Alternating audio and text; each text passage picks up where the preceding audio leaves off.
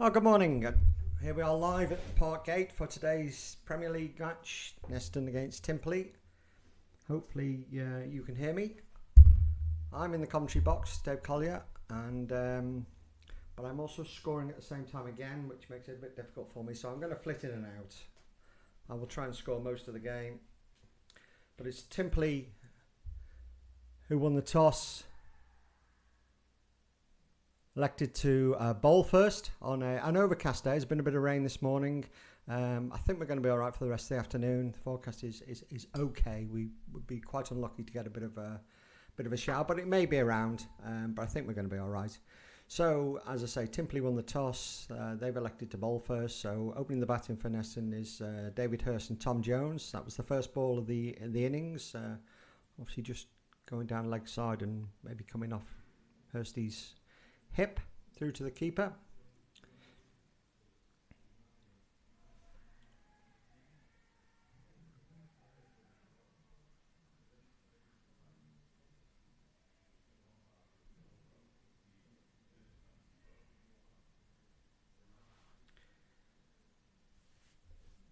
Chris Page is the bowler for Timperley.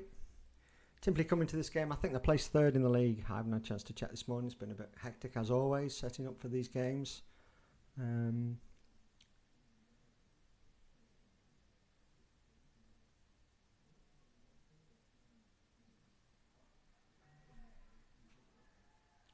Neston are fairly strong today. There's only Matty Stewart missing. He's away. I think he's watching the golf in Portrush. Dom Smith's come back up from London again to play, which is a real bonus for us. So we're full strength other than Matty Stewart. Dave Manchett, who's been a real help to the first team in the last few weeks, has dropped down to the second 11. We're back up at the top of the square, if you can see that. You maybe not realise on the screen, but back up towards the top end of the square, which is what happens as we go through the season. Once the marquee is over and done with.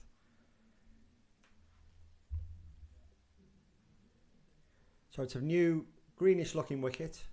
So there might be a little bit in it for the bowlers.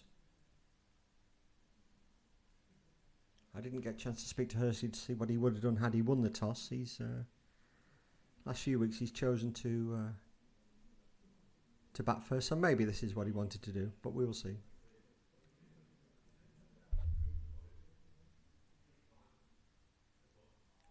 Well, that's hers. That's squirted away. Must be an inside edge there, and that's raced away to the boundary for the first runs of the game. And Hursty's off the mark with a 4.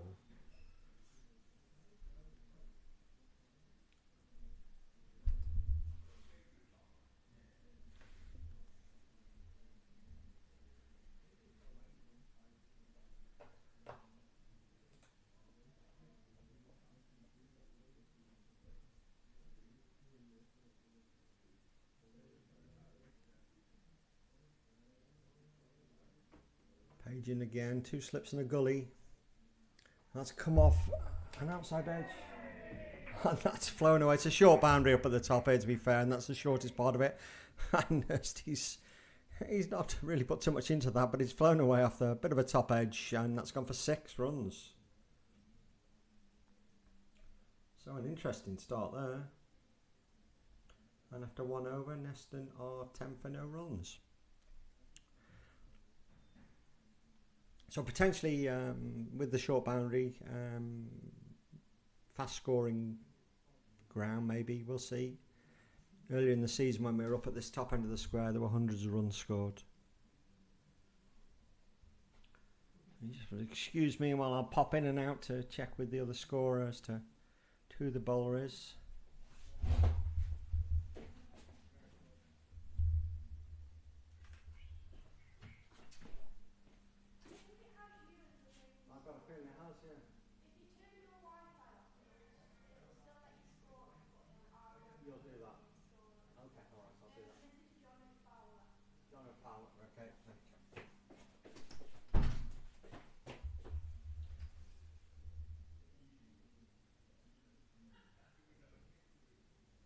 So it's Fowler from this end.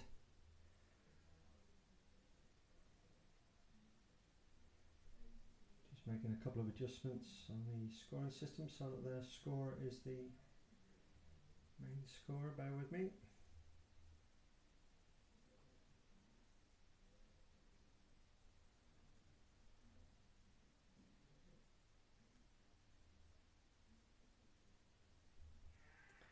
Oh, that's Tom Jones there. He's been squared up a little bit there. He's taking the outside edge, and that's an early wicket for Templey. Tom Jones has gone. Second ball.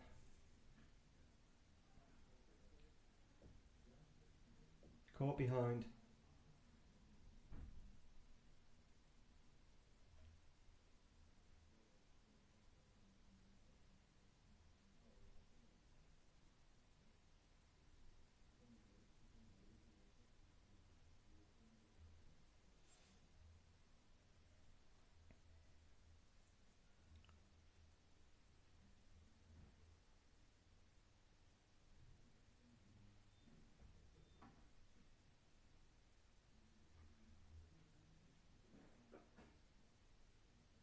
New batsman Dom Smith on the back of his very good innings last week at Chester.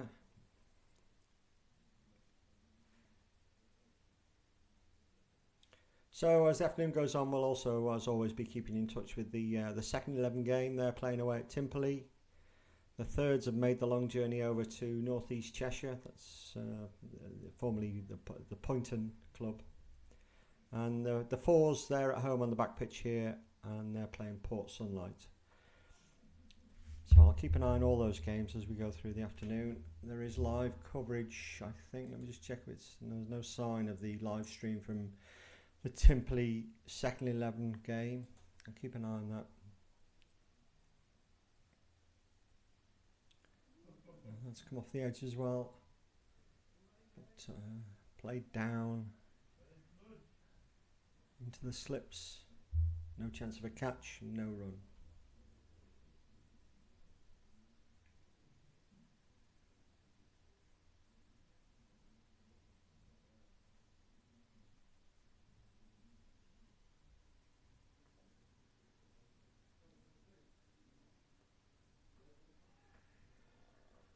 Dom with his familiar little shuffle down the track just to change the length of the delivery.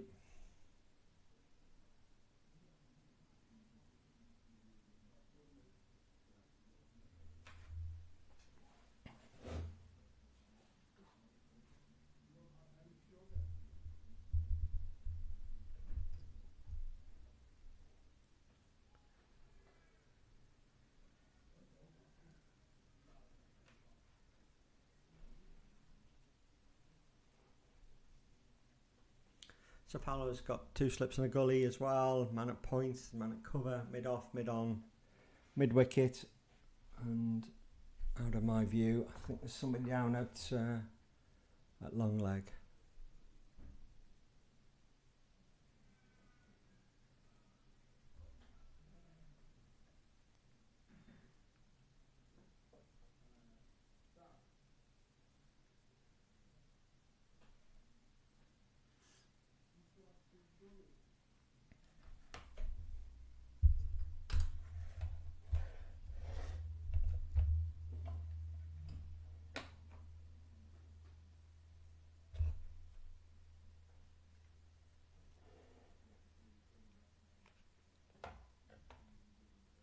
And we'll see how the afternoon goes on. We may get a few people coming in to have a chat with, a bit of discussion.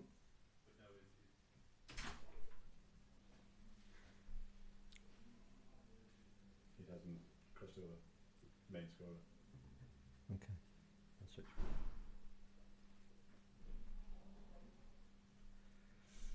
Okay.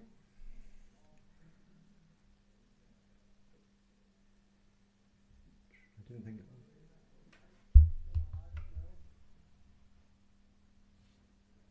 How did that one take precedent over that? I don't know.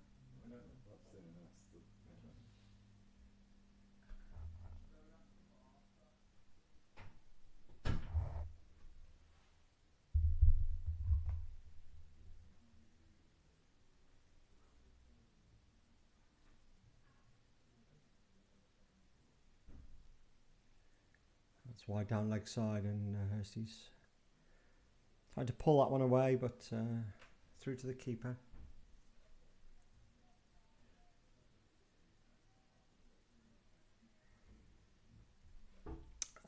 As always, looks like we're having a little problem with the scoring system, and whilst I was only supposed to be backup scorer, it looks like I'm the main scorer now, so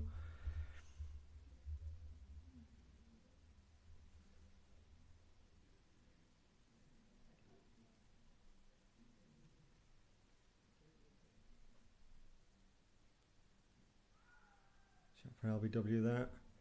Just bear with me a second, I've got an idea on this one.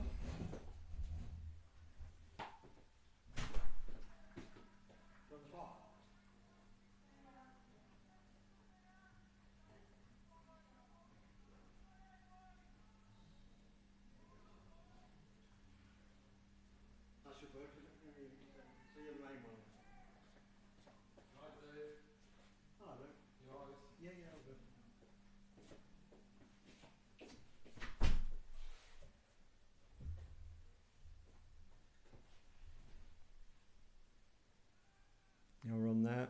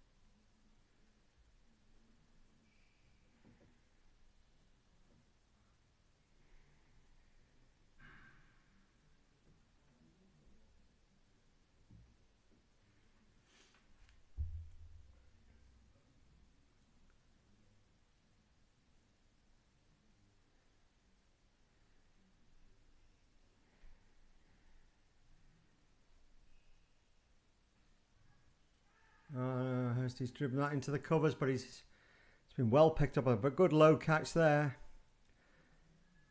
And Hursty's gone.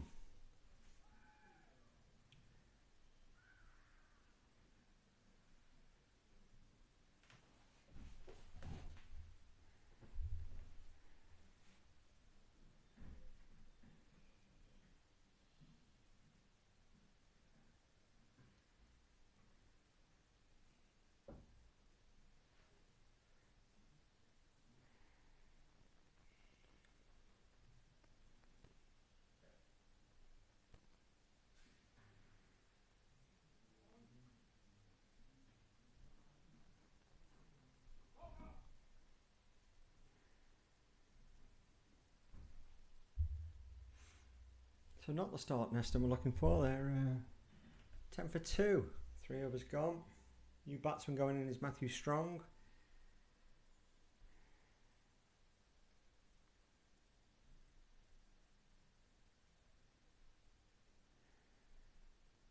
David Hurst has gone for 10.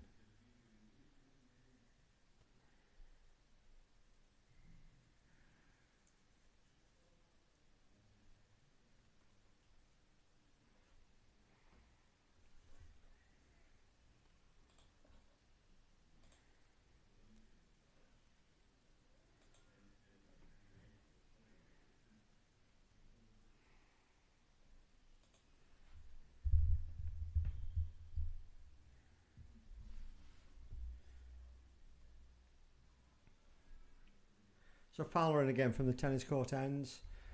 He's bowling to Dom Smith.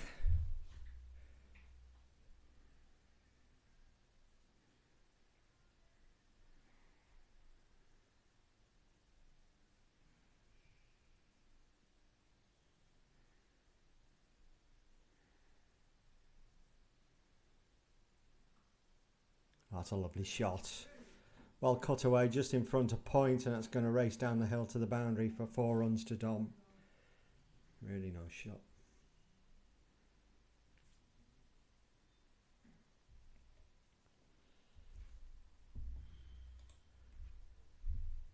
A lot going on this afternoon, obviously, with the 2s, 3s and 4s games.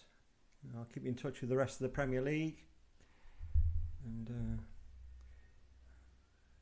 keep an eye on the golf, something I'm particularly interested in. I'll also keep an eye on the rugby, which is something I'm not particularly interested in, but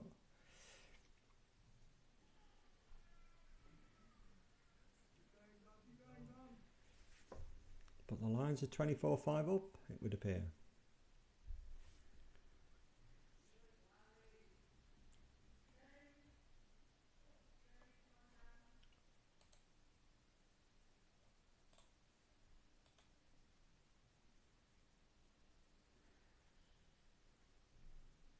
Dom's up on his toes, getting well above that one and pushing it down. That's just guided away just to the left of gully, down to third man for 2 runs.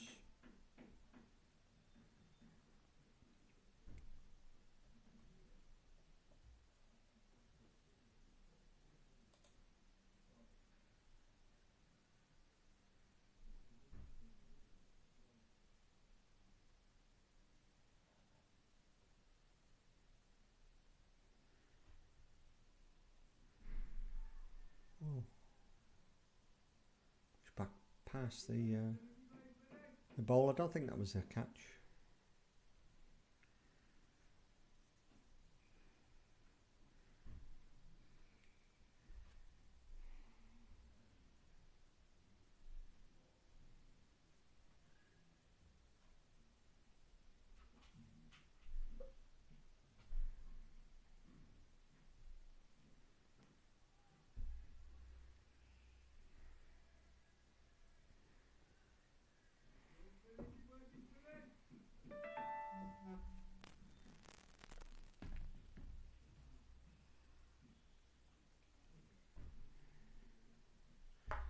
So just still refining the camera angles. This one managed to get this camera better fixed up. So this is just the general view of the whole ground. You can get a bit of an overview of what the weather's like and generally what's happening. Too much to be seen.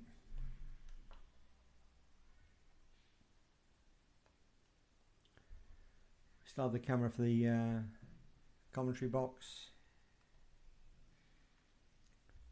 So if we get any guests in, you'll be able to have a look at that, who it is. Still Page to continue from the road end. Maybe bowling to Matthew Strong.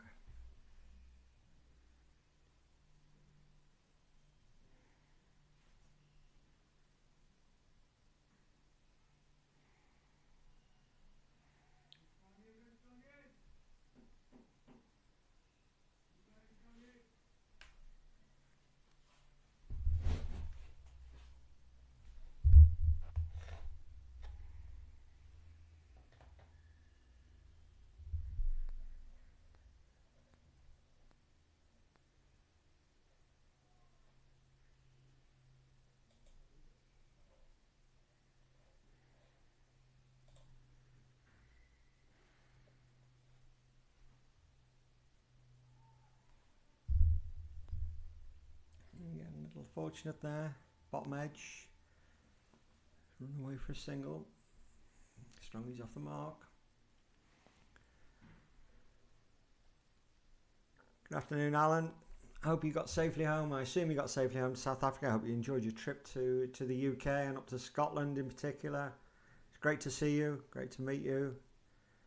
And let's hope you can see a Neston win today and maybe some runs for Bryce. That'd be nice as well. So if Coney's tuned in from South Africa as well, I'm sure he will be at some point. And there's Dom walking down, coming down the track again. A little bit off-putting for the bowler, but maybe that's the intention.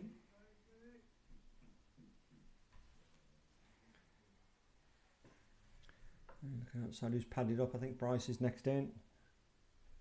Zach's padded up, and I can't see Matty at the moment.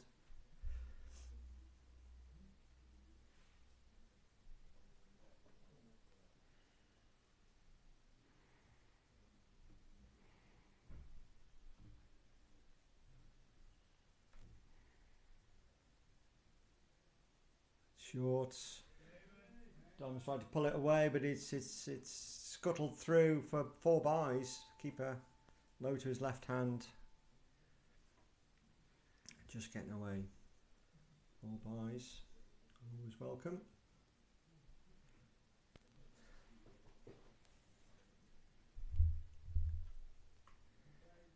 Yeah, Coney's listening in, and as always, our loyal supporters from the Southern Hemisphere never miss a game.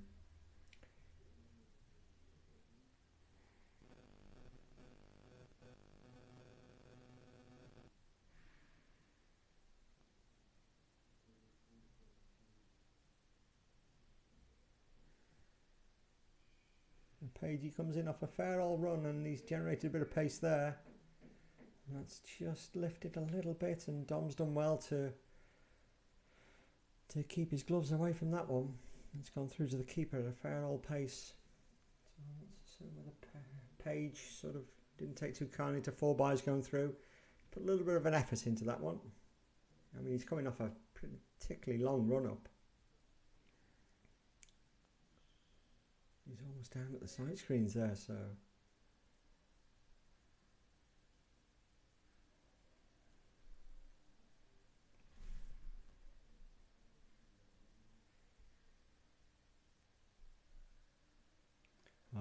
and there's that won't do the bowler's frame of mind too much good. Tom's just watched that nice onto the bat. There's a couple of words going on out there. Yeah, I think the bowler's getting a little bit. I'm not quite certain why. It's nothing untoward happened there. That was nicely played by Dom. He just watched it, guided it down through the gap between gully and second slip, and down to the short boundary for 4. That's the end of the 4th over, and Neston moved up to 25 for 2.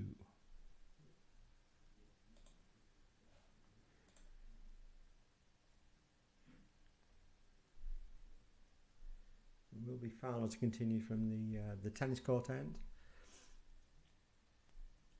I really should do some preparation for these commentaries. I'm never quite certain when I arrive at the ground whether there's going to be commentary or not, because it depends what else is going on, whether I'm required to be the primary scorer. I'm actually the secondary scorer now. I've switched it round, so it takes a bit of pressure off. I am still trying to score here, and I also would like to, at some point, I'll probably take a break and wander around the back and see how the 4s are doing. But for now, that's Fowler. He's only coming off a short run, but he's that's a bit of effort into that one, and that's flown through as well.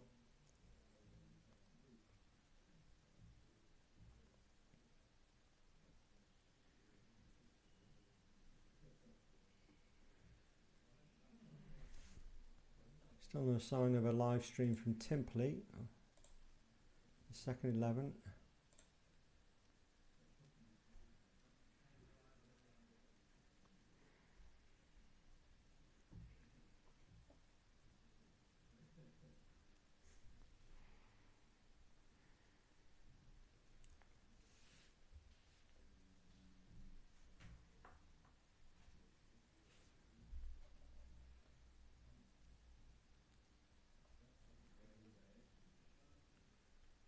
And again, a bit of lift there. There's a bit of bounce in this wicket when the effort's put in.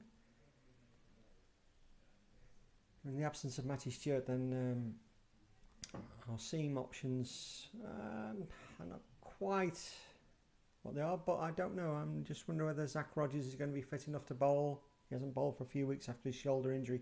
Tom Jones was telling me he had in the nets on Thursday night. That's well played again. That's short and wide, outside off stump, and that's easily put away by Strongy down to the boundary for 4. Yeah, Tom Jones was telling me he's after breaking his ankle. He's now back to. He's had a bit of a ball recently, but only off a short run up and not full pace. But he was telling me in the nets he was bowling more or less back to where he was before, so maybe Tom might be in a position to open the bowling and see if there's any life in this. Well, we can see there's a bit of life in the pitch, but thereafter, it'll be our spin attack who served us so well at Chester last week with Harry Donlan. And well, Luke Jones didn't actually bowl as it turned out last week because he took that blow to his nose and wasn't able to field. But Guy Bradshaw had a stunning spell last week as well. And Matthew Strong coming along very nicely in a role as a spin bowler as well. So the options are there. Of course, we'll be looking to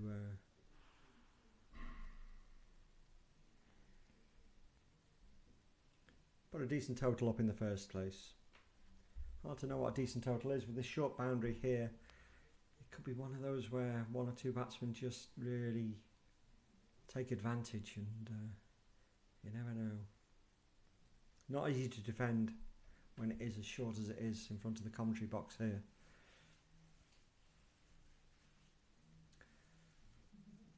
So it's Page to come in again from the road end. As I say, there's a few words exchanged between him and Dom Smith at the end of last over when Dom hit him for that four. But it'll be interesting to see what happens here.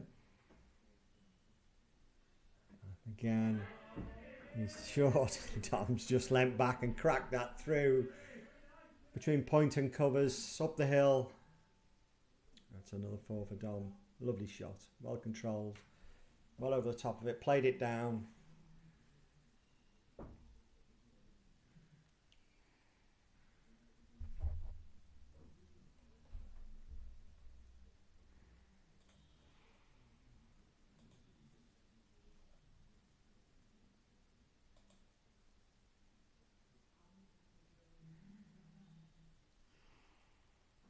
Short as well, and this time Tom's rocked onto the back foot and he's pulled that away and rolled his wrist. It's a beautiful shot. Four more.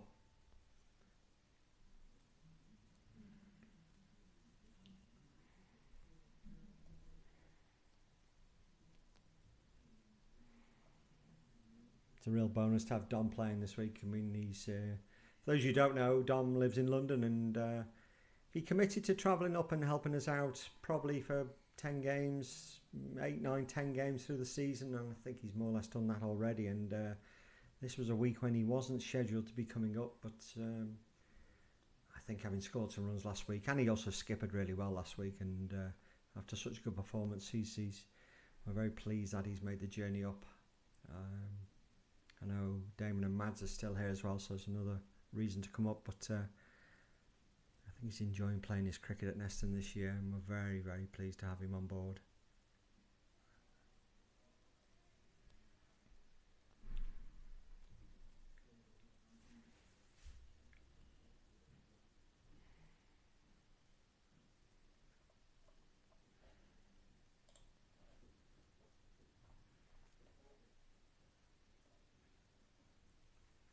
So it's warm enough down here, so if you're in the area, I notice we've got 25 viewers watching at the moment, which is pretty good for this stage of a game. It normally, we've had 70 or 80 by the time of the games are finished in previous Saturdays, but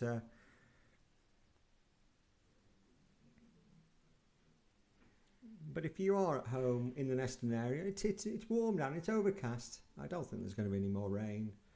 The bar is open.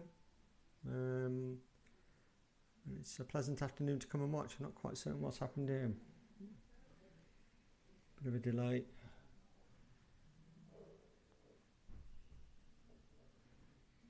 Don't know what happened here. Bit of sawdust coming out, I think.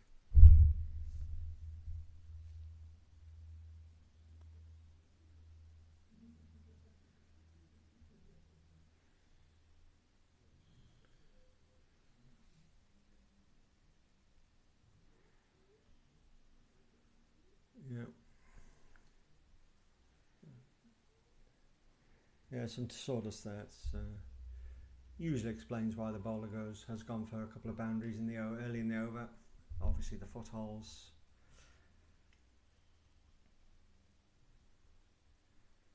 Fast bowlers, don't you just love them?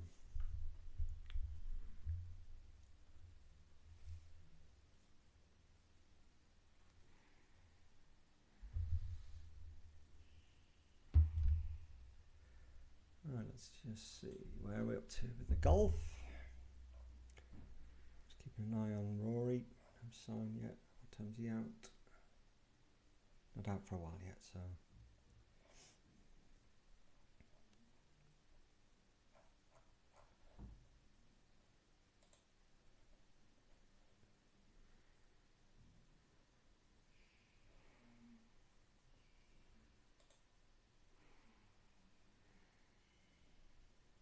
It's been a busy week for our ladies and our juniors section as well. There's been some important matches. We're getting to that stage of the season where a lot of the matches we're playing in have some relevance to league titles and league positions, or potentially cup matches. So I'll go through them as the afternoon goes on.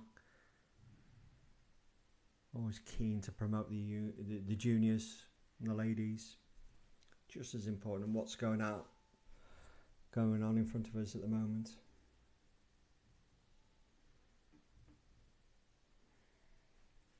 Right, so a bit of a break there for some sawdust. There must be, I mean, it has rained overnight, and the covers have been on. It might just be a little bit of dampness on the surface from the dew.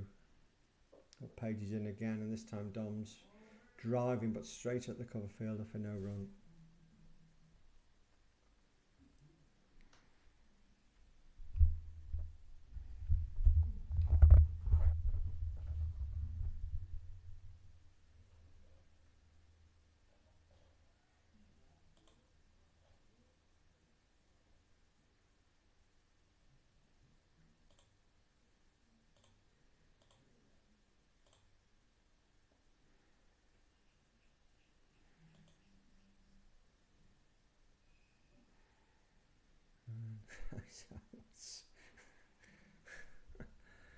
The ball throwing his arms up there, I'm not quite certain what's in his head at the moment. It was a bit of a wide ball. I mean, it did take off, and Don just nonchalantly left it alone, and quite certain what the bowler was expecting there. He's trudging back down towards the sight screens, and he almost reaches the sight screens down there.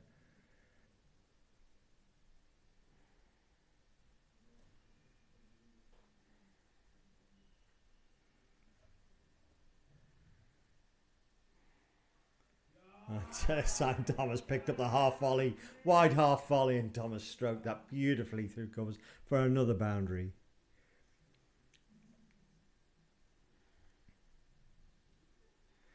And that's the end of the 7th over, and Neston have moved on to 41 for 2.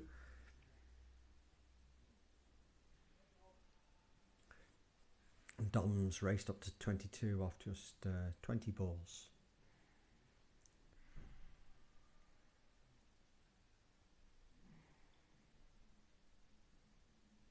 The umpires out there are Trevor Burnett and John Potts, both of whom are sort of my era playing.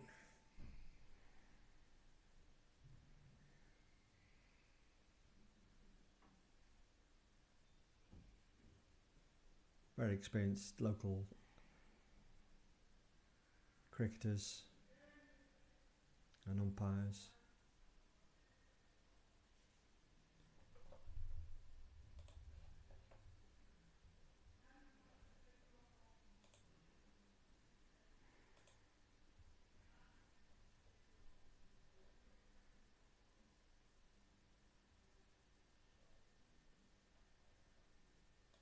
Fowler to continue. It's left alone by Strongy. See if we can find out what's happening in the twos. It's to say the live stream hasn't appeared, so it doesn't look as if there's going to be any coverage coming from Templey.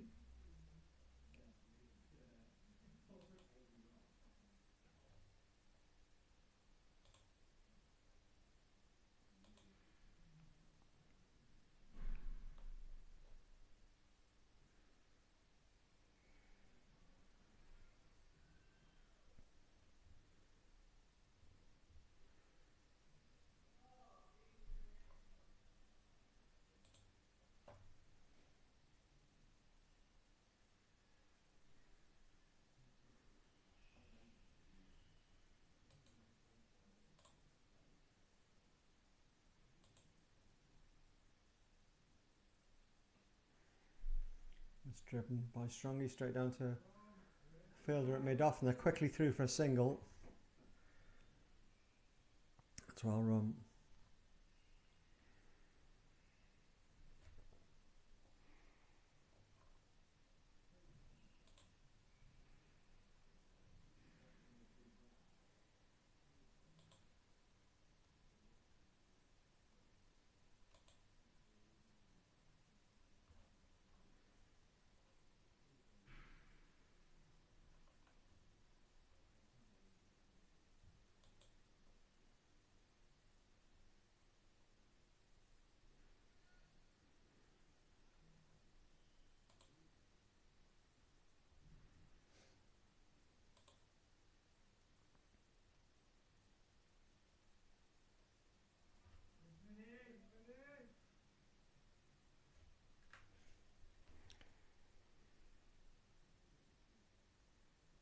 So I can see from Play Cricket that at Templey, the second 11 match, Templey second 11 won the toss. They've elected to bat, and they are currently 42 for none in the 7th over.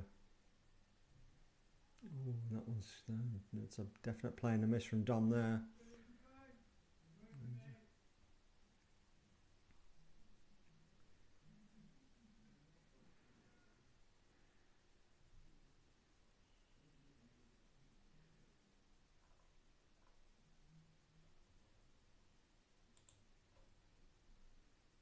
No news from North East Cheshire, the third 11 game. That's nicely flicked away by Dom. He's clipped that off his toes through mid-wicket, and that's another boundary for Dom Smith.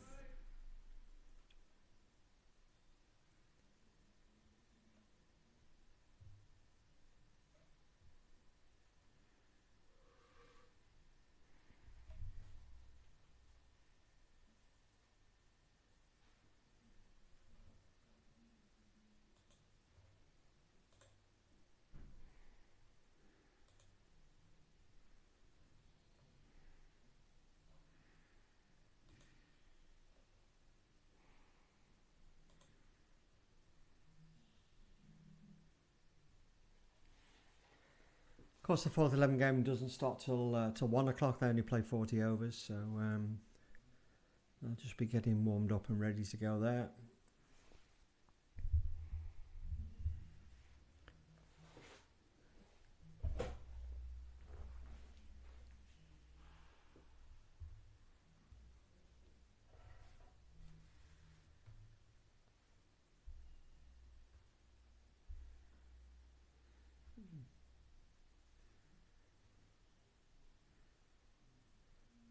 Still Page to continue from the road end. Strongy just reaching out for that one, pushing it back. And there's our first bus of the day going back up Station Road. Big Al's C22 on its way to Chester, I'd imagine.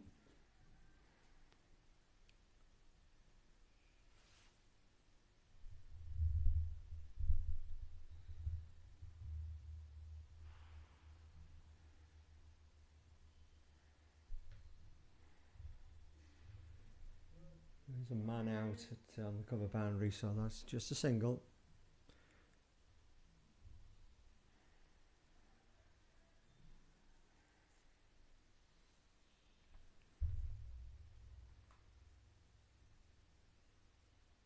Fourth 11 who had that fantastic win again last week at Warrington, chasing down 240 odd.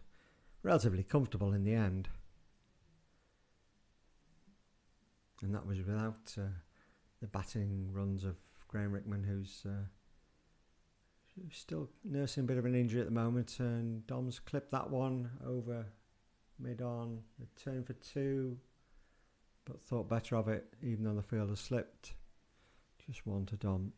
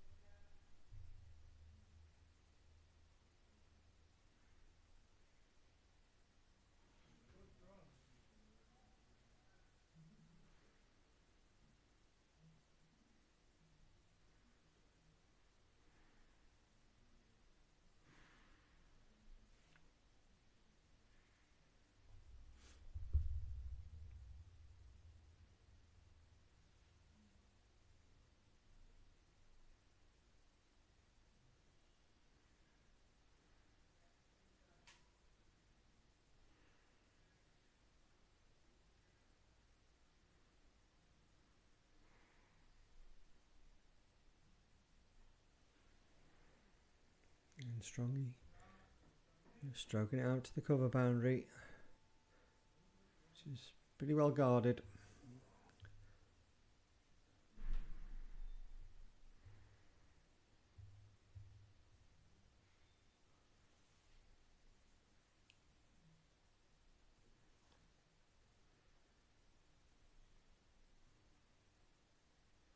And that's 9 overs gone, 49 for 2. Dom's up to 27 and Strongy's on 8.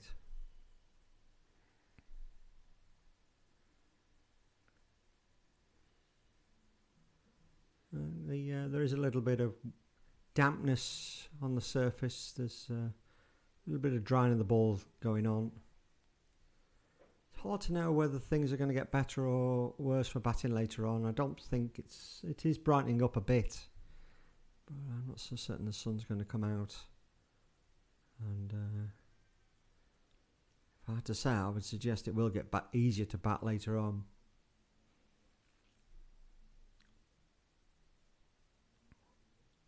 But that said, at the moment, as I say, Templey not necessarily struggling, but they're just having to cope with the slightly damp conditions and the damp ball. Left by Strongy, very watchful.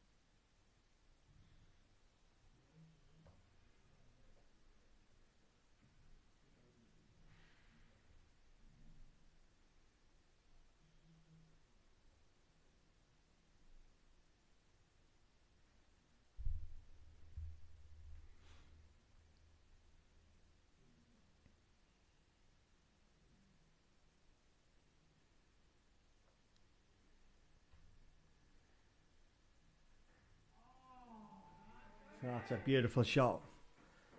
Matthew Strong there, beautiful cover drive down to the long boundary. All along the ground, what we like to see.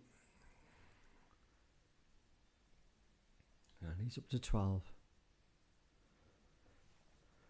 So quickly looking down the Premier League, other matches, there's a couple of matches that don't appear to have started, and it may well be that they are rain affected. Any rain that has been around this morning has been further east than here. So Bowden against Chester doesn't appear to have started. There's certainly no update on the scores. Brooklands, they have started. Hyde are batting first. Made a steady start, 23 for none off 10 overs. No sign of any play between Didsbury and Nantwich. Lindo are at home against Oxton. That's underway. Lindo are batting first, 33 for 1 off 8 overs. And no sign of any scores, maybe no play yet at in the Widnes against Alderley Edge game. So some of those may have been a little bit more affected by this morning than the overnight rain and this morning's rain than we have been here at Neston. I can't think that any of them are going to be seriously affected. I'm sure if they're not underway already, they will be shortly, I would imagine. Looking at the rainfall radar, I think most of the county, if you're right over on, if Hyde were at home, or right over on the eastern side of the county, the band of rain is still sticking around for a bit long this afternoon, so maybe one or two other games will be a bit more affected. Meanwhile, it's Page to continue here.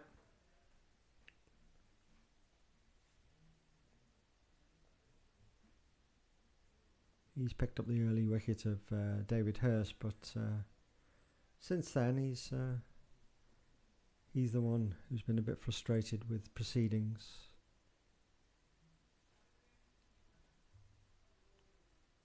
He's bowling to Dom Smith, 2 slips and a gully, and he's in, and Dom's pushed that away to mid-wicket for a single.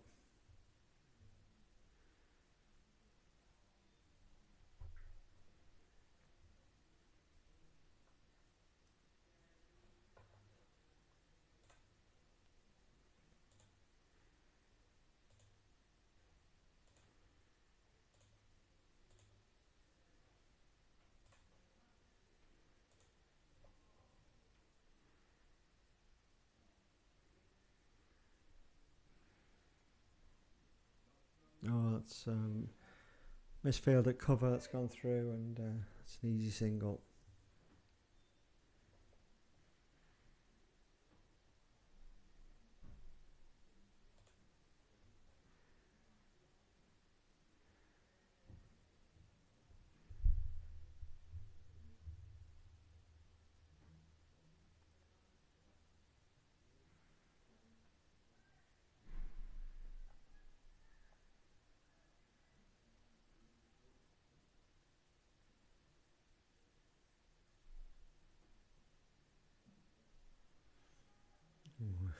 That's just wrap Smithy on the pads and drop down back towards the bowler, who's and the bowler's picked it up and threatened to hurl it at the stumps or at Dom, whichever, but to the great amusement of the watching Neston batsman in front of me here.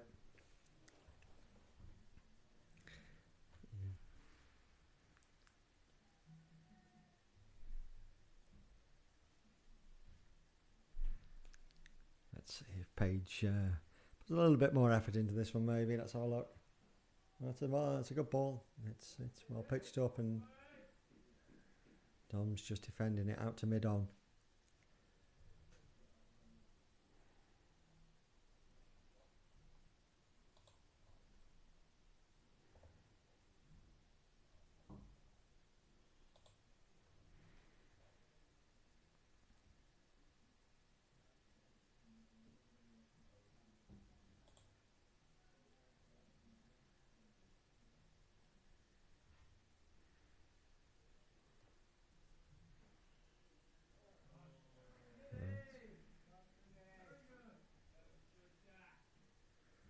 Yeah, a few more stairs between the batsman and the bowler. That's the end of the 11th over, 55 for 2. Just quickly looking back to the match between these two earlier in the season, which was a win-lose 50-over game, and it's Neston won that one by 39 runs. We managed to get 283 in batting first there, and that was Strongy's fantastic century, 118. Hursty got 31. A few runs down the order. Ben Beaver, a very useful 35, and Zach Rogers 28. And then Timperley were all out for 244. In the 48th over. The wicket shed around 2 for Bryce, 2 for Guy, 2 for Luke Jones. Yeah, so that was a very useful win, and man of the match, Matthew Strong, in that one.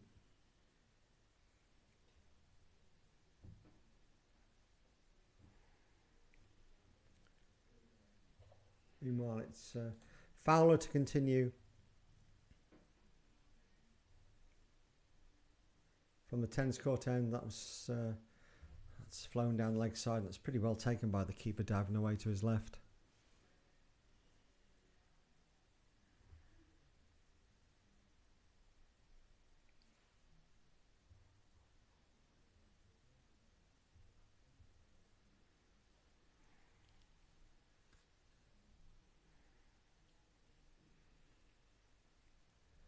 Nicely played, Mark Strong. That's the fielder running round, but he's not going to get that. And he had to get 20 yards round to his right hand side on the cover boundary, but that's flown away, and that's a beautiful 4 runs. Takes Matthew Strong up to 17.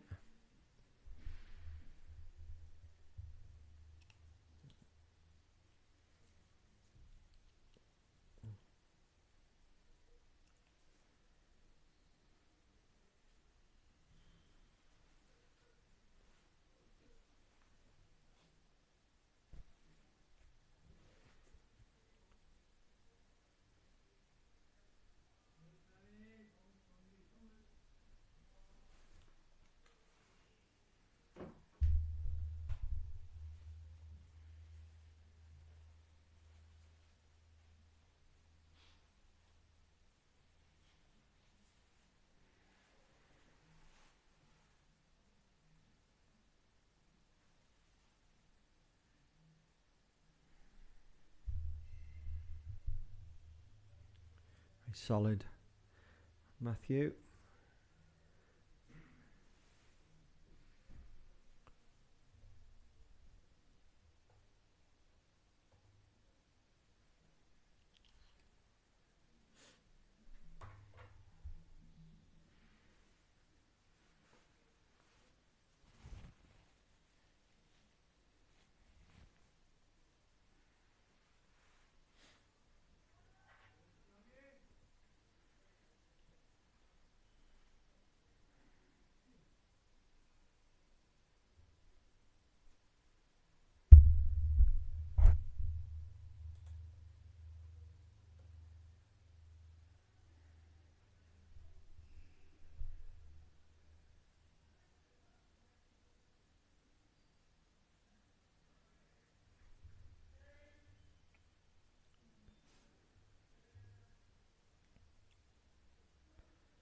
End of the 12th over, 59 for 2.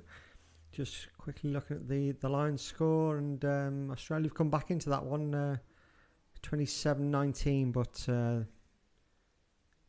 it looks like that's very close to finishing. They're in the 80th minute now, so looks like the Lions are going to hold on to win the first test.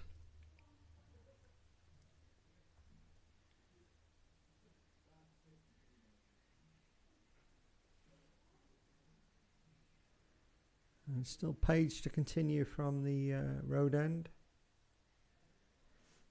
He's bowling to Dom Smith. Field stays the same. 2 slips, gully, point, cover, mid-off. There's somebody out on the cover boundary, I think. I can't see them, but I think there is. It's well fielded by the bowler. No run.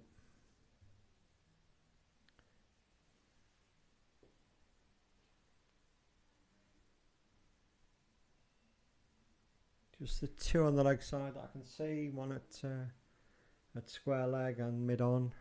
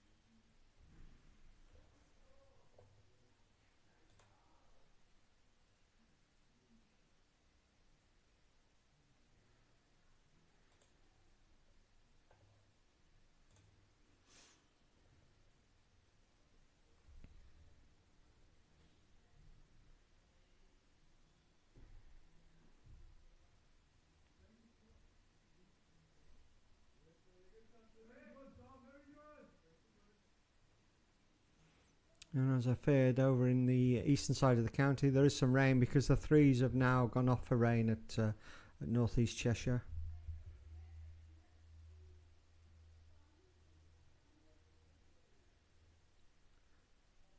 The threes are bowling there, but and they've taken an early wicket. So North East Cheshire 14 for 1, but they're off for rain after just 5 overs there. So if you look at the radar, there's a little more chance of rain on that side of the county than there is over here. Meanwhile, Dom's took that one away off his legs, just guided it down. It's going to be hauled in before the boundary ropes, so they'll just come back for a comfortable 2.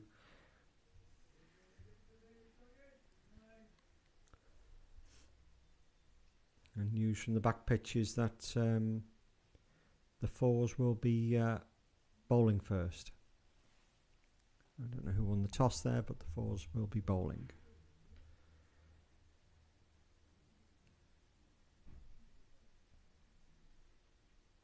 And they're on a bit of a run, the 4s. I think having lost, I think it was they lost the first 3, maybe 4 games. They've been unbeaten ever since. So, and Dom's just pulled away there. I don't know. There's a bit of chat going on in the yes. There's clearly a bit of chat going on in the slips there, and. Sure, the bowler's not going to be too happy about that. He's there, sort of arms are spread apart. But Dom, quite right, you know, if there's somebody chatting away in the slips, you're more than entitled to pull away.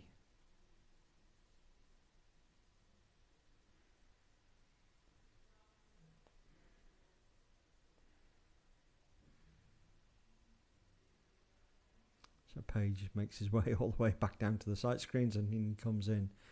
He's bowling to Dom Smith. Dom's trying to work that away on the leg side, but it's just come off the pad and dropped short, and there's no run there.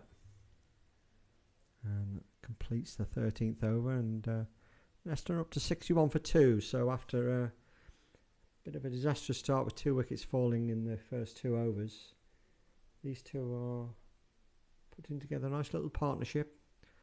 Always worried to say too much like that, but so far so good.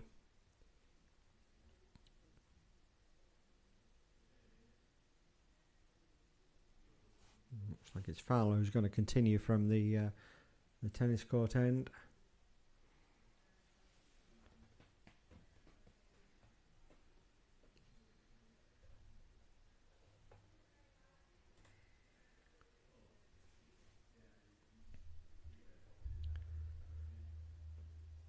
Some disastrous news coming in from Devon.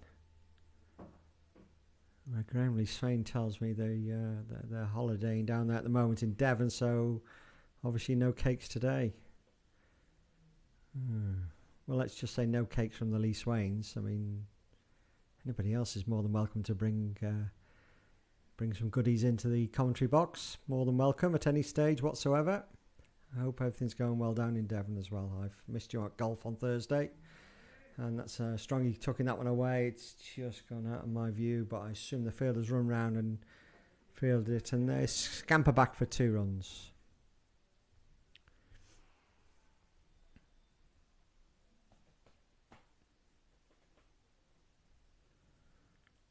I'm sure Hyphen's managing to get a game of golf down in Devon at some point. He normally does, but at the moment he's tuned into the first 11 game here, and we'll forgive him for no cakes this week.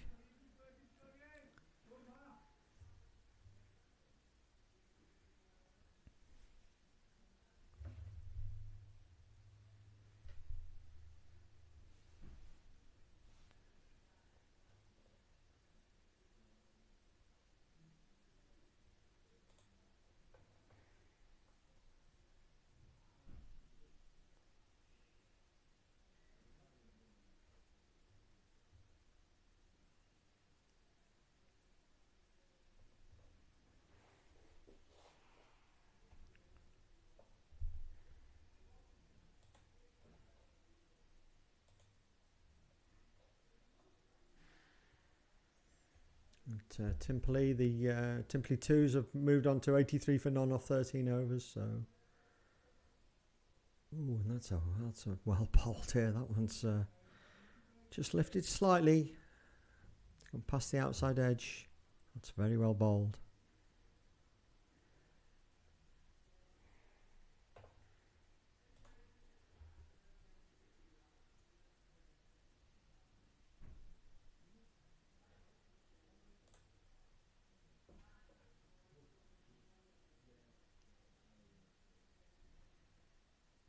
Oh, and he's done it again. There's a little bit of movement going on out there where that's jagged away a little bit, but there's two balls running where Matthews pushed forward, just defending, but both balls have gone past the outside edge.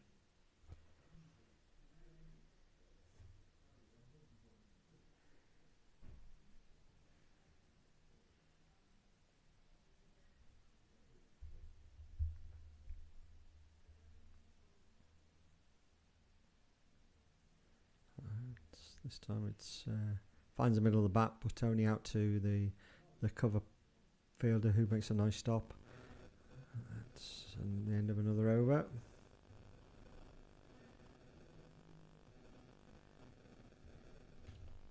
.63 for 2, 14 overs gone. I suspect we are going to see a bowling change here now.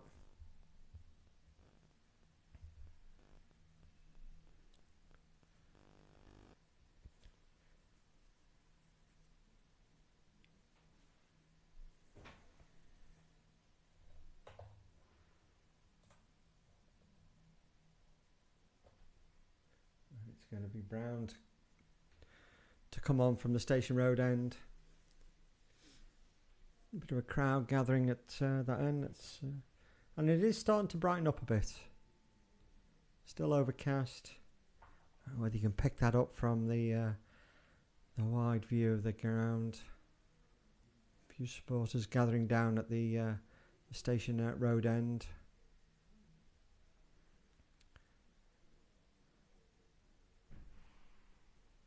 Yeah, the clouds are heavy. There's a few little spots of blue sky I can see. It's certainly brightening up, and I think we're in for a lovely afternoon. Just getting the field organised here.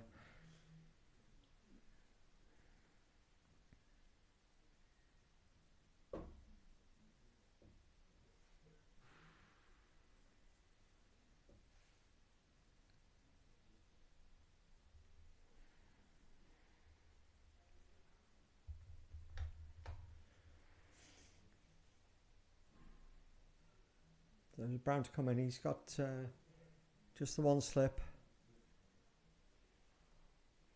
in the circle. It's a backward point cover, mid off, mid on, mid wicket, and backward square leg, and out on the deep square leg boundary is a fielder. And I lean forward. Even if I lean forward, I can't see the top end of the ground. I assume there's a fielder out in the cover boundary. I can't see exactly where he is, but.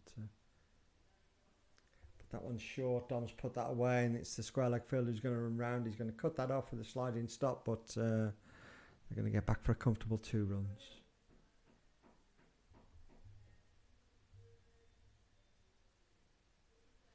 Takes Dom up to 32.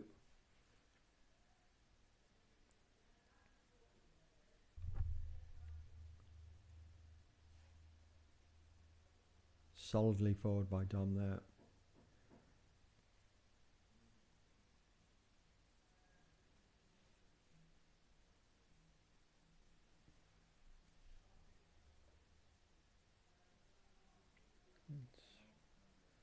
Well pitched up on leg stump, but Dom's clipped that straight to the fielder at backward square leg.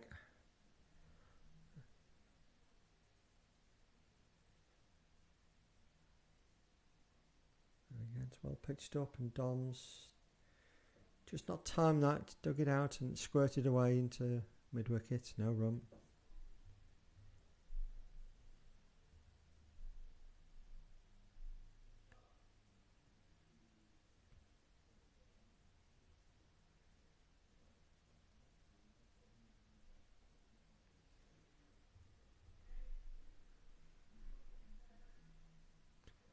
So a decent first over from Brown.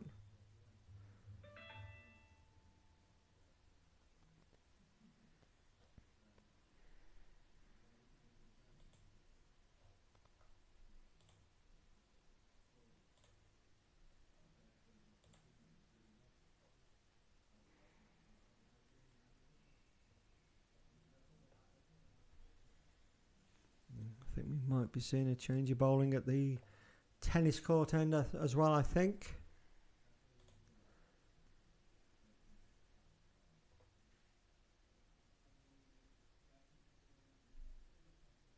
No, I think it's still Fowler to continue.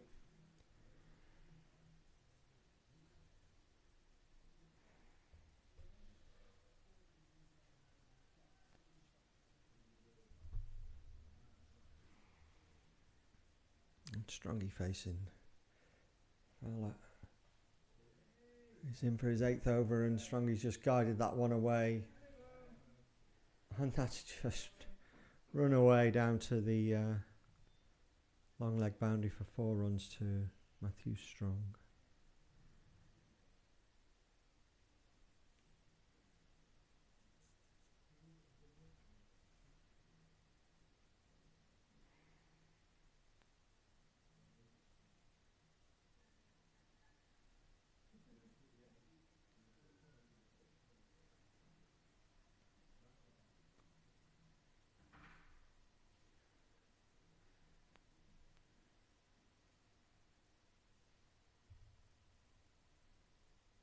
Again, Fowler's found that same ball just short of a length, and I can't see from here, but I suspect that's just jagging away a little bit, and that one lifted a bit as well, so and it's gone through to the keeper at a reasonable pace. I mean, he's only coming in off a relatively short run, but there's the odd ball. Maybe it's the one he puts a little bit more effort into, and it's maybe just finding the seam and jagging away. So it's well bowled, to be fair. That's 3 in the last 2 overs. He's managed to get past the outside edge of Strongy. This time Strongy's got the full face of the bat on it. But only out to cover.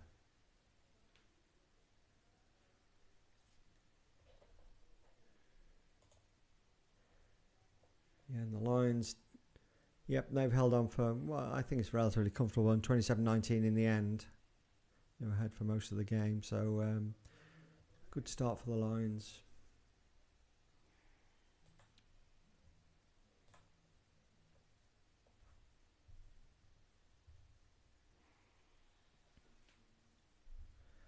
I know Pete Chester's out there, and he flew out to Australia in the week to go and join up and to watch the Lions, so I'm sure he's having a great time out there.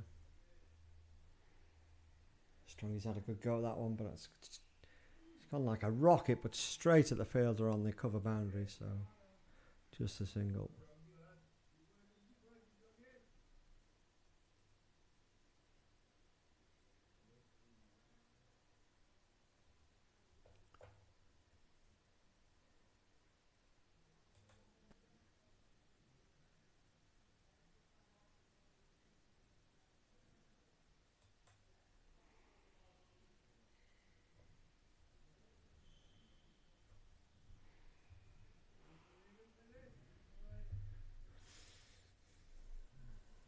The end of the 16th over. That's Fowler's bowled 8 overs, 1 for 30 so far. So he got the wicket at Tom Jones early on, and since then he played him all right, but he has managed to bowl 1 or 2 decent deliveries. And Neston have moved up to 70 for 2 off 16 overs. Dom Smith's up to 32. Matthew Strong's on 24.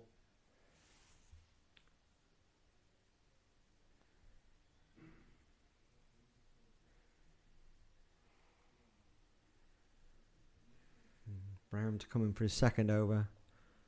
He's bowling to Matthew Strong. He's a little bit short and wide, and Strongy's punched that through. He's just placed that beautifully to the right hand of the point fielder, and too far round for the cover boundary fielders to get round. So that's 4 runs for Matthew Strong.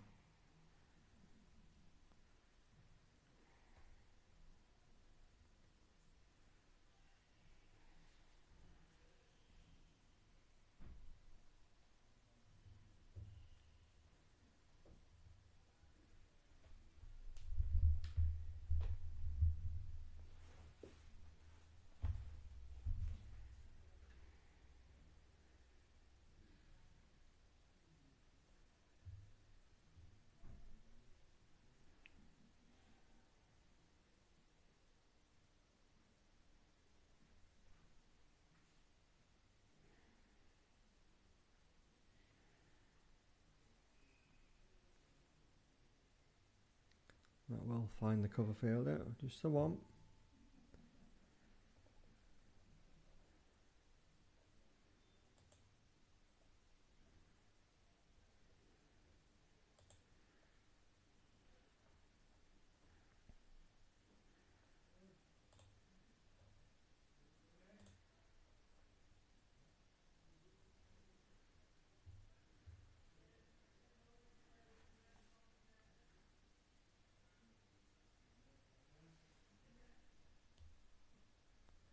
Yeah. And he's just back on his in the crease and just tucking that away down to square leg for a single.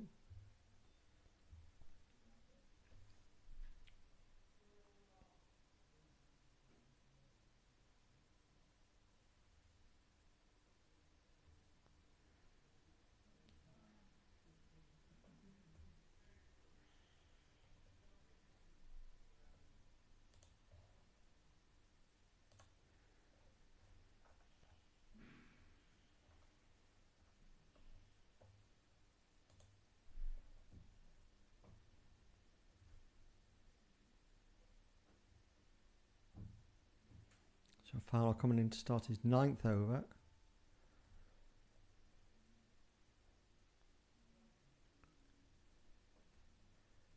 Took 3 wickets in the match early in the season at Templey, 3 for 41.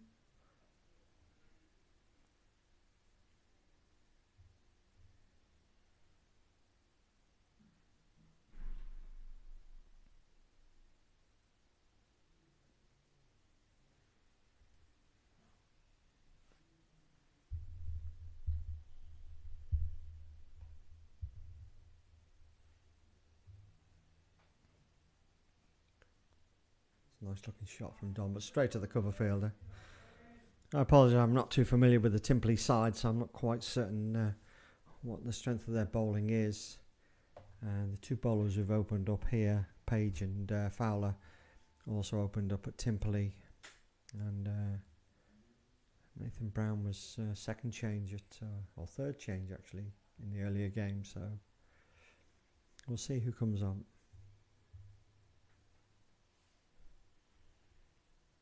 In this format, 55 overs maximum per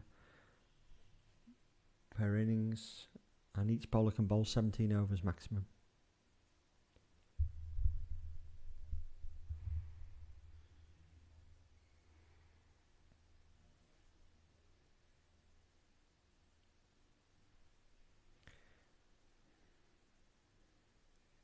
So it's just on Dom's hips, and he's managed to just guide that off the hips down to fine leg for a very comfortable 4 runs, using the pace of the ball. Dom's up to 37.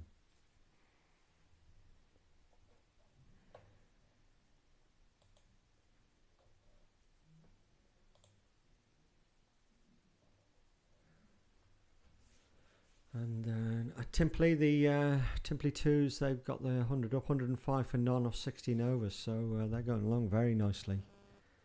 And bear in mind the 2s, they were in the field for a long time on last Saturday when Didsbury scored 350, was it, something like that. So looking like it might be another long afternoon for the 2s. Meanwhile, Dom's put that one, cut that one down to deep point for 2. Bit of a wild throw back in, but just the 2.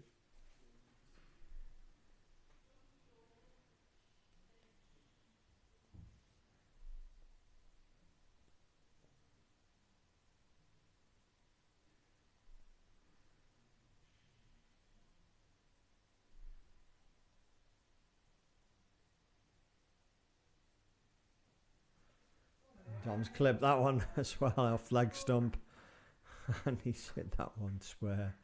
That's another boundary.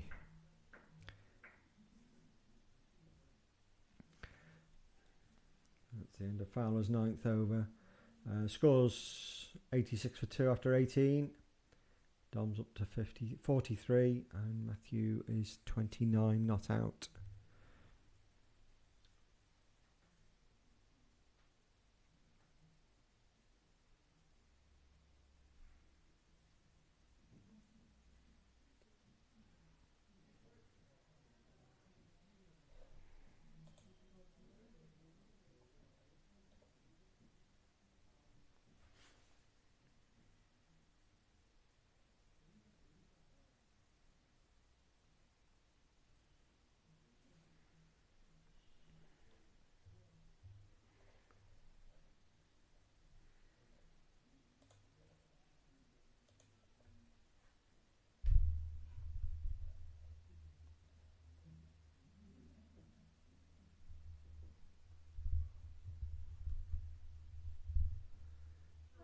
Right, he's come down the wicket to that one, and he's hit that one over the top.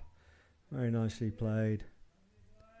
A bit of aggression from Matthew Strong. That's what he likes to do. Sometimes it's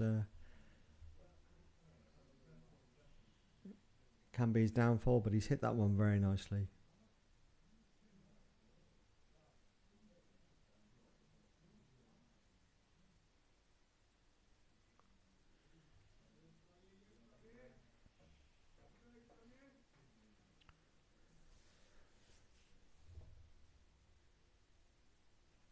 Mid-off has just eased back a little bit there after that shot.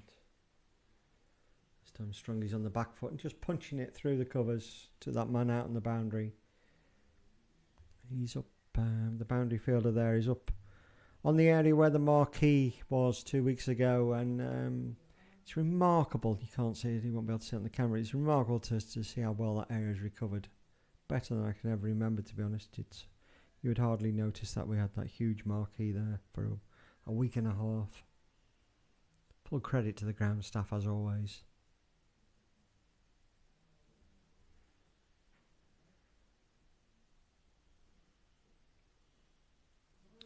And as I was saying earlier on, I mean, what the ground staff tend to do here is that they start the season at the top end of the square where we're playing now, and work their way down the square such that when we get to the halfway season, when the marquee week is, we're playing well down the square, well away from the marquee, and then as soon as the marquee has finished, then we're back up at the top end of the square where the wickets have had a chance to recover, and we then work our way systematically back down the square again for the second half of the season.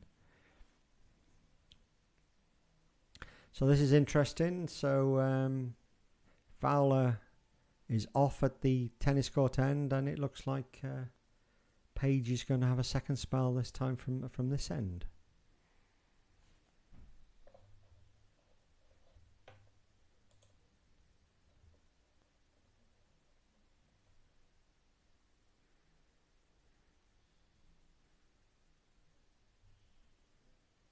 His first spell, 7 overs, 1 for 34.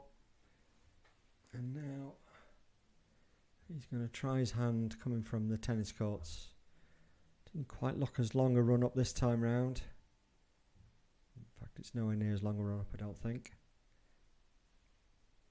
He's inside the fielding circle this time. Maybe it's just the angle we're looking at. So Page is going to come and have a second spell. He's bowling to Matthew Strong.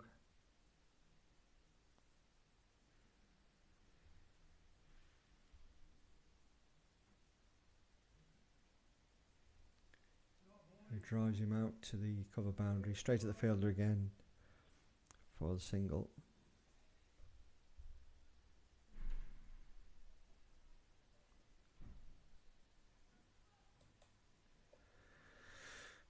So there's no score coming through from Bowden against the Bowden versus Chester game. Doesn't say there's rain, whereas at Brooklands they did make a start and Hyde with 26 for none, but they're definitely off for rain. That's a good shot for LBW, and I think he's going to give that, and he has. Yeah, to be fair, that Tom just sort of got caught on the crease a little bit, squared up a bit, and Page, coming from the tennis court end, has done the trick, and he's trapped Dom Smith LBW.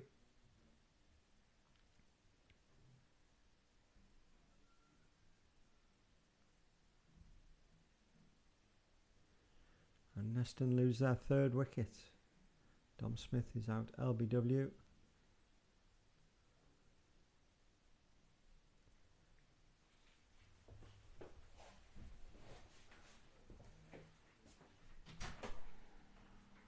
Bryce Jose's in the back.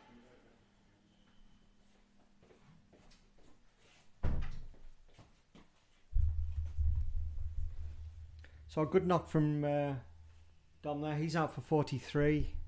It's a bit of a shame, he was looking really good. And in the end, Page has got his man. New batsman is Bryce. He's in at number 5.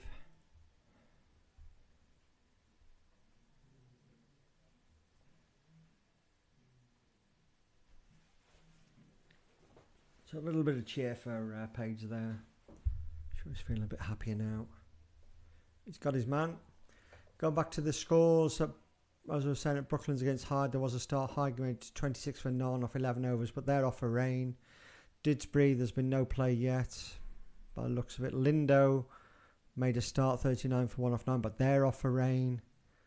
And no sign of any start in the match. Oh yes, they just started at Widnes by the look of it. Just started. So clearly there is a bit more rain around the eastern side of the county at the moment.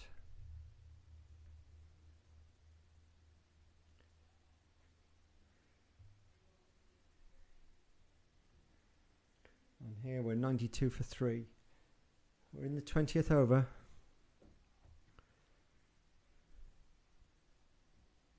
So it's a reasonable start for Neston here. Obviously we don't, last week we saw a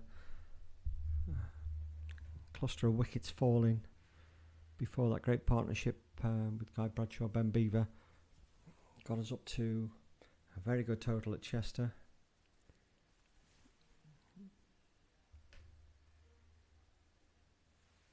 Bryce watchful there, just letting it go through to the keeper. Plenty of time to have a good look at this now. Absolutely no rush whatsoever. There's been a reasonable start as far as the score goes and the run rate goes, and there's plenty of time to add to this.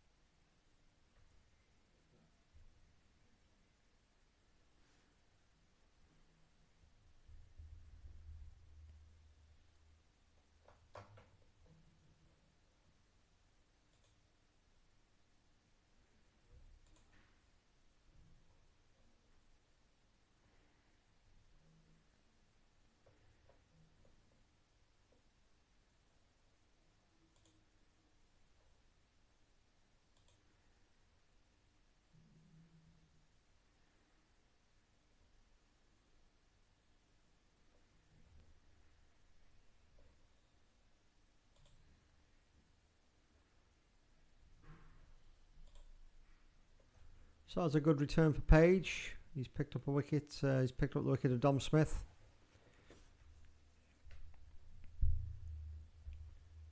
Um, 20 overs gone, 92 for 3. Looking on the back pitch, the fours have started. Port Sunlight are batting there. Port Sunlight, third 11 that is. And Akshay's already in the action. He's picked up the first wicket. And Port Sunlight are 27 for 1 off 6 overs. Akshay's opened the bowl in there with Tejas Shetty.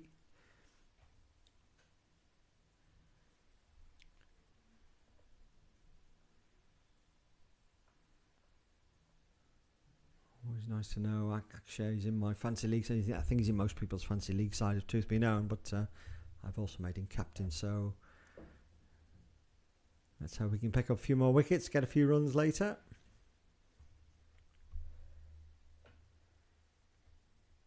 Meanwhile here it's Brown to continue from the Station Road end.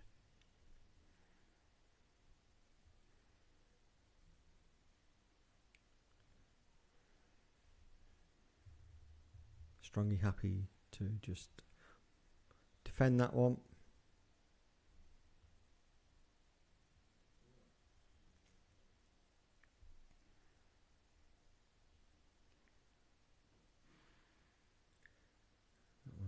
Just very nicely pushed down. There's a man down on the long on boundary, so that's just out for a very comfortable single. Brings Bryce down to face at this end. He's taking his guard, and the mid-on fielder's coming up, and the slip's coming in for the new batsman.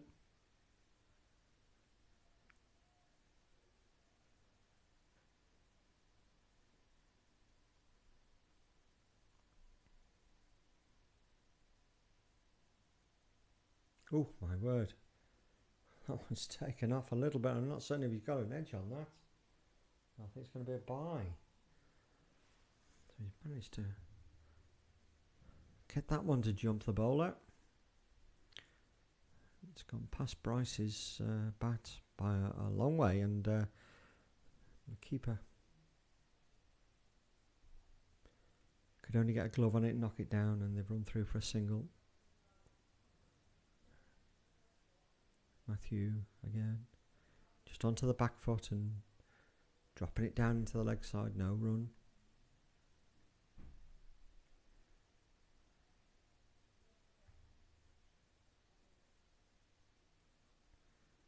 He's advancing this time. Matthew's beaten the cover fielder, and the man running round and just looking at the deep mid off.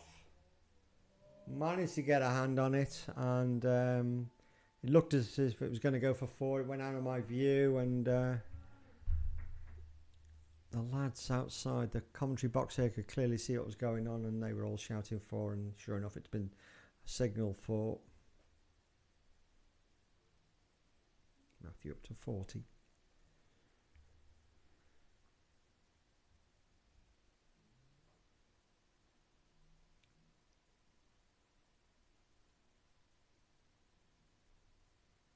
Oh, that's short and put away. Oh no, it's gone straight. Oh, it went straight down to the fielder down on the deep screen. He didn't have to move; it went straight to him. But it was going like a rocket, and it's actually gone through his hands and through his legs, and that's a bit of a bonus for. To be fair, it was a poor ball and deserved to be put away. And Matthew did everything right. He rolled the wrists on it, kept it down. Was straight at the fielder, and a signal would have been fine, but a bit of a horrendous misfield down there in the boundary. But we'll take all of those runs, and that's the end of the over.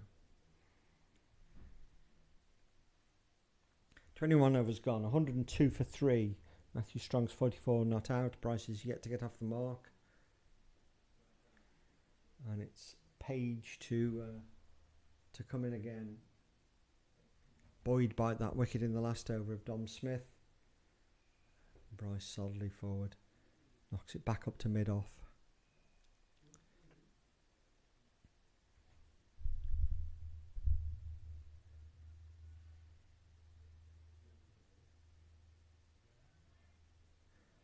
Fowler is furiously working on the ball. It's nice to see, actually. It's not something I see so much nowadays.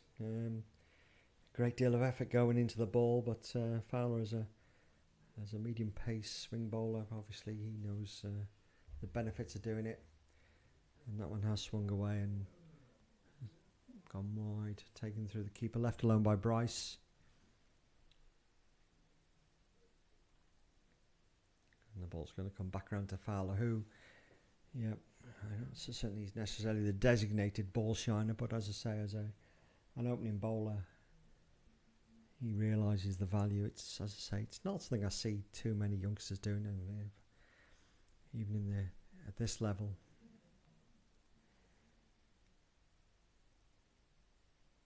It's just angling down leg side, just wrapping Bryce on the pads, popping up.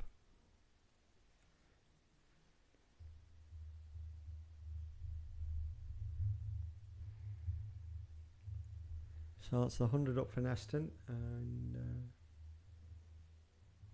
in the 20 to 21 overs, going along nicely, 5 and over. More than happy with that.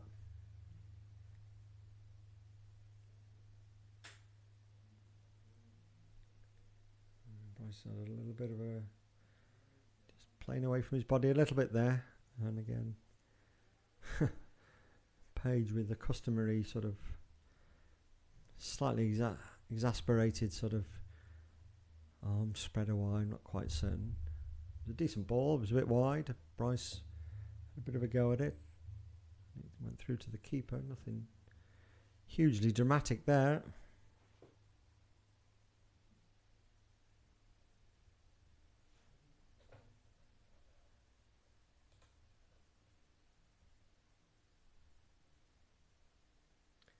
Time Bryce has had a real go at that one, and that squirted away off the outside edge, and that's going down to the third man boundary.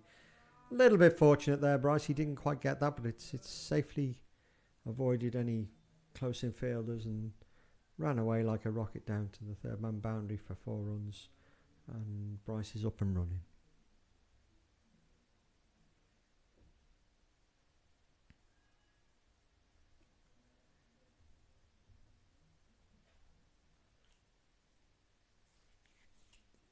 Never easy trying to keep the scoreboard going here.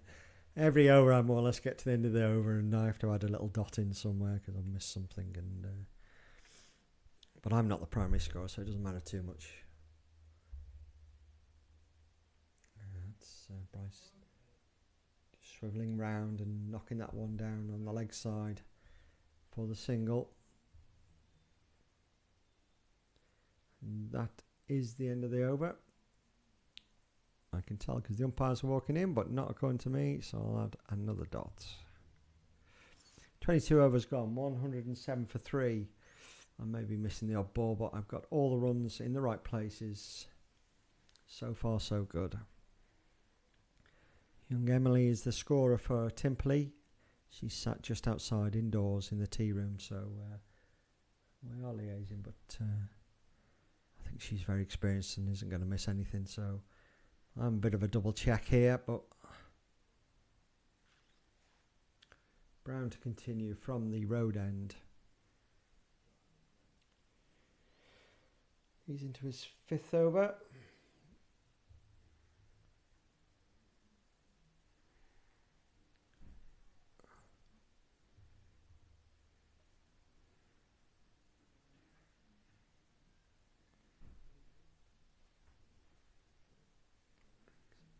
Drinks.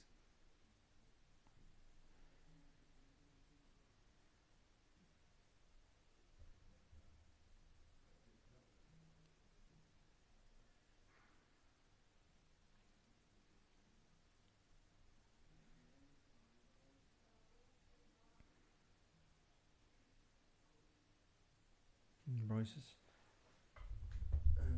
that man out on the cover boundary. Just a single.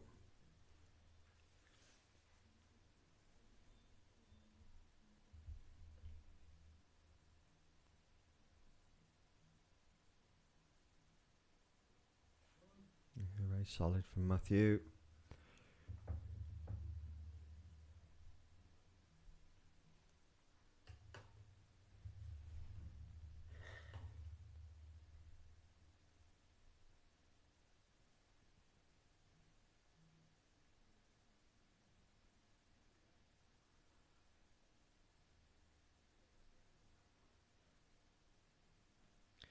Matthew advancing down the wicket, and he's hit that one out to the long off boundary, but the fielder is out on the boundary there, so it'll just be the one.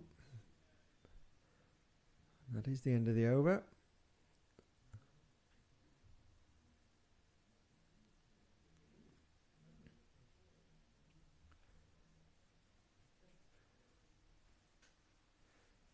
.23 overs gone, 109 for 3.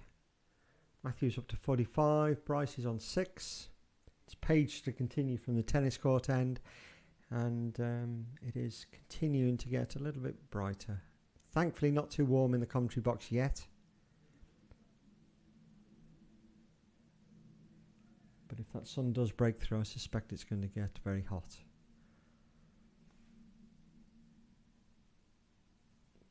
Page pushing in from the tennis court end to Matthew Strong. That's down the leg side. Matthew's trying to flick it away. I think that's come off his hip. Or is it off the bat? No, it's off the bat. So it's a single for Matthew.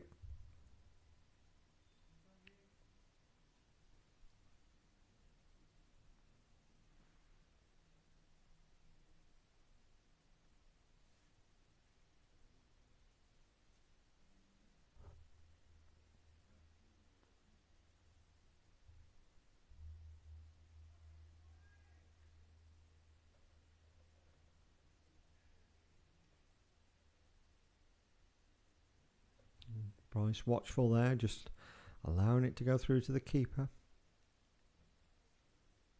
Just wants to get the pace of the wicket, just to get the bounce right, and plenty of time left in this innings.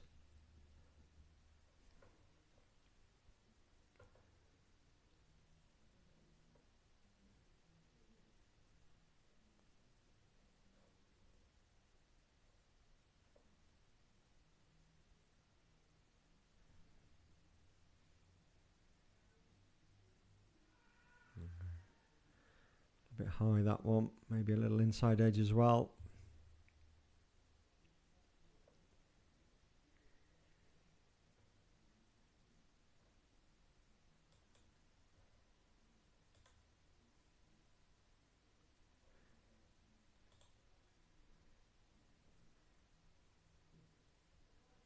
So the twos have picked up a wicket, and it's Finlay Scullion, who's had a pretty good 2 days. That's nicely timed by Bryce, but straight to the fielder, through for a single. Yeah, Finlay's picked up the wickets at Templey. Templey twos now 119 of 21 overs, 119 for 1.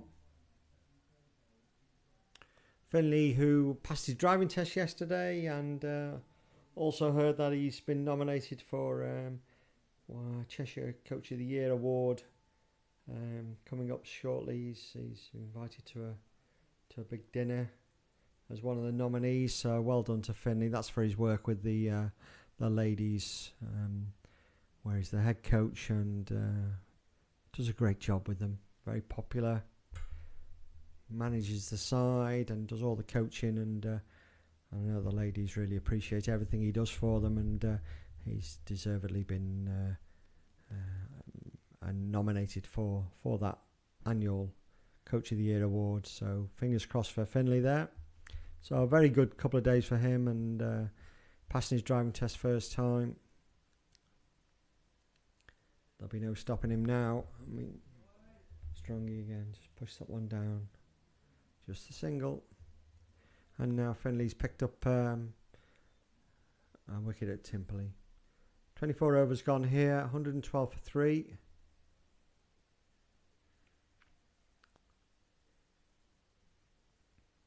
Matthews up to 47. Bryce has moved on to 7.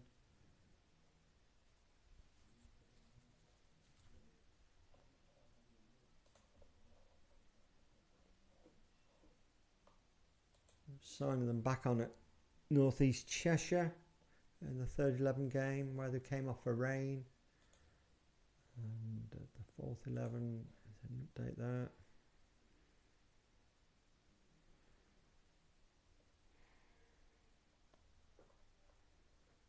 Port Sunlight have moved up to 50 for 1 off 10 overs. So despite that early wicket, Port Sunlight going along quite nicely there. Meanwhile here, Brown continues bowling to Strongy.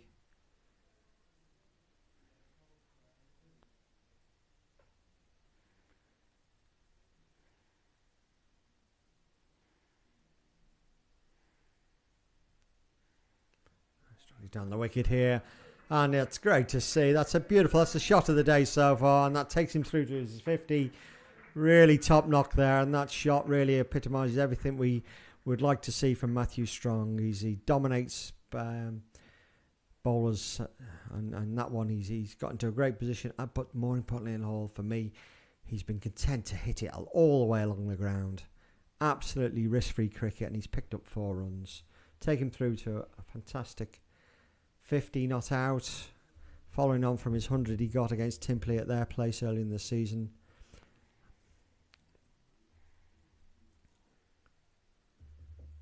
And as I keep saying, I always hesitate to put the commentator's curse on, but yes, plenty of time to add to that score so far. We're not even halfway through the innings yet.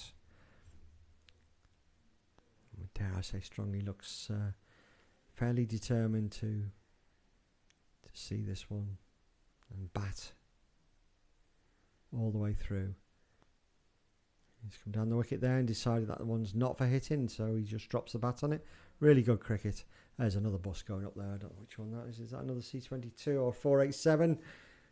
They're all white now, the buses. I'm not quite certain what's happened there. Used to be green. Back in the old Croswell days, that one's gone through and hit him on the back leg. Maybe a little bit of turn there for Brown, but no danger. No danger, just popped away. And that's the end of the over, apparently. 25 overs gone, 116 for 3. Matthew Strong, 51 not out. His 50 came off 60 balls. So at a good rate.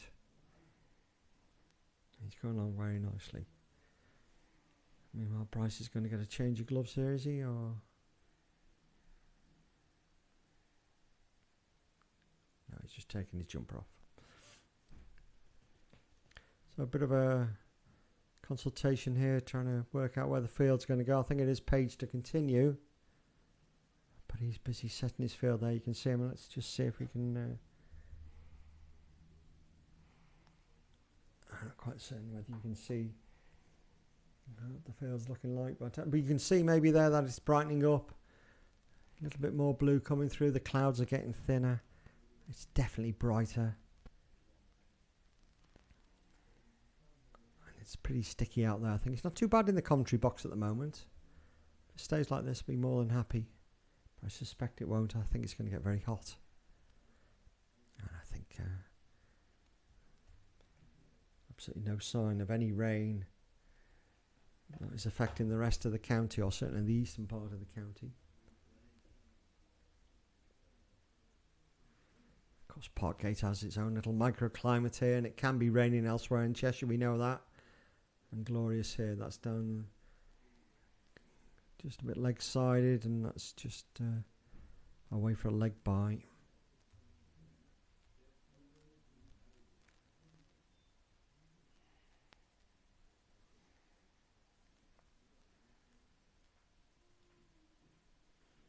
So a couple more overs and then we'll have a drinks break. Give me a chance to grab a quick cup of coffee. No cake yet. Really don't know.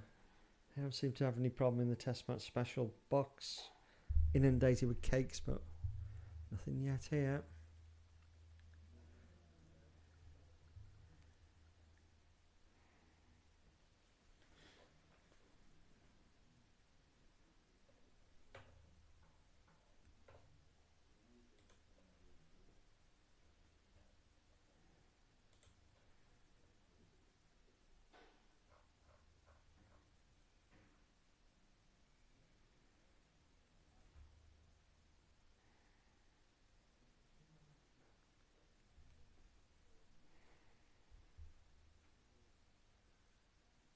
Ooh.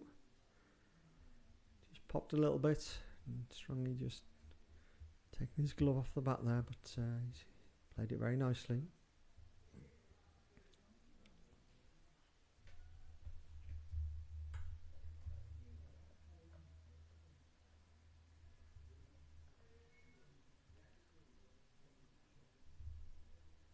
Particularly dramatic happening in the Open. I don't think a couple of good scores come in, but I think the leaders are yet to go out. I think Rory's out at 2:30 and Scotty Scheffler, who's leading the pack, I think he's about 3:30. That's a quick single.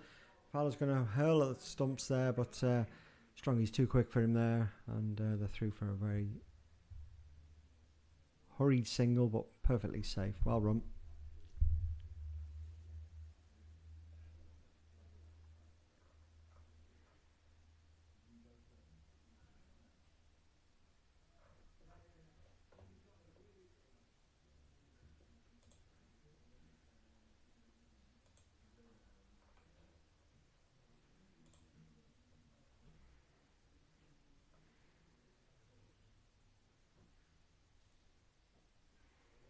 Bryce has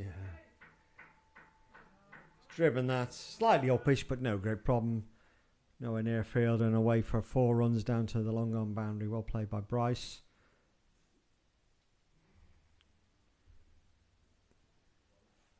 He's into double figures.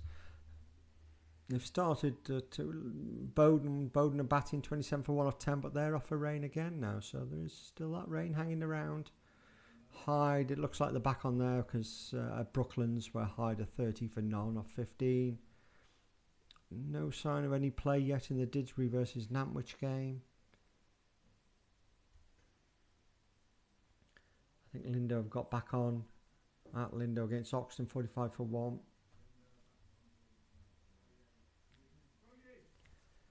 And Widnes have started, but Widnes are 22 for 3 in their game against Alderley Edge. So bottom of the table, Widnes not made a great start there after the delay for rain. Meanwhile here, 26 overs are gone, 122 for 3. Matthew Strong 52, Bryce Jose is up to 11. 26 overs gone, there'll be one more over and then I think we'll be having a drinks break. It's Fowler to Brown to continue from the road end.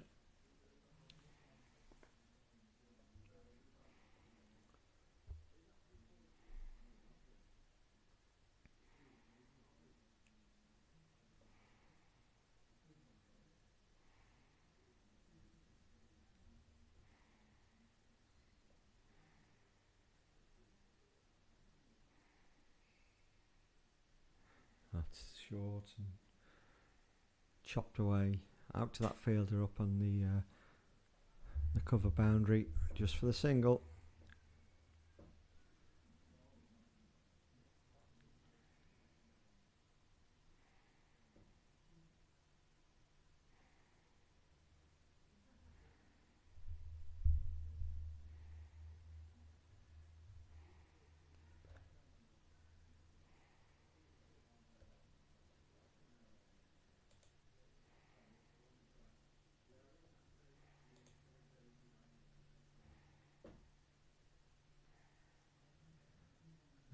So just popped up a little bit as well, and could be an overthrow here. No, well fielded, well backed up. Well played by Bryce. Just jumped a little bit, and he's got up on his toes and just knocked that one down to point. And they've come through for a single. Bit of a wild throw, but the backward square leg fielder managed to get round to avoid any buzzers.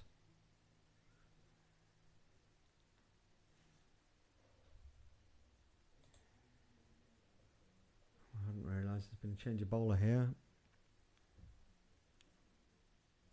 Ashmore's come on. Completely missed that one.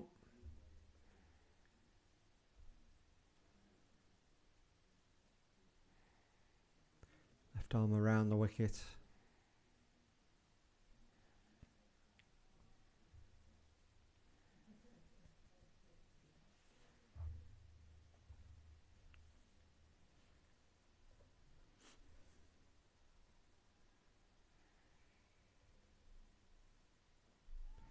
He's quite quick through the air, a little bit darty.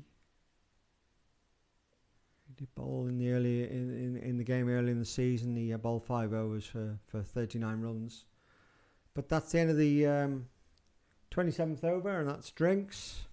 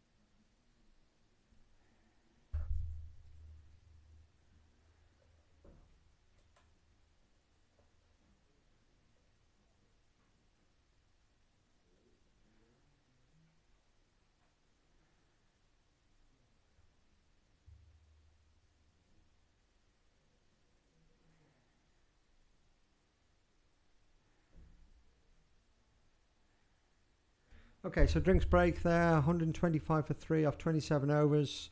Matthew Strong 54 not out. Bryce Jose is 12 not out, so I'm just going to nip out, grab a quick cup of tea or coffee. I'll be back with you in a minute.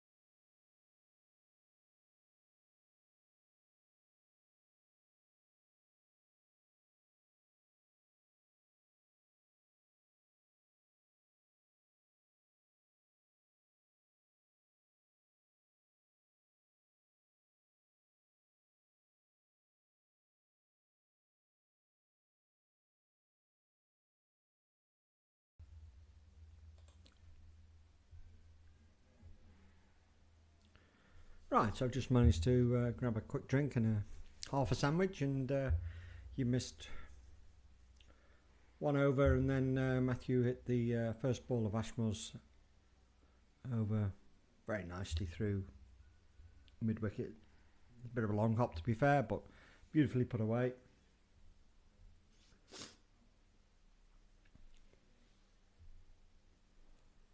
This is Ashmore, as I say, continuing from the Station Road, and Matthews down the wicket there. But this time, and this is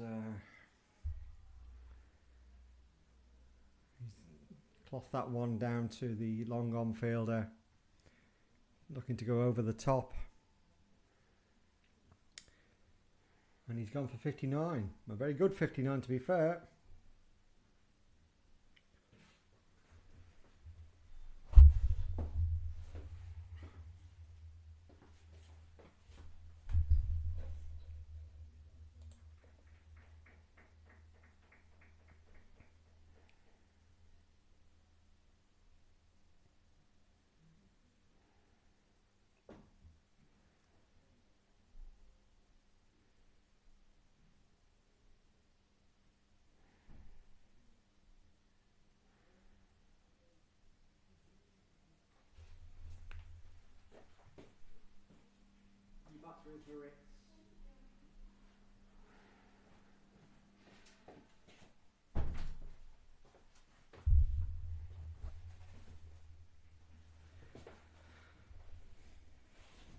So, wicket not long after the drinks break there. Now that brings Matthew Mirritz to the crease. Number 6.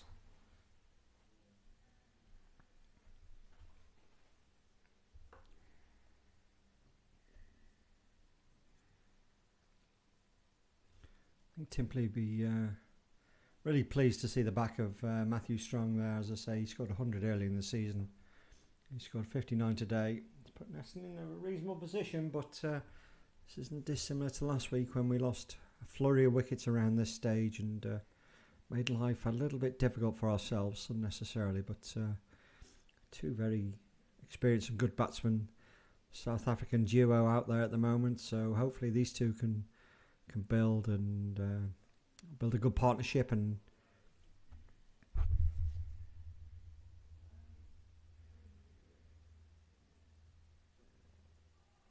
I watched.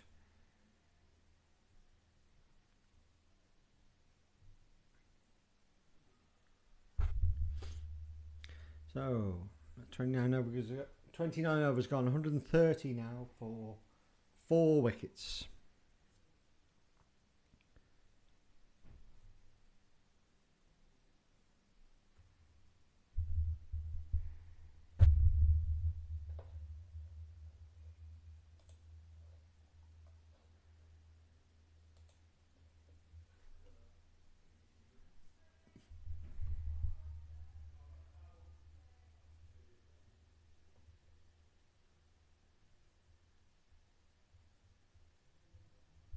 Templey 2's moved on to 152 for 1 off 26 overs.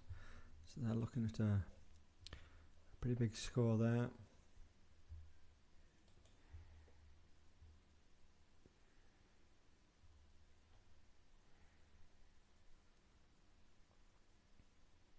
Well, Page is running in for his 13th over here. Split over 2 spells, 1 from each end.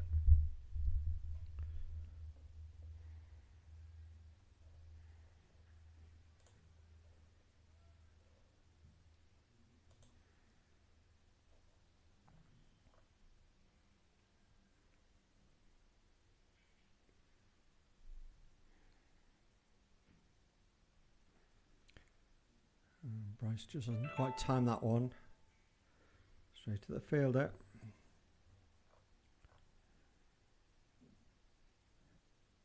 Put Sunlight on the back and moved up to 80 for 1 off 17 overs. So they're going quite nicely as well. Could do with the wicket there in the back.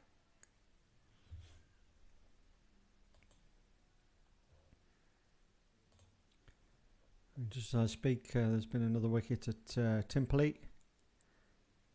Stimo's picked up the second wicket, 152 for 2 off 26 overs. So hopefully a bit of a fight back coming from the twos there. A few wickets there might make all the difference. Don't quite know what the strength and depth is going to be.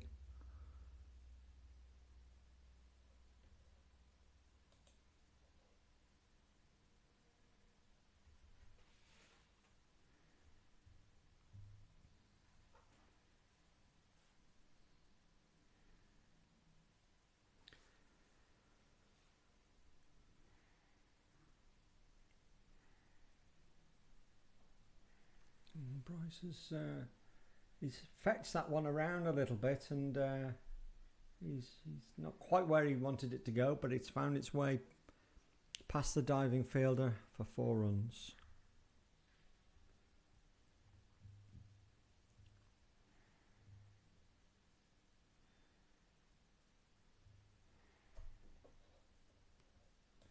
There's still plenty of batting to come for Neston. Zach Rogers will be going in next, and then we've probably got Luke Jones and Guy Bradshaw, who scored that 40 odd last week. Ben Beavu batted very nicely last week with him. Even Harry Donnellan, who'll probably be going in at number 11 today. So in theory, there's strength and depth, but doesn't always guarantee anything. So it'd be nice if these two just batted for a decent length of time, because if these two do bat for any length of time, runs are going to come along. There's no two ways about that. And if we can save a few of those wickets for the last 7 or 8 over flurry, then we could be set for a decent target. But we know it can go both ways. We saw it last week, and we've seen it before as well. Worst case, 134 for 4 could potentially become 150 for 7, or let's not be too pessimistic. Let's hope it's these two, as I say, stay out there for a long while. That one's down the leg side, and Bryce has clipped that one away. Nicely timed. That's gone for 4. Wasn't the greatest of deliveries, but Bryce was quickly onto it.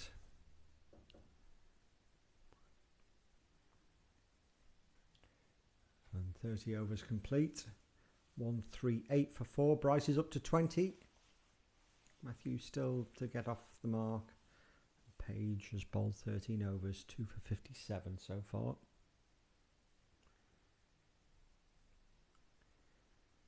Again, the blue sky continues to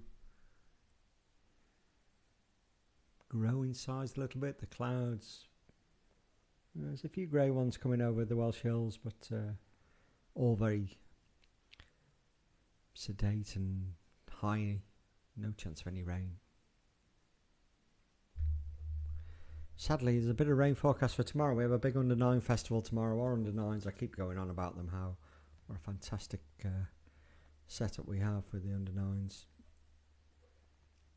The last 2 Fridays, we've been able to have our own internal 100 competitions with, and we've had 80, 85 under-9s down playing, spread across 8 sides, playing 4 games at the same time. That's for the last 2 Fridays. Bit of music, bar open, good fun, and that was great last night. Culminating in the traditional Neston under-9s water fight, where we have something, I'm going to say about 600 water bombs prepared, and the kids just go mad and have great fun. That's pulled away by Matty. Just for the single though. Gets him off the mark. So, and then, you know, it's insatiable, the appetite for cricket from our under-9s. They're back here tomorrow for a fully fledged festival, not just one game. They're all down. The same 80 or 90 youngsters are down playing 3 games during the afternoon, with a food truck down here. Nichols ice cream are coming down for business. That one's a bit uppish, but no problem. And again, weather permitting, it's going to be a lovely afternoon. But the forecast isn't great. I'm hoping it's going to improve, and it's not going to interfere too much. And bowled.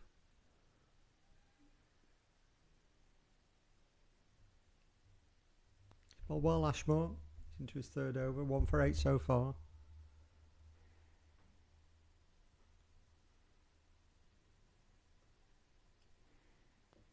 That one just skidded through a little bit. That a bit low. Played by Bryce.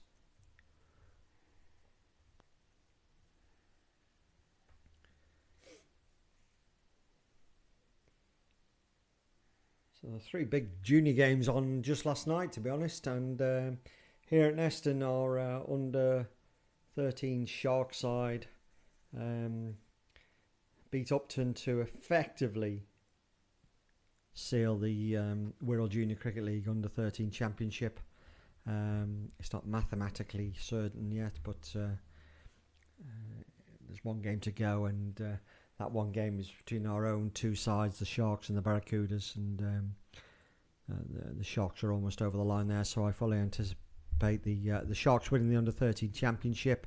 Wirral, that's following on from the under 11 Muscles winning the under 11 Wirral Championship, and the under 9 Prawns winning the Wirral under 9 Championship. So it's been a bit of a clean sweep for us on the Wirral front. Fantastic for our junior section. Meanwhile, last night the under 11 Muscles are actually they're known as the Oysters when they go and play in Cheshire. They were out playing a big semi-final at Bramhall, and unfortunately, as good as we are, they came up against a side who were to the man probably, or to the boy, all are probably 1 year older than us. Our under 11 Oysters are still fledglings really. They're more an under 10 side. They did fantastically well to reach the semi-final of a Cheshire competition, but went out last night at that hurdle against Bramhall. But a fantastic performance by our under 11s. So hang on a second, let me just change the bowling here again, and we have Fowler's back on. And that was one into Matty Moritz. Pay attention. Yep, so a great season for the under 11s there. The under 13s, fantastic. The under 16s, not an age group that normally play, but they have a one-off competition and they progressed so far in the cup. I think it was a quarter-final last night. They were at Toft, and sadly they lost that one against a very good Toft side as well. But again, they've done well to reach that stage. So some crucial games going on as we get to the end of the junior season. Still a couple more weeks to go. The under 17s and under 19s have been in action. The under 19s lost on Thursday night to Oxton.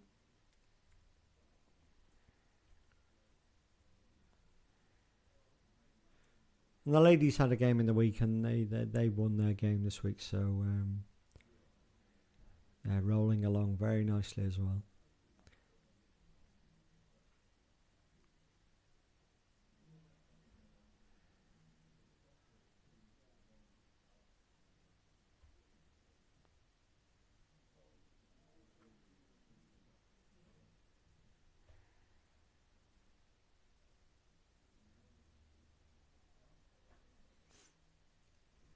So Fowler's back for his second spell. This is his 10th over. He's dropped that one short, and Matty's quickly onto it and pulled it away, but he's not quite got it off the middle of the bat, and it's just run out down to square leg for a single.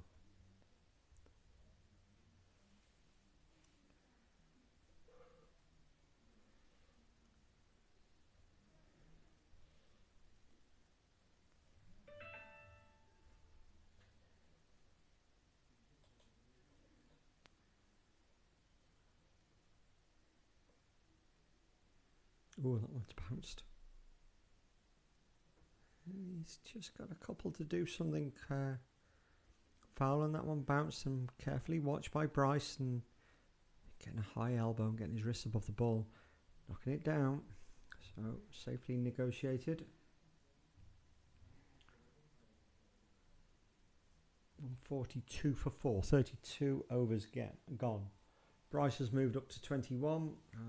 Matty Moritz is 3. Just the 3 off that over.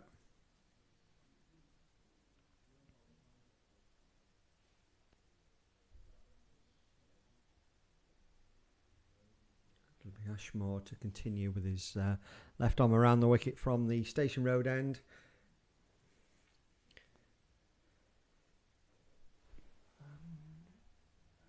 Just looking down there behind the bowler's arm there, there's the gathering of the regular supporters, the season ticket holders. They gather down there, sheltered by the hedge from any breeze, but they don't need that today. But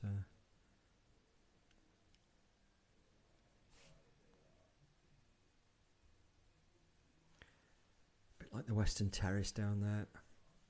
You don't want to be fielding down in front of those lads.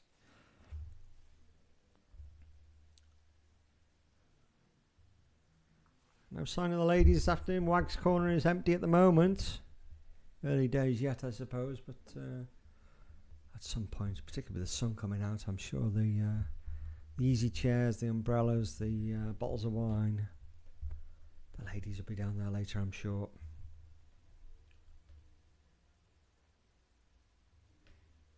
Oh, Matty's gone for a big one there, and he's hit it wide in the air. It's going to be safe, but it's not going to... It's one bounce, and just pulled in there. So there is a fielder out there. He's quite straight, and he's about 2/3 back, and that was over his left shoulder. He'd never really looked like he was going to get it, but it was in the air for a long time. It took one bounce, and the fielder managed to haul it in and stop the boundary, and they've come through for 2 runs. So...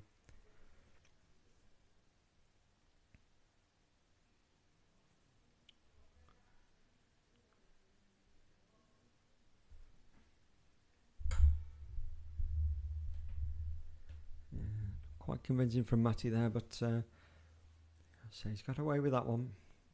And he's gone for it again, and this time it is going to clear the fielder, and it is going to clear the boundary into the hedge, and that's 6 over long on. That's well struck by Matty. He's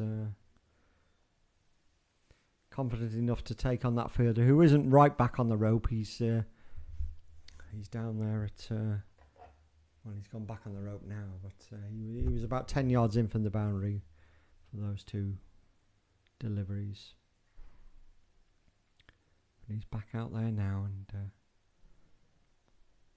Matty's gone for it again, and this time he could well be caught. I think he will be. Yes, he has, and not quite certain what's happened there. He's had 3 swipes at the ball, and 2 were unsuccessful. 1 was successful, and he's ended up being caught there by mid-off running round.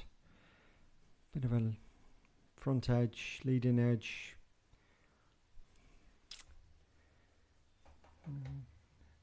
Particularly need to be doing that, but buoyed by his previous ball 6. And Matty Merritts has gone for 11.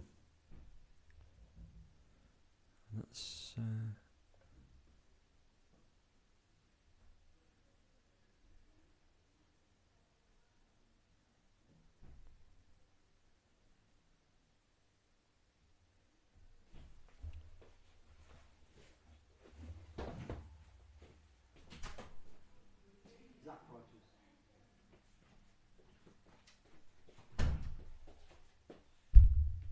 and that's going to bring Zach Rogers to the crease.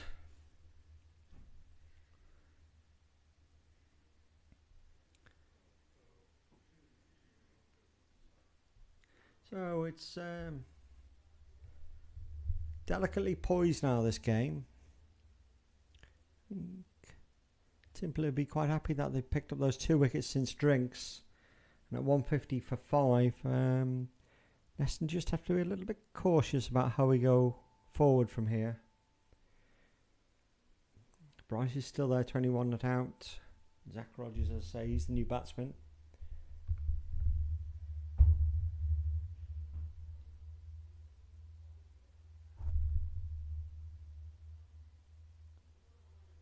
It's going to be Fowler to continue from the tennis court end. He's bowling to Bryce, and Bryce has just dropped that into the leg side and through for a single.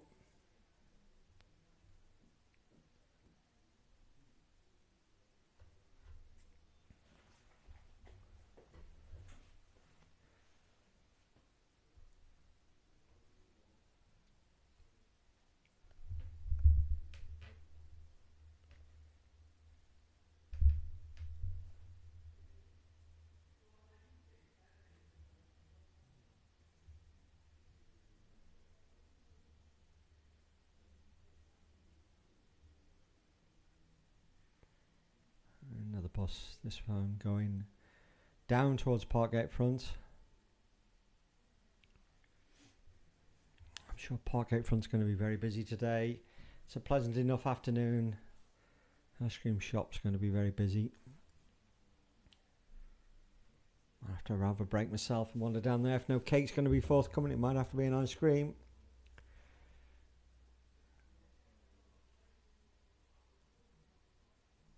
Watchful sack.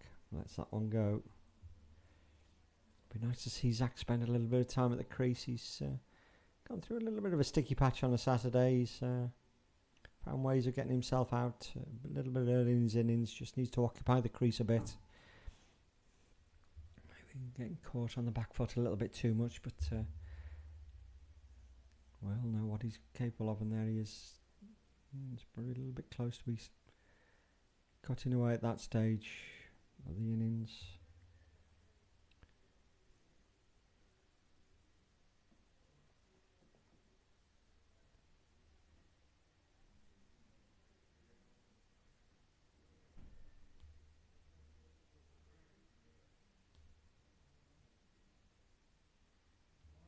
Well watched, well left.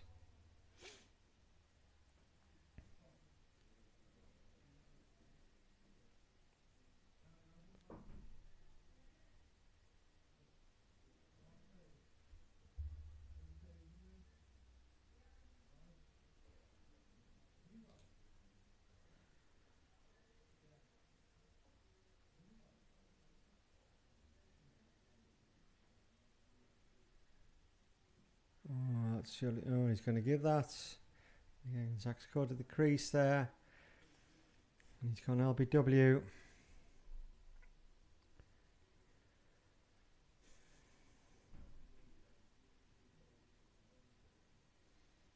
This is a similar pattern to last week. 51 for 6 now. It's going to bring Guy Bradshaw to the crease again.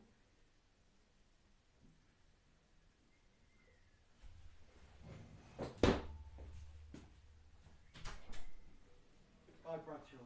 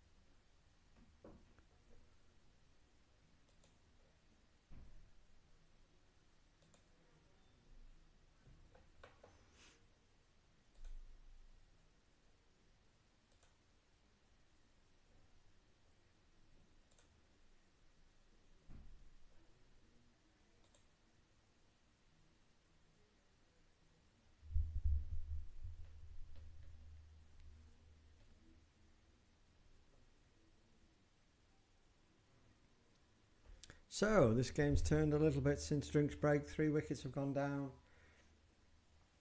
and Neston. So they've got a bit of batting to come yet, but not looking quite as rosy as it was half an hour ago. Ashmore continuing.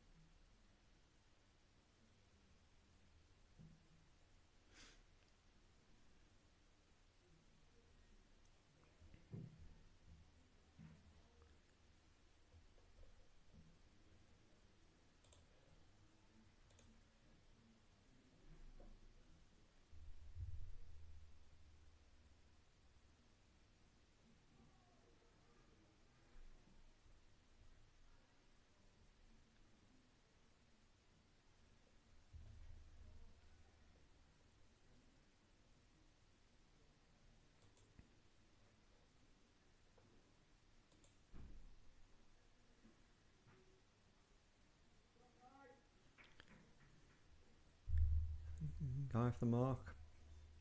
Shot out to cover.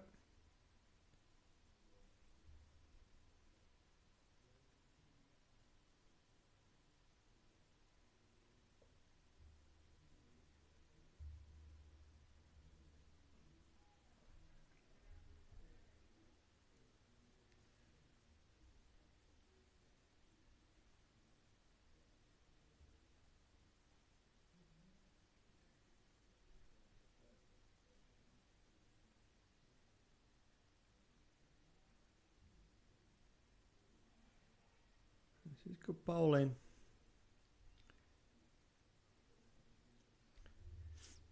Bowling well, Ashmore. He's going to force batsmen into making frustrated mistakes. I think we've already seen that with Strongy and with Matty.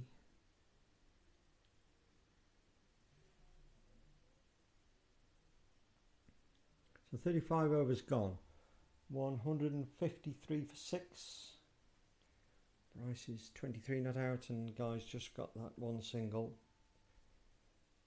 It's going to be Fowler to continue, no doubt, from the tennis court end. He's 2 for 44 off his 11 overs so far.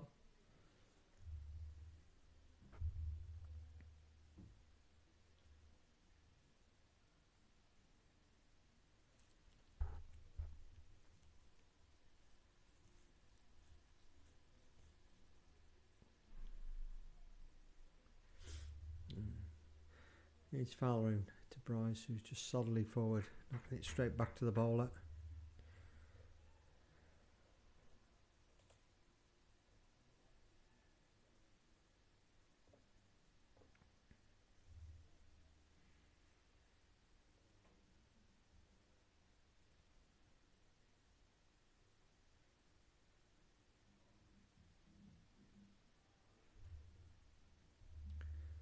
Still no sign of any play at Didsbury, or certainly no score on play cricket, so whether it's raining or rain affected there, I don't know. They're off for rain at Lindo, 71 for 1 Lindo against Oxton.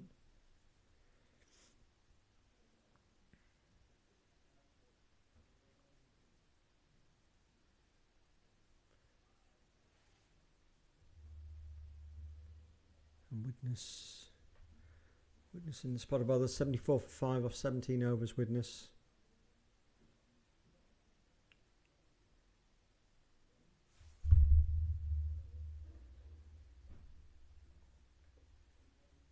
Hyde 51 for 3 at Brooklands. Bowden 27 for 1 at home to Chester, and that's rain affected as well. They're off for rain there. So still that rain affecting matches across the county.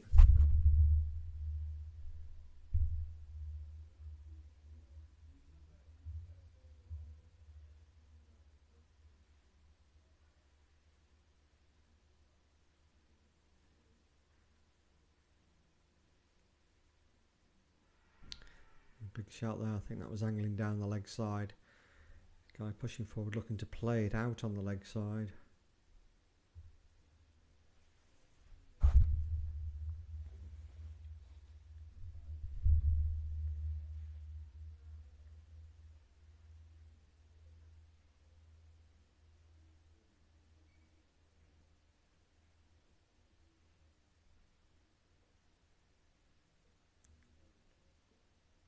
This time he does find the gap.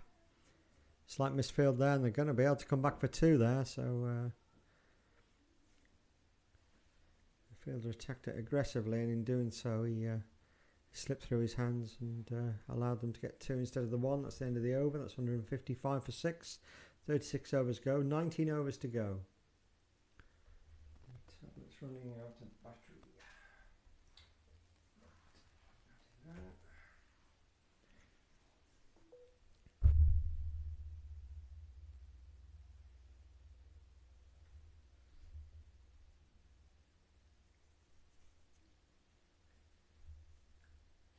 Ashmore to continue. He's bowled 5 overs, 2 for 18. He's been part of the reason why Templey have probably got on top in this game at the moment.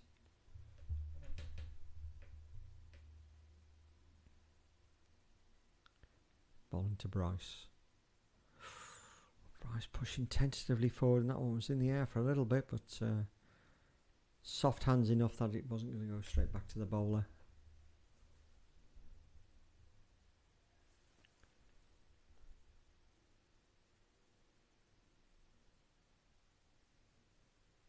This one's a bit pitched up a bit more. Still just not straight back to the bowler. No run again.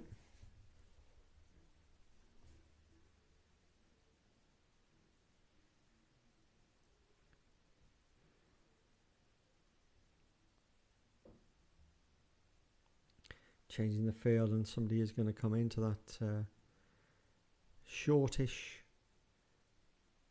extra cover, really. You can understand what the bowler's thinking there. It's just pitched up a bit more.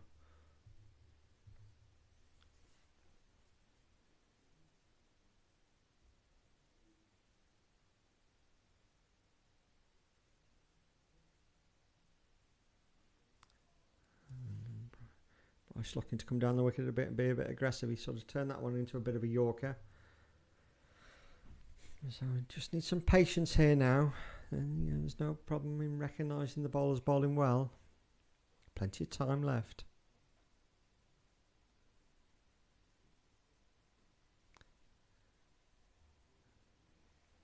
It's a full length. It's got it dipping. It's good bowling.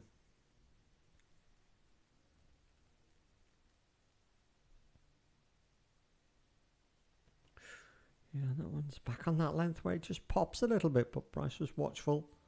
Played it with soft hands. No problem, just the one off the over. It's a real test now for the Neston batsman. No need to panic. Still 18 overs to go, and some steady batting. There's no reason not to think that we couldn't get another 100 runs off the last 18 overs. And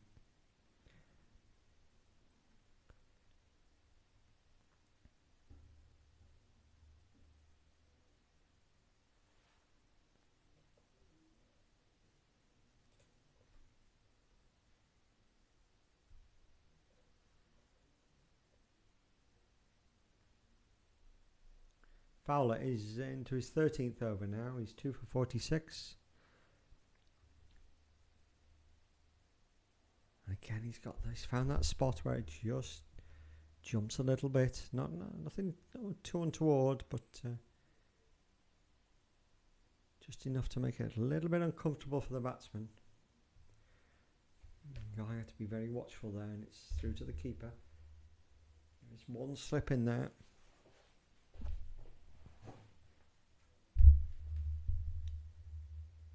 And there's that same delivery again.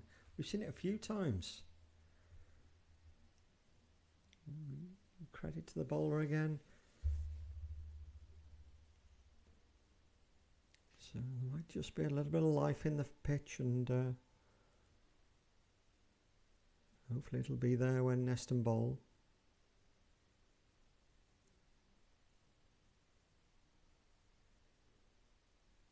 Again, there's a bounce, and that was a bit wide. Tempted Brad to have a guy to have a go at that one, but again, just bounce that a little bit more.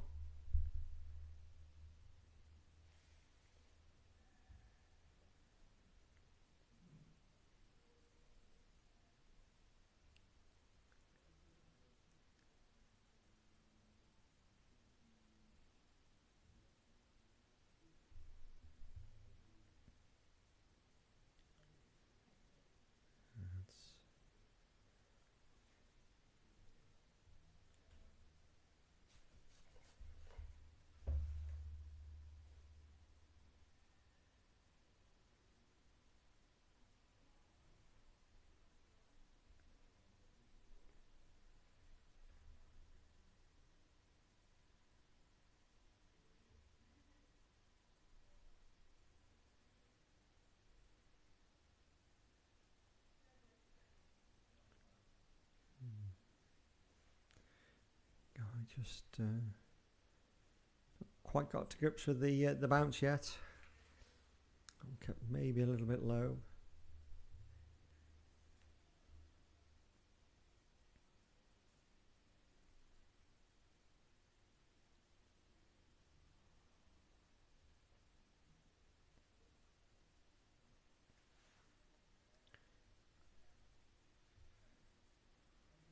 That's a maiden. That might be the first maiden of the day. 38 overs gone. 156 for 6. Bryce is 24 off 50 balls and Guy's 3 off 13 balls.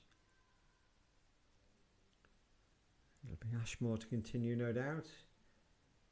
And these two bowlers, Ashmore and Fowler, since tea, really put the brakes on. Bit of a stranglehold on the game at the moment, and it's a real test of the batsman's nerves now as to how they go about wrestling the initiative back.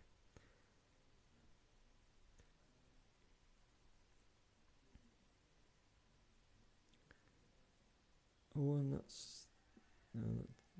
goodness me, that's popped up and come off the keeper's gloves. There's a bit of a shout for a catch, but it popped up enough to go straight past Bryce's gloves and his bat, and it just clipped off the keeper's gloves and popped up to first slip, who didn't for a second believe he'd taken a proper catch. And this time Bryce has decided he's going to break the shackles with a big hit, and he's timed it very nicely for 6. That's gone over long on.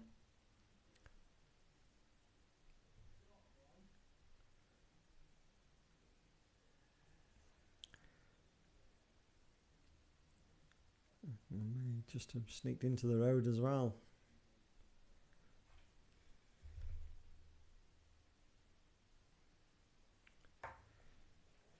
Way down there, I don't know whether you can see that on the camera.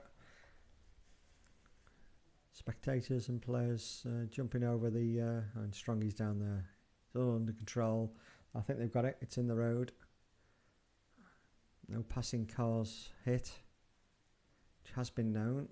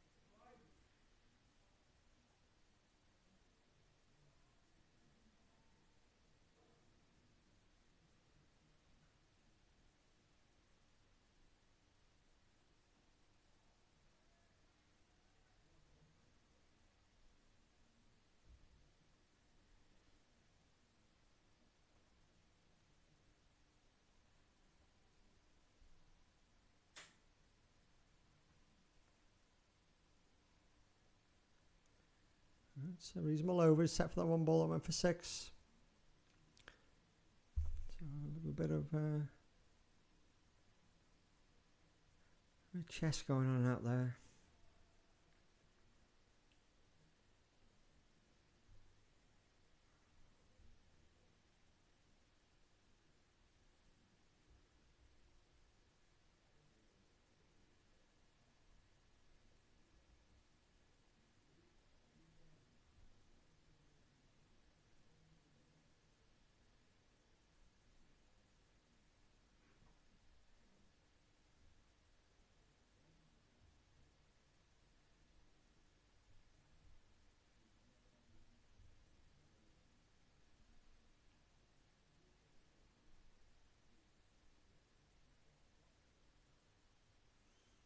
Fowler to continue from the... Oh no, it's a change of ball, and Page is back on.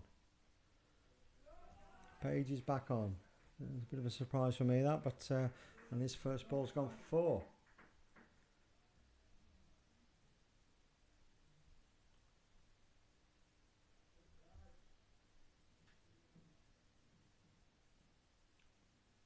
Well put away by Guy there.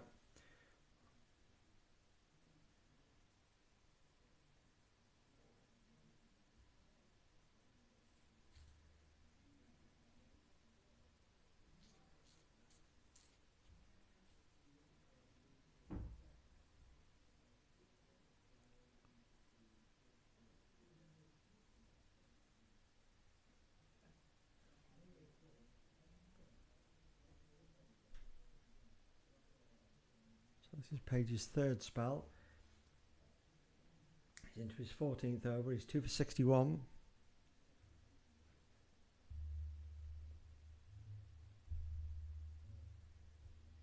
He had that battle with Dom early on, which initially Dom well and truly won, but he eventually did get him out.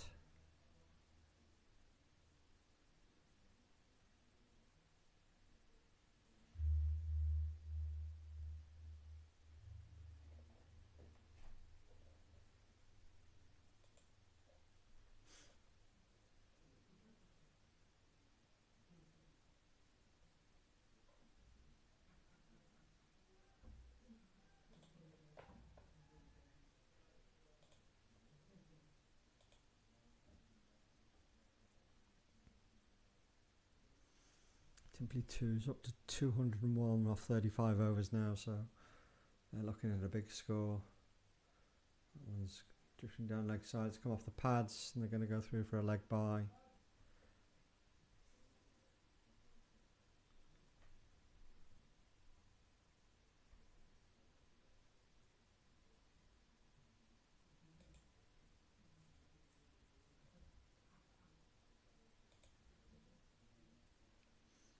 Port Sunlight gone very nicely on the back pitch there, just one down still off that early wicket.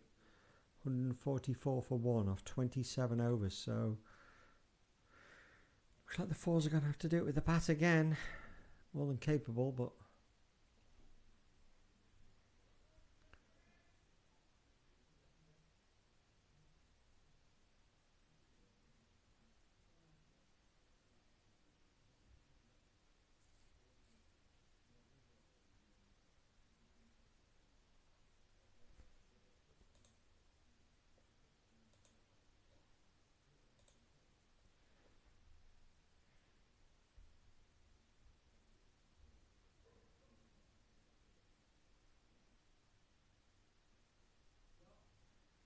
it's nicely driven out to that man down on the cover boundary for a single. End of the 40th over. 1, 6, 7 for 6. Bryce is up to 30 and Guy is 7. And it finally looks as if are all games on around the county now. Yes, at Brooklands Hyde, 62 for 3 off 26 overs.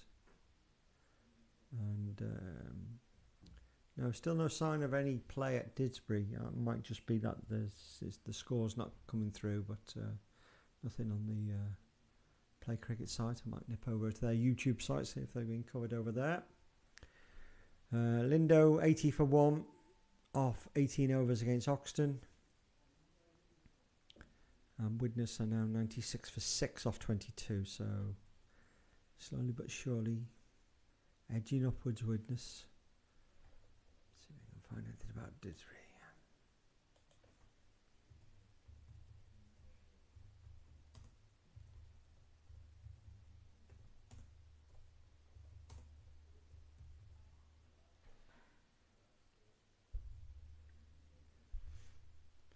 Meanwhile, it's Ashmore coming back here, and Bryce has pushed that one out, and it's avoided the diving long on fielder, and that's gone through to the boundary for 4 runs to Bryce, taking him up to 34.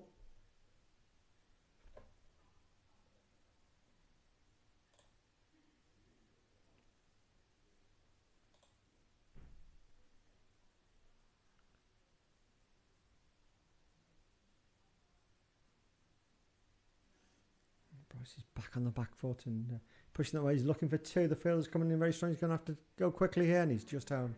Just home. That was Decent bit of fielding, to be honest, and I think Bryce was a little bit worried at one stage. He didn't feel the need to throw in a dive, but that wasn't too far away. They're through for 2 runs.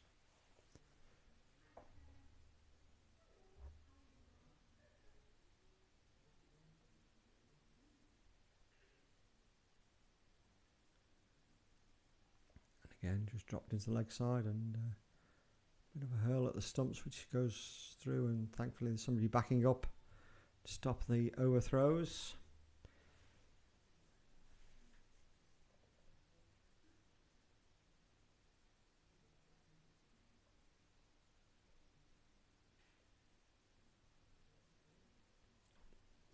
Solid from Guy there.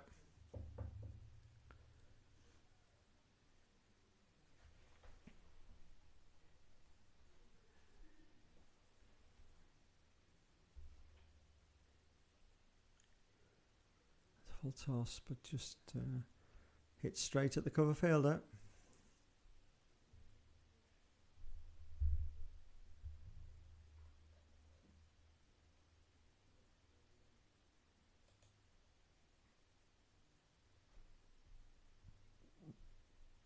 Into the 41st over. 7 off that over. 174 for 6.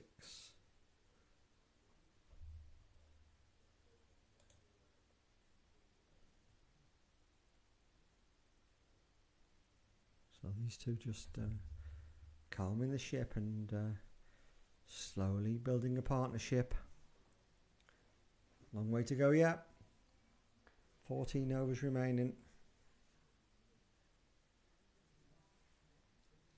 It will be Page to continue.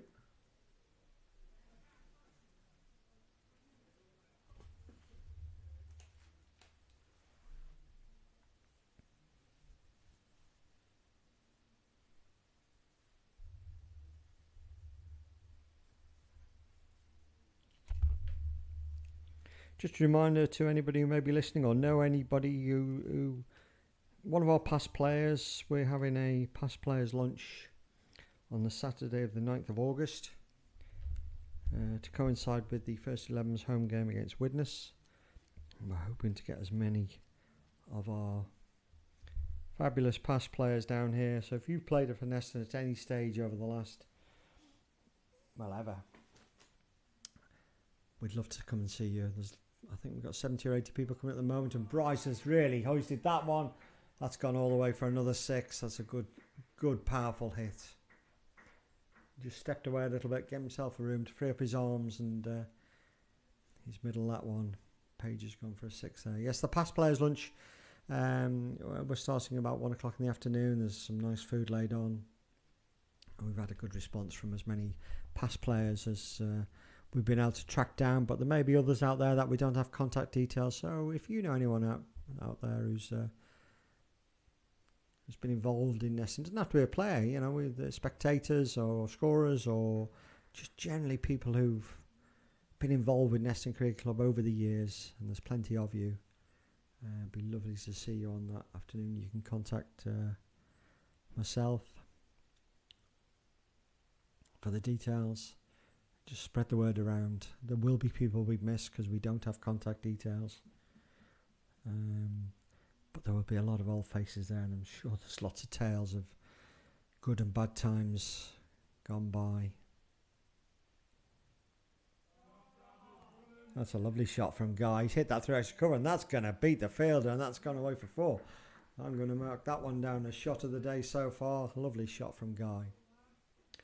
Yeah, I suspect there'll be, I'm going to come along with a few scorebooks, because there'll be a few false memories that afternoon of deeds done, great bowling, great batting, fantastic fielding, and I'm sure memories will accurately reflect all those things. It's going to be great to see some people we haven't seen for a few years. Real stalwarts of the club coming along. Norman Halsall in particular, he's sort of main guest today. He's got a big birthday around then, so we'll be making a big fuss of Norman. Plenty of other people from all eras. Yeah, so please come along.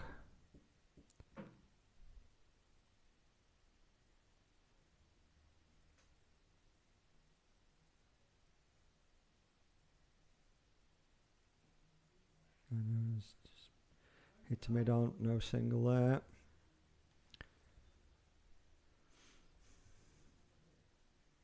So 11 off that over, that's very nice. 42 overs gone, 185 for 6. Bryce is 44 not out, and Guy's into double figures on 11. So it's a good fight back from Neston here still. As I keep saying, a long way to go. Again, it's hard to know what a par score is, but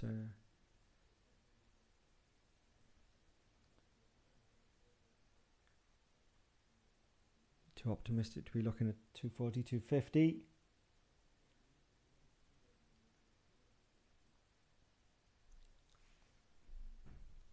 Meanwhile, it's Ashmore to continue from the Station Road end. It's starting to get a little bit warm in the media centre here now.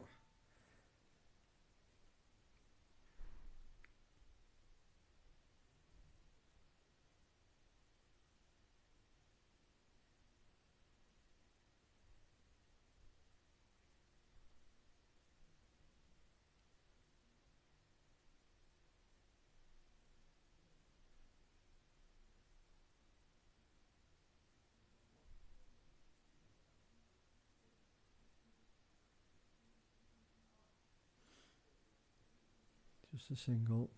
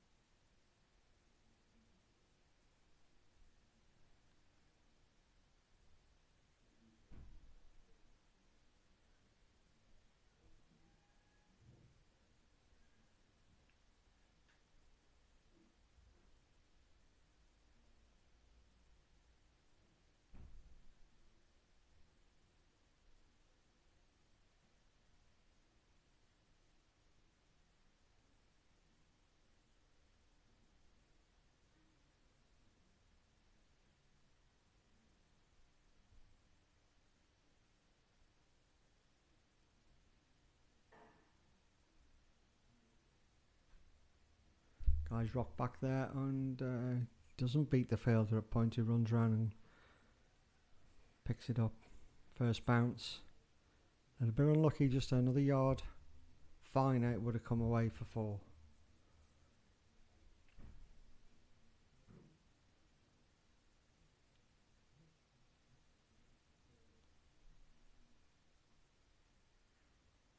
Oh, that's uppish and that's out. That's popped a little bit and guys pushed through it, and that fielder at short extra cover has taken a sharpish catch, moving away to his left, fairly straightforward, but he moved quickly to get into a position to take it well, and Guy has gone for a useful 12 runs.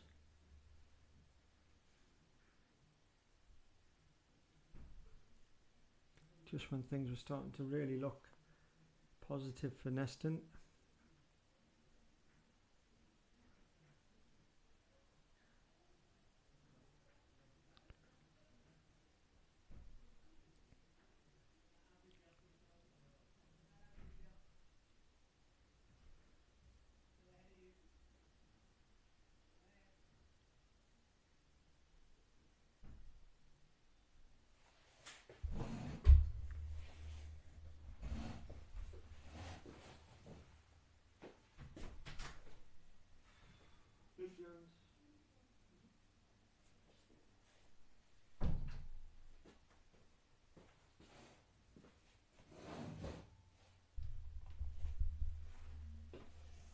So the loss of Guy brings Luke Jones to the wickets, and it's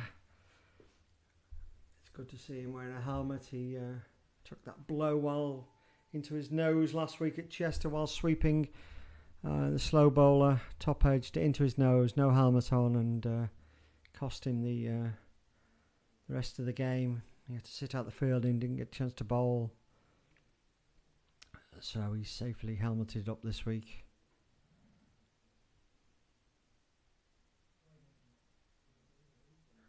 $186 for 7. Again, the case now really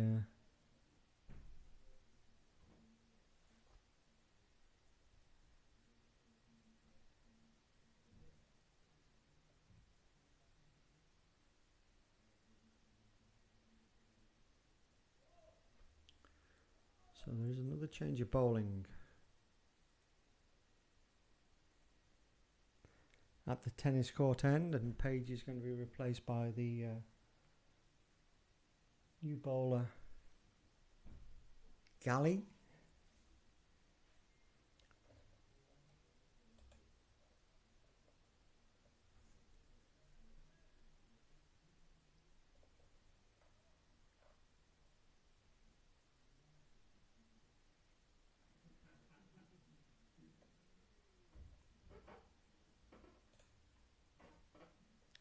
He's coming in left arm over medium pace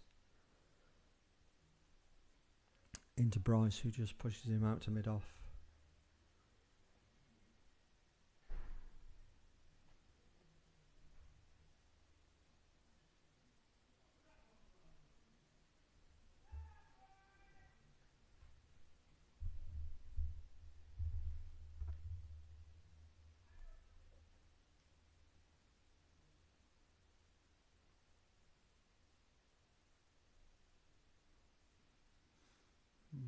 Bryce again, up on his toes, just dropping that into the leg side for a comfortable single.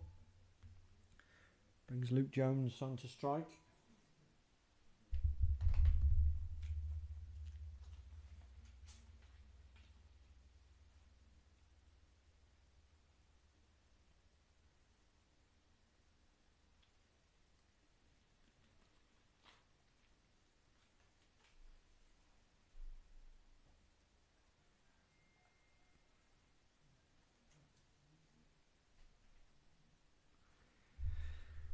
Feels a little bit more spread now than early in the day, even for the new batsman. No slips.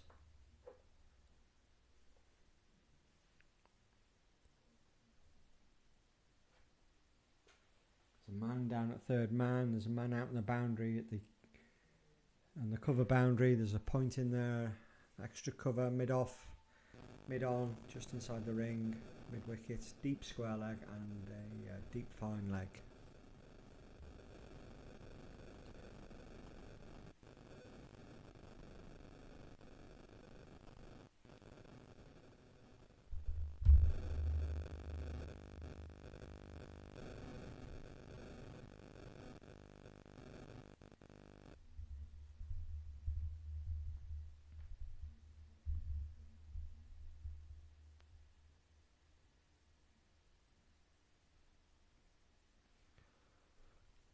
Played Luke straight back, but just dropping it down to backward point. He's off the mark. Bryce 46 not out. Played very nicely so far. Field just changing around for the right hander. The long on fielder's come out onto the boundary here. I'm guessing there's somebody out in the mid wicket boundary. I can't see from here. Bryce just. Oh, it's a great effort from the bowler there, throwing himself full length. Just got his fingertips to it, but couldn't stop a single, and they're through for another run. 44 overs completed, 189 for 7. Bryce is up to 47. Luke Jones is just on the 1.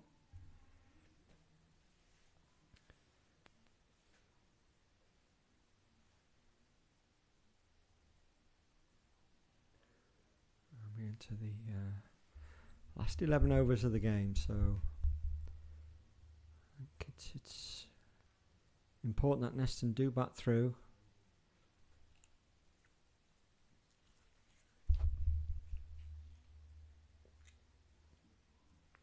Ashmore to continue.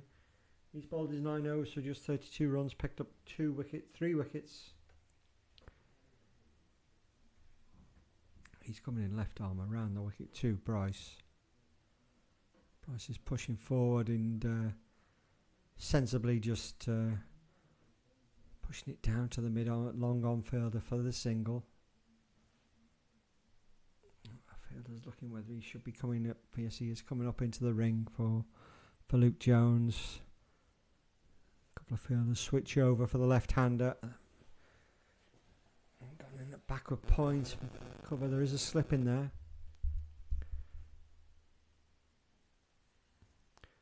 And that's the good dip in length that Ashmore's been bowling most of the afternoon. He clearly gets it to dip late because there's quite a few of our batsmen who've just been dropping the bat on it at the crease. That one's a little bit shorter. Luke's just calmly put it into the mid-wicket area for a very easy single. The fielder's set back on the ring. And why not keep the scoreboard ticking over? 4 or 5 singles and over will be very, very welcome at this stage. Doing that for the next 4 or 5 overs. Get us up above 200. Oh, and Bryce has just guided that one a little bit finer than he probably was. The slip thought for a second he had a chance at that. And but it's gone away. But that's Bryce's 50. That's a really excellent knock. Chanceless knock there. We'll play to Bryce. 52 of 69 balls. 2 sixes, 6 fours. Okay.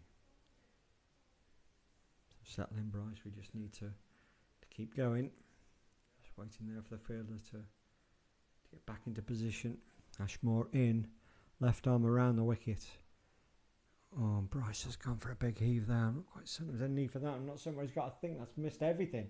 I've got a feeling it's gone to the boundary, and it's just 4 runs. I think Bryce is swish of the bat, put the wicket keeper off. It's bounced a little bit and hopped over his gloves and gone straight down to the boundary to the sight screens for 4 byes. All good news. Probably not a shot that was necessary, but just a little calm.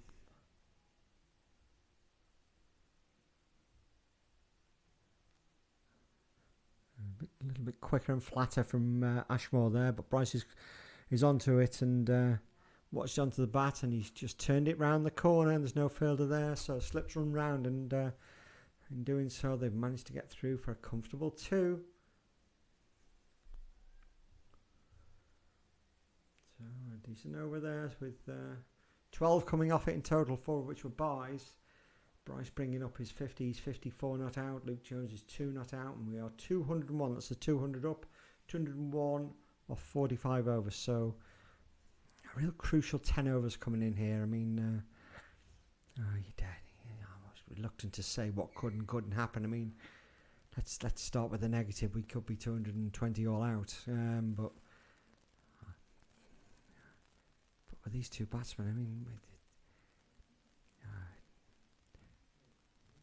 240, 250, even playing steadily, as long as we don't get bowled out, should be an option. So Galley to continue, left arm over, medium pace to Luke. Very quick through his action. Galley quick to try and get the return fielding done, and he's back ready to go. He turns from the tennis court end. In quite nice sunshine now, there's still very high clouds, and Luke's just dropped that one down again, just trying to turn it round the corner. Just hurried onto him a little bit, so dropped down in front of the wickets. No run there.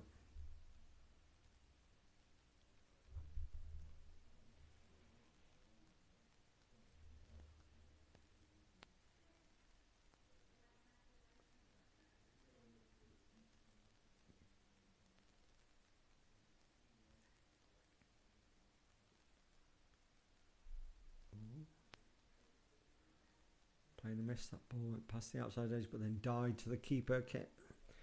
Came to the keeper, 1 bounce.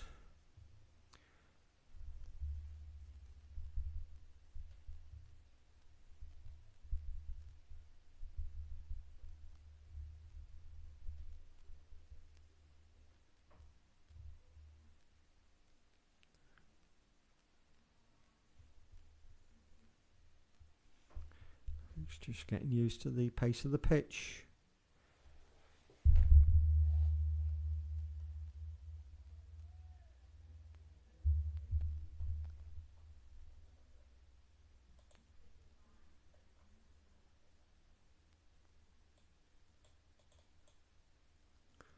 Oh, that one's flown. Goodness me. Bit of extra venom in that one, and it's gone through Luke, and the keeper's taken a very good stop, diving away to his right. The previous 2 balls had died to the keeper, and that one just flew through. Interesting.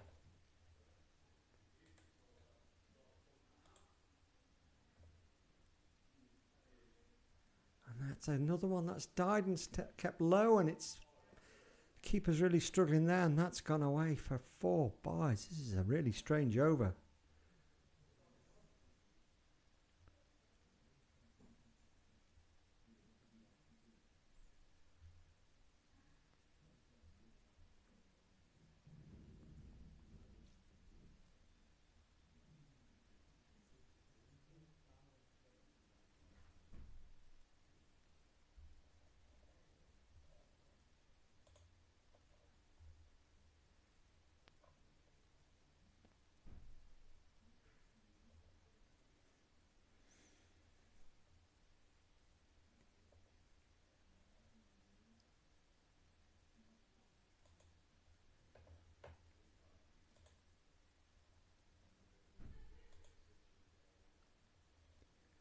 Templey, the twos have picked up another wicket. Teddy Groves got another wicket. 224 for 3 off 41 overs there.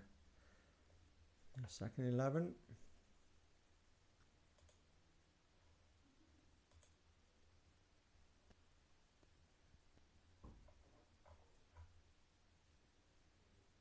on the back pitch, Port Sunlight are racking up a decent score. 193 for 3 off 33 overs. They've 7 overs left in that innings.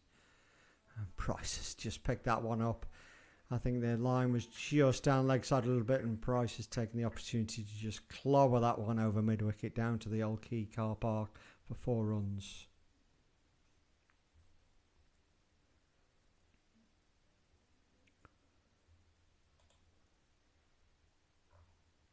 So there's one of the Port Sunlight batsmen is 109 not out, so that's a key wicket that I would almost certainly guess that somewhere on the line there's been a couple of drop catches. The fourth 11, it's nature of the beast a little bit, and not many people get to 100 without a few chances going down along the way. Sure, we'll hear about that later.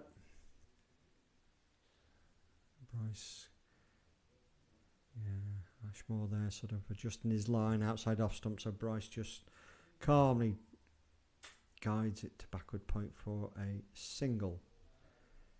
Wickets on the back pitch for Jamie Escott's picked up 1 wicket. George Ferry's picked up a wicket. Nice to see George. And that early one from Akshay. But it looks like they're going to have to bat very well. The fourth 11. Meanwhile, Luke's gone right across his crease. It's his favourite shot, the sweep. Last week it cost him a bloodied nose. But generally plays it quite nicely. Not convinced about his reverse sweeping, which he likes to bring into the game regularly.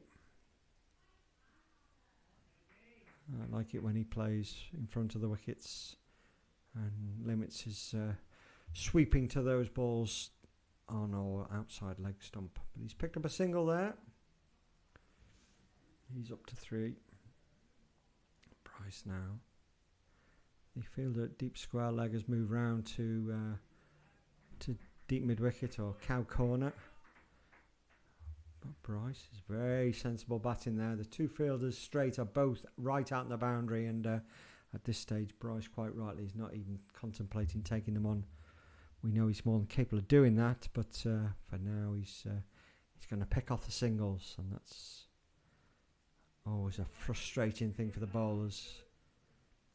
Oh, there's a chance here now of overthrows. That's very lazy from Timperley, but no, they don't get away, so there's just 1 to Luke. Okay, so 8 off the over. 200.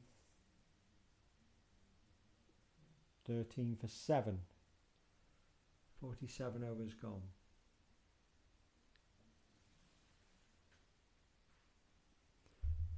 There's nothing worse as a slow bowler. I remember it well that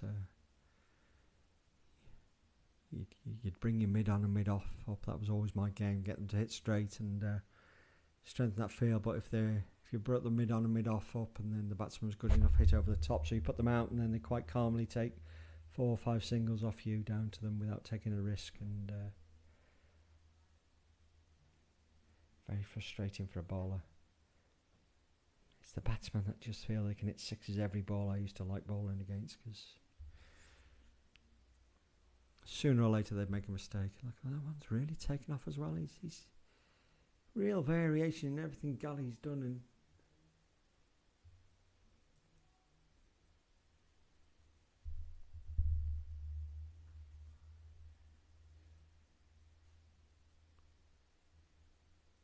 get to the stage where I might have to switch the fan on in the media centre here. It's getting a bit stuffy, it's getting a bit hot, but it gets a bit noisy when doing that. That's another one that's risen up, and Luke's just watched it carefully and played it very nicely, to be fair. Just knocked it down through the slip area, the third man's round, and cutting off the boundary, just one run. So there is a little bit of life in this pitch. It is a new pitch. It looks a bit green, but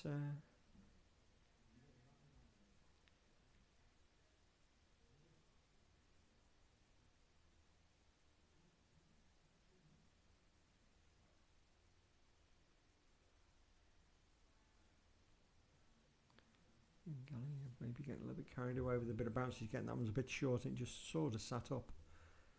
I think Bryce got a little bit fed up of waiting for it, and in the end just knocked it down for the single. This is good, keeping the scoreboard ticking over, not taking too many risks. There's still 6 overs to go after this one. There's no need to go gung-ho yet. And that one's just got a bit big on Luke again and just hurried him along, and he's not got it, but it's managed to keep it down. No run.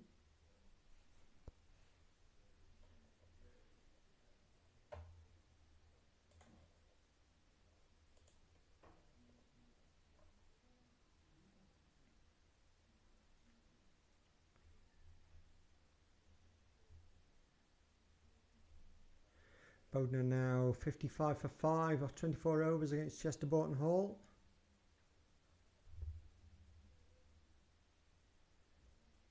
Hyde are struggling, 76 for 5 off 33 overs, top of the table Hyde. Still no score coming through from Disbury. I can't believe they're not playing. I suspect it's a play cricket thing. I couldn't see anything on their YouTube site either, so not certain what's happening. Disbury does say match in progress, but no scores coming through. Lindo 117 for 1 against Oxton off 24 overs, so looking set for a decent total maybe. Let's see, and there's just a 2 off that over. Well, bowled by Galley.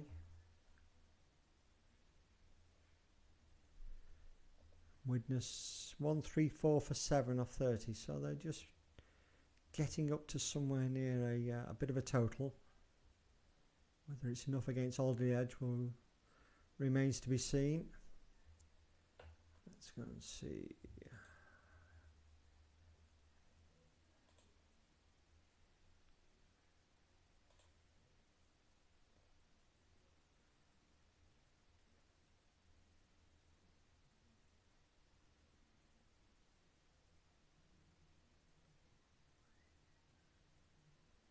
3 wickets for George McCormack for Chester. 3 for 17 off 12 overs. That's a decent spell, isn't it? I assume Ash Davis isn't playing today. He's not bowled as yet. 3 bowlers used.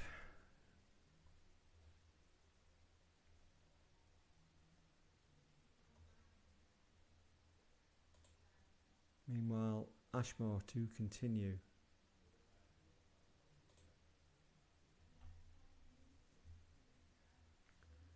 He's into his 12th over, 3 for 48 so far. He bowled very well indeed. That's again very watchful and carefully played down for a comfortable single.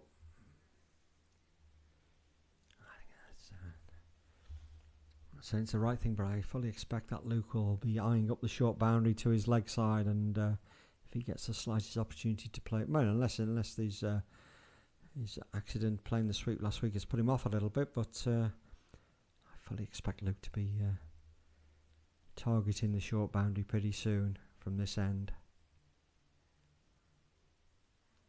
But Ashmore's keeping him outside off stump.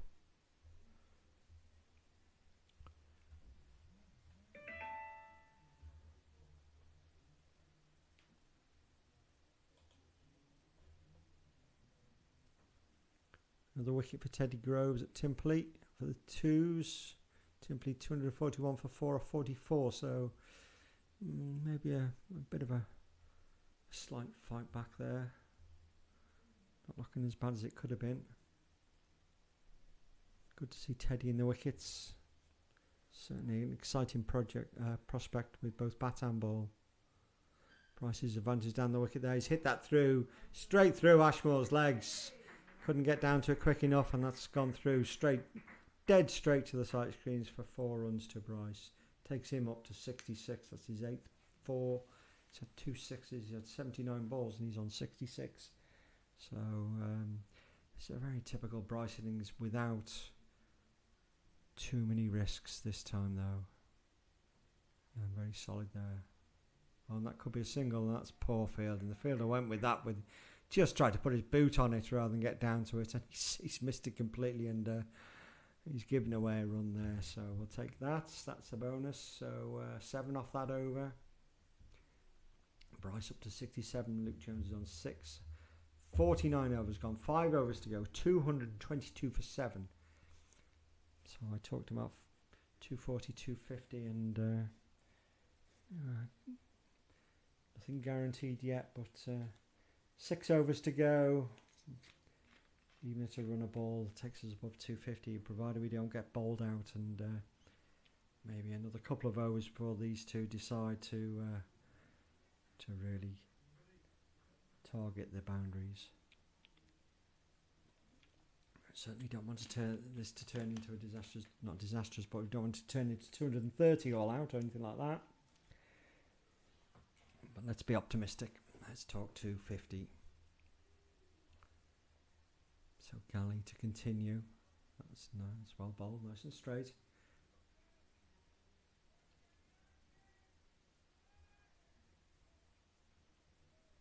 Two for 7.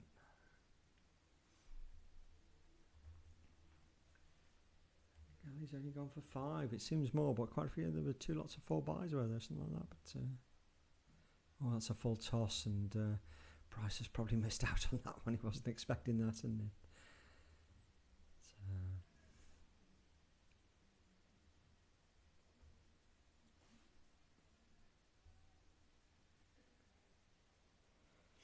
still to come to bat. Next in will be Ben Beaver, and then Harry Donnellan.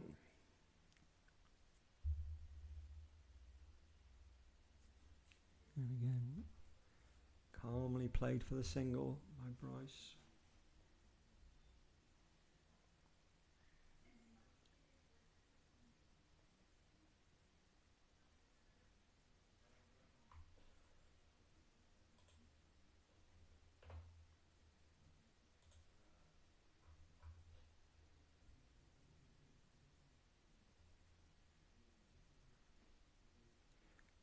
Swatted away, just down to mid-on for a single for Luke.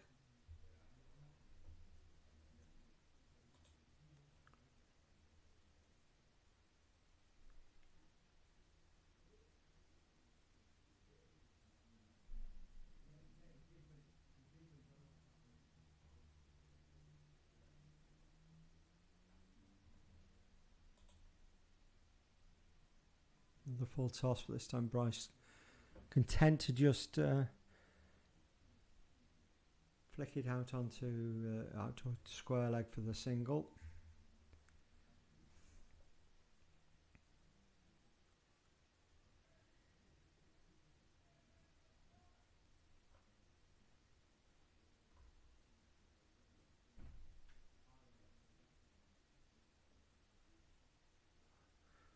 Oh, that's short and taken off, and Luke's tried to pull that one away, and the keeper's had to fling himself away to the right. He's got a good hand on. He's pushed it round the post, but they're through for a bye. So 4 off that over. 2-2-6 for 7. 5 overs to go. Now we might start to see a little bit of fireworks.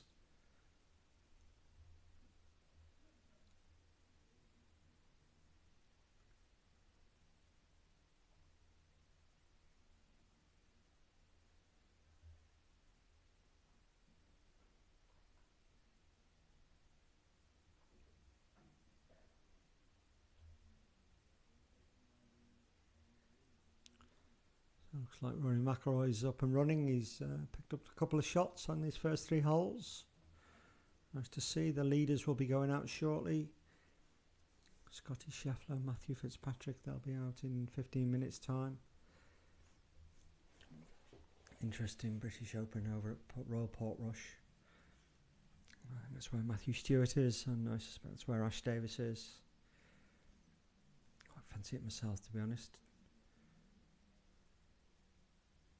Change your bowling now, and that's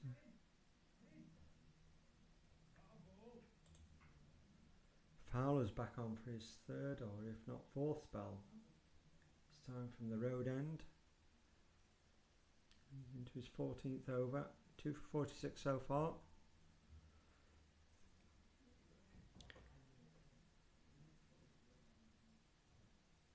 He's bowled very steadily, very nicely. Got a bit of life from the tennis court end. See how he goes here.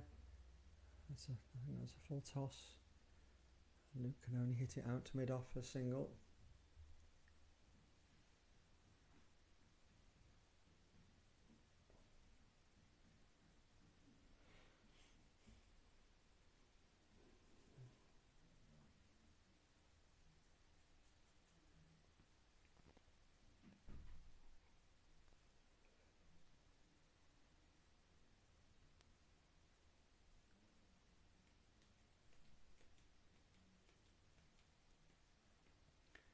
He'll change his round for the right-hander.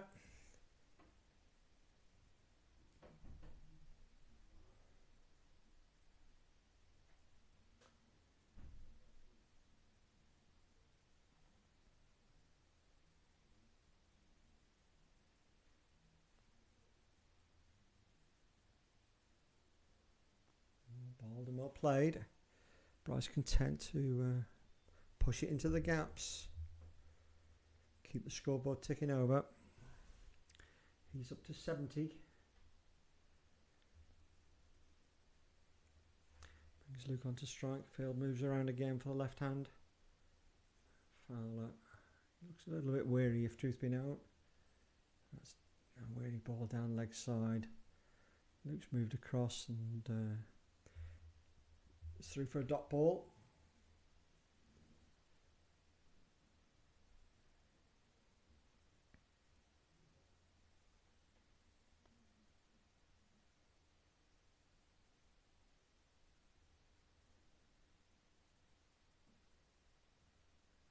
Again, just pushed up to the mid-off fielder for a single.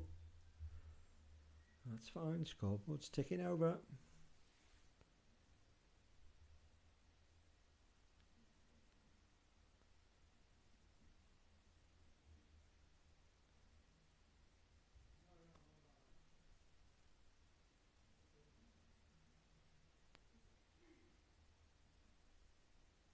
Good looking shot by Bryce, but there's a man down on the long off boundary. Just a single again. It's the 4th of the over.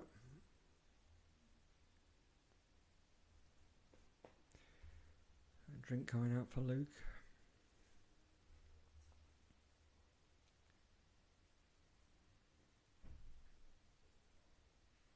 So there's any great need for instructions. 4 overs to go. 3 wickets in hand. Maybe time now to a little dart at it. Galley's going to continue from the tennis court end.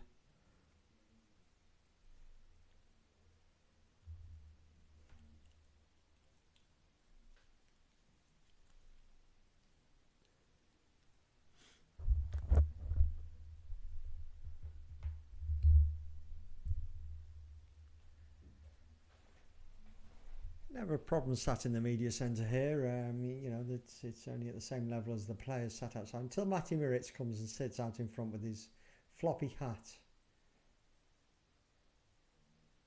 Right in line. No run there.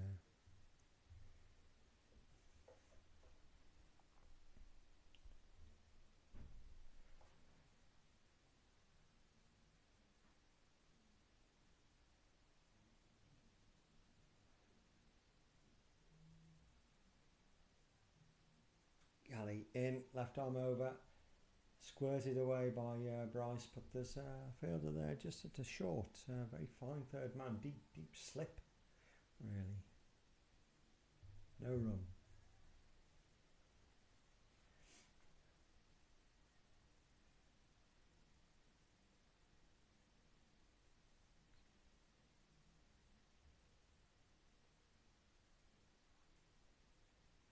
I was thinking about advancing down the wicket there, just held his position, tucked it off his hips for a single.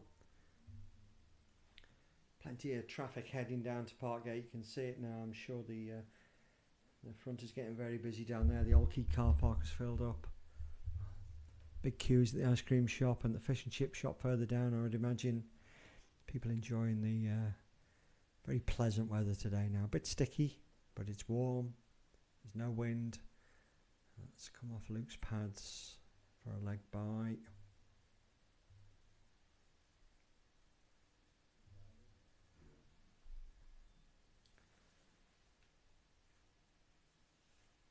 So to be fair to Galley, he's keeping a lid on this.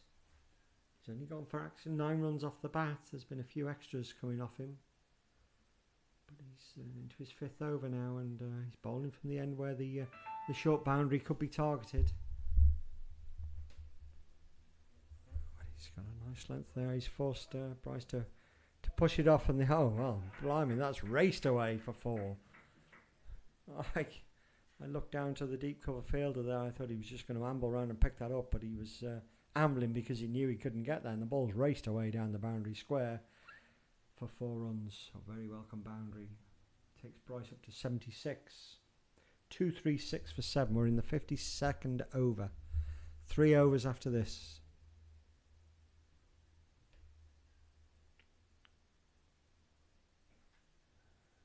A good shot as well. Well fielded, just didn't pick it up, so easy single. 7 coming off that. 52 overs gone. 237 for 7.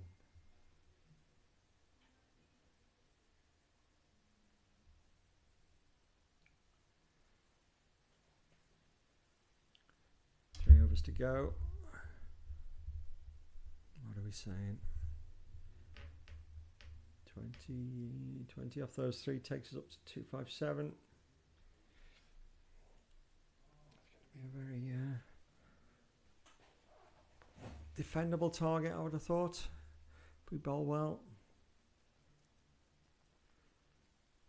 Fowler to come in for his 15th over. He definitely looks tired, and Bryce has got down on one knee and he's swept that away. Slog swept it down to the backward square leg boundary for another boundary. Bryce is into the 80s. It's been a fantastic knock, to be fair. And it's Chancellor's knock.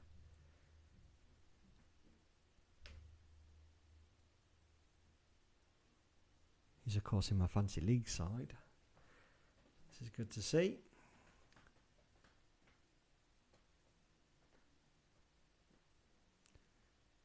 To be fair, I have both South Africans in my fancy league side. Both done very well for me so far this season. Bryce 1 out to long off.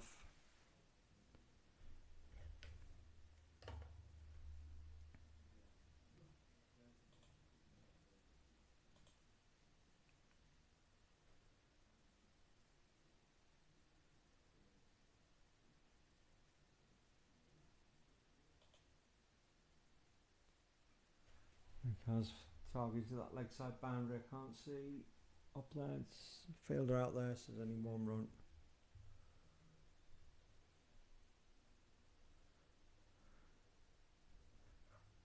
Templey 260 for 5, 47, 3 overs to go.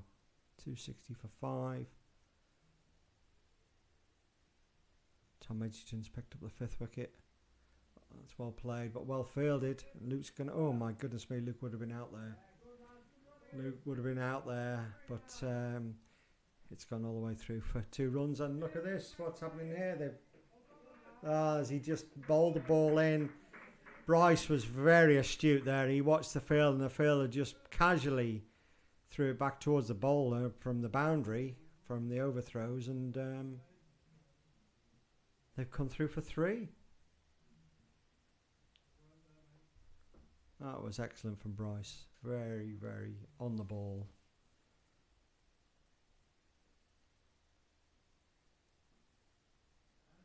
Gone deep in his crease there. He's hoping something to just stray onto that leg stump, and he's going to be whacking it away over the boundary here. But that was a bit straighter, so he's hit it down the ground. He'll take the single, put the strike onto Bryce. Bryce is on 85. Up to 247.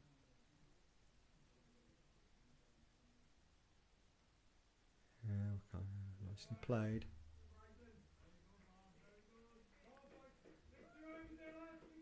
Okay, 11 off that over. That was really good. 248 for 7.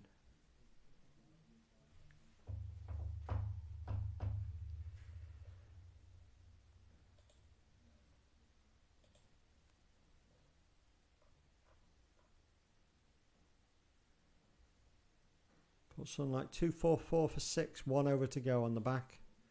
That's 244 is what we chased down last week. Obviously 1 over to go. 6 wickets. Who's in? Akshay's picked up another one. TJ Shetty's come back on and picked up 2 wickets. 1 for George. Jamie Ascott's picked up a wicket. So that's quite an imposing total, but I'll give it a good go. The 4s, I know they will. That one's short, and Bryce has stood up tall there and smashed it square. They've had that deep cover fielder at cover. And the last few boundaries have gone either square or backward to square. That one has, and it's gone like a rocket for 4. So Bryce, he's up to 90. And he's certainly pressing the accelerator pedal now. 252 for 7. What sort of a big finish can we have here? Galley's in, left arm over. That one's striking Bryce on the paddy. No run there.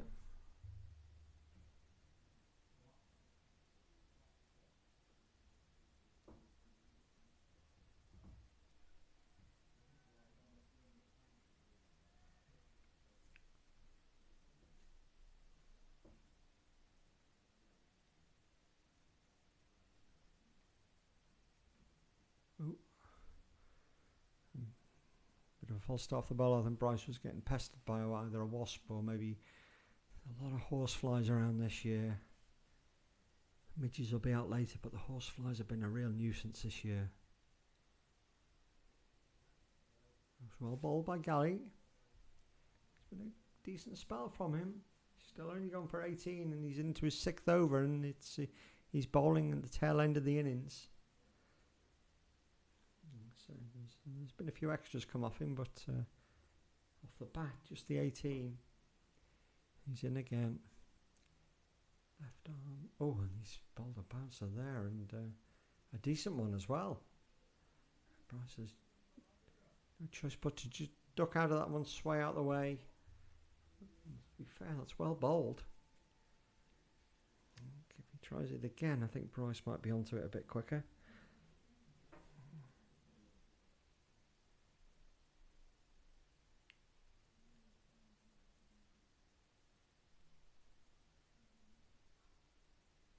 It's a little bit short, but just back of a length. Bryce content just to drop it out onto the offside for a single. 1 ball left in this over. 7 balls to go in the innings. There's Luke there. He's shadowing that reverse switch hit. I'm not certain he's going to try it off Galley. You never know. There is a man down at third man as it is, but no. Oh my word. It's well bowled. There's a bit of Yorker, and Luke's dug it out and not been able to squeeze it anywhere.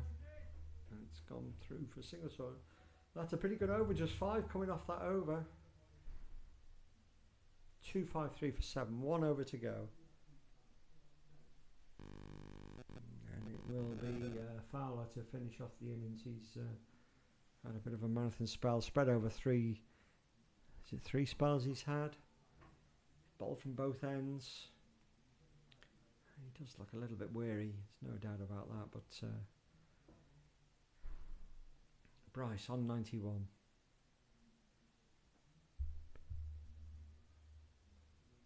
It's been a magnificent innings, no two ways about it. Probably the best I've seen from him. I didn't see his 150 early in the season, but I believe he was fortunate to have a couple of fairly straightforward catches drop, but he's this has been a chanceless innings. That's well bowled, and knock that back, yes. It's a well thought out, well planned, well crafted, and patient.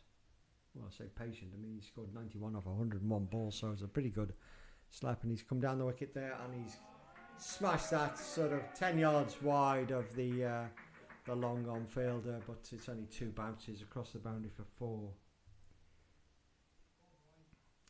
So Bryce is up to 95 and there's 4 balls to go. Dare we dream he can find a way to get to 3 figures. Either way, it's been a fantastic knock.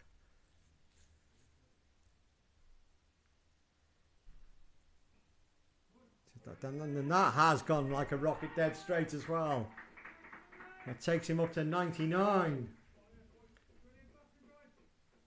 So now he's looking favourite to reach his 2nd century of the season.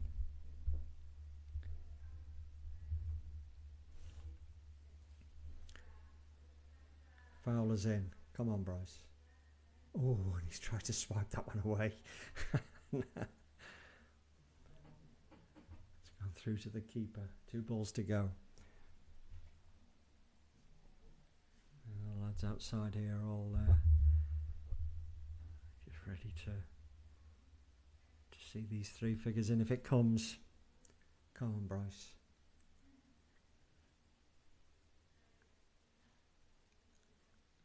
They're going to go through a single here. He's going to make it. Yes, that's it. And there could well be overthrows, but Bryce has run through. And that is a fantastic century. Absolutely fantastic batting from Bryce. Fully deserved. Really, really intelligent batting. Beautifully paced. And well deserved.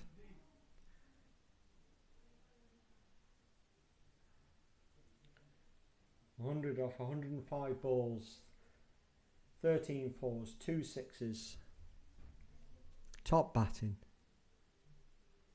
And we're very proud Alan. Batted very well indeed.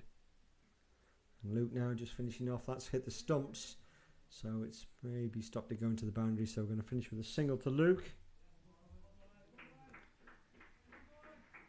And Neston finish on 263 for 7. Bryce 100 not out, Luke Jones 12 not out, and that is a really good performance all round. Couple of wobbles along the way, but very, very good patience shown, very sensible batting. And a really, really good innings from Bryce. Top marks. He's now got to go down and maybe jump in the shower, get himself ready. He's going to have to come out and keep wicket. Neston will be defending 263. Very defendable total, but who knows? But yes. Oh, hang on a second. I should switch that over.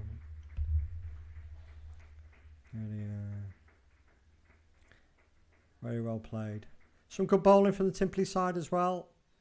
They stuck at it. They got themselves back in the game halfway through after drinks, and it was a bit of a to-in and fro-in battle there. But so yes, some great cricket, and I think it's going to be a really good game. Look forward to the second half. I'll just have a quick look around all the scores and then I'll leave you to it for half an hour or so. Let's have a look where we're at. Let's call in on the back pitch first. That should be all over now. Let's see what Port Sunlight ended up on 254 for 6. So that's going to be quite a chase for our fourth 11, but we'll see how we go. The twos, let's just refresh that and see where we're up to at Timperley. Timperley finished on 273 for 6, so that's quite an imposing total, but at one stage it looked as if it could be more than that. So 273 for 6. The threes, there's nothing on Play Cricket about the threes, and nothing coming through from North East Cheshire on the WhatsApp. And let's have a quick look around the grounds in the Premier League. Updates on that. Bowden, 83 for 6 off 31 overs against Chester. Hyde struggling 1-1-2 for 7 off 41 at Brooklands. Still nothing coming from Disbury. No idea what's going on in the Disbury Nantwich game. At Lindo are 151 for 1 off 29 against Oxon, so they're going along very nicely. As we know, Neston finished on 263 for 7 off 55 overs. And Widnes have done quite a recovery act there. 171 for 8 off 38 overs against Alderley Edge off 38 overs. So they've still got time to add some.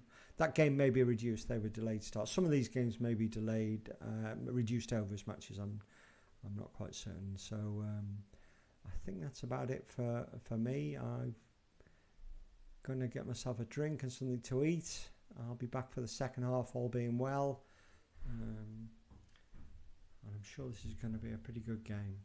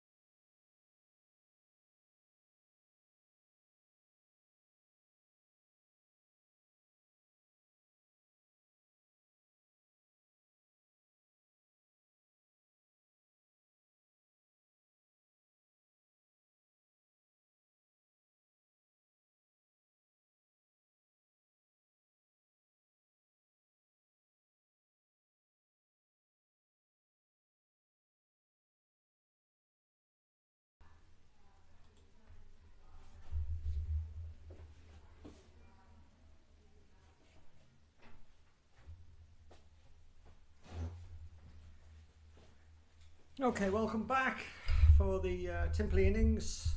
Timperley requiring 264 to beat Neston. Opening the bowling from tennis court end is Harry Donnellan.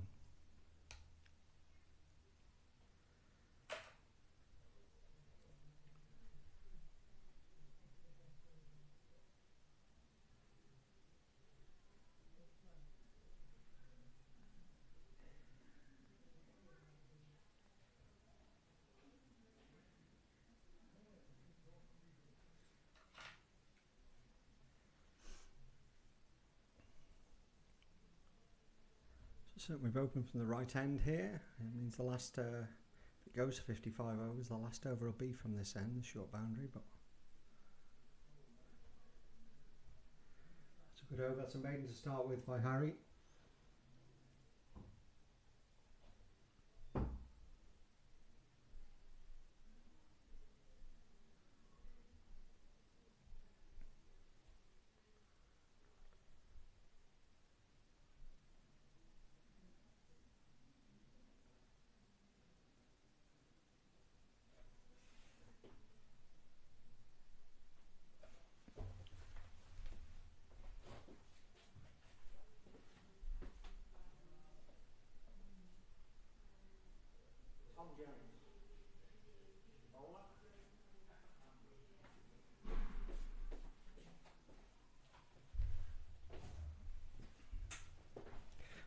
So this is a welcome sight as well. Coming in from the road end is Tom Jones, who I believe is almost back to full fitness. We've missed his bowling. His batting's come along really nicely in the intervening time, but he's coming in to bowl his first spell at full pace since breaking his ankle. He's just going down the way left side, and that's very well stopped in front of me here by Dom Smith, chasing that down. And that's going to be 2 leg byes.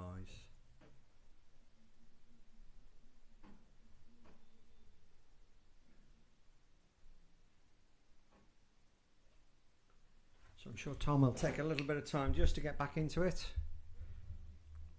But this pitch may have a little bit of help in it for him. And there he is. He's beating the bat on the outside there. Nicely. So the batsman, Matthews and Sorathia.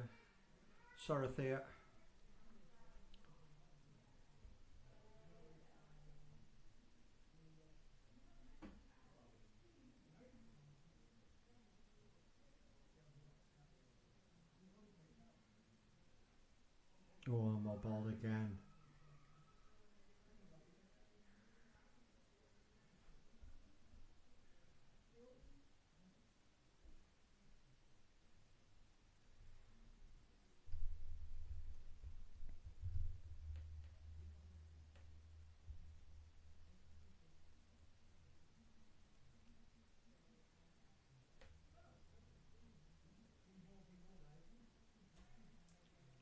Good start from Tom here.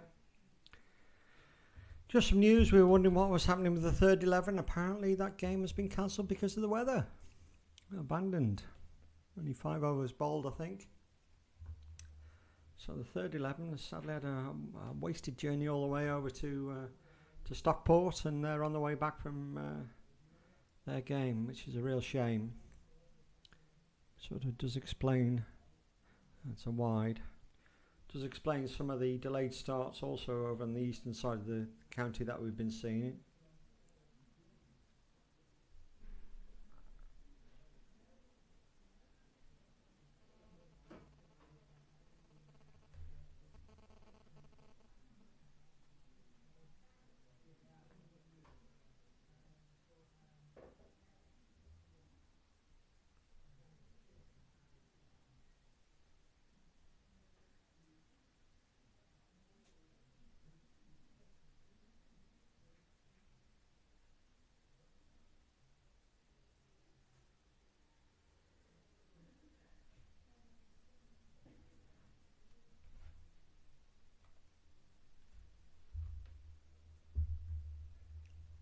It's a good start from Tom Jones.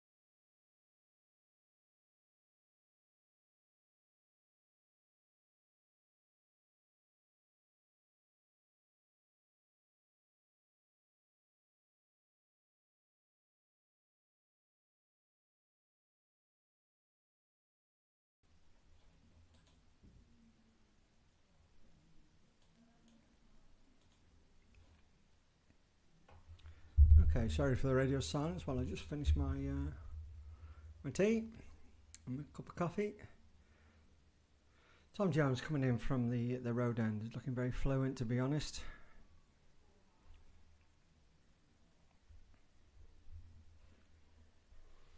We've seen 2 good overs from Harry Donnell. He's just gone for a couple of runs. And Neston will be looking to build the pressure here and pick up a few wickets along the way. That'll be great. And the white bus trundles down the Station Road towards Park Gate, and that's wide by Tom Jones, I think. No, he's not going to call that. Trevor's not going to call that.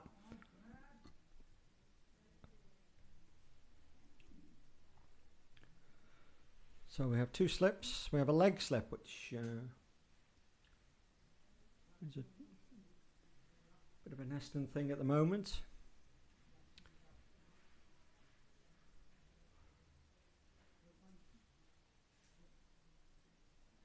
Generating a bit of pace, Tom.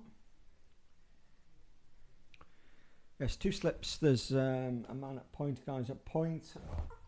Over there, looking out the window here, cranium out neck. Luke Jones is down on a wide 3rd man boundary. Guy Bradshaw's just in front of point. Matty Merritt is at mid-off. There's a mid-on in there, mid-wicket. Oh, well, that's a good... No, I don't think so. Bit of a shout. Okay, just the one off the over from Tom. Good start. 6 for none. 4 overs.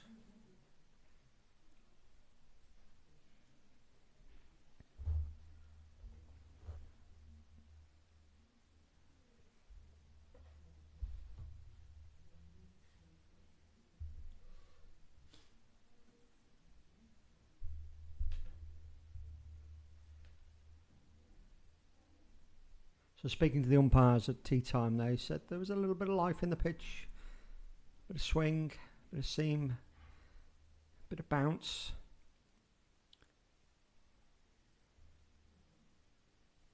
And it's just pushed down through the gully area for a single.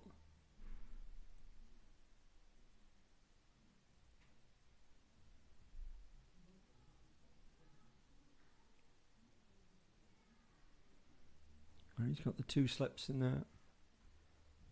Backward point to cover. Manning short on the catch at extra cover. Oh, it's just bounced enough to beat the bat. Luke Jones at mid-on. Matty Merritt's at mid-off. Dom's in the box in the mid-wicket.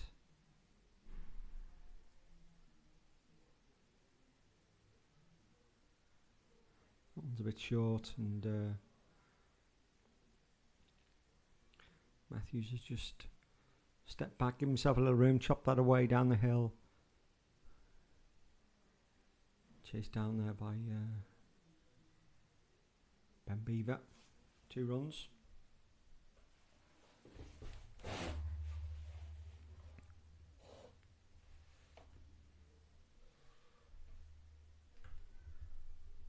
Short again. That could be out, and that is out. Well, that's a bit of a sucker blow, that one. That was short, and the batsman got himself into a horrible pickle. And all he's done is just lifted it out to backward gully where it was taken by. I just can't see who it was.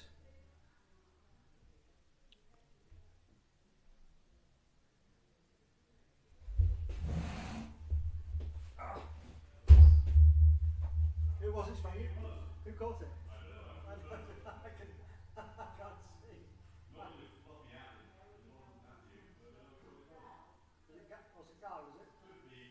Was it floppy hat? No, it wasn't. Guy, I think.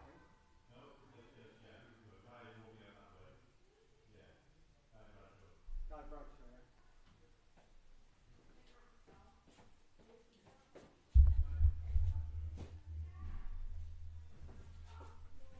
yeah. Who's the new bar?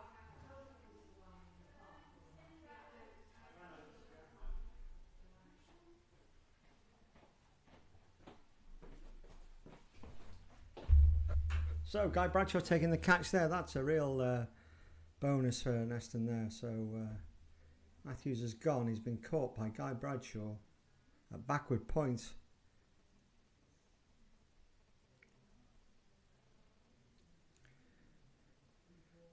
And the new batsman is Tim Reynolds.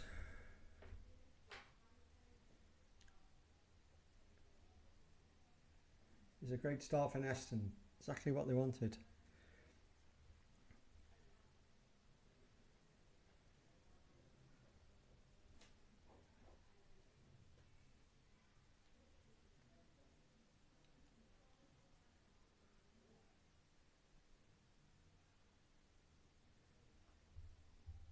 So Harry Donald's made the initial breakthrough. And Templey on 9 for 1 off 5 overs.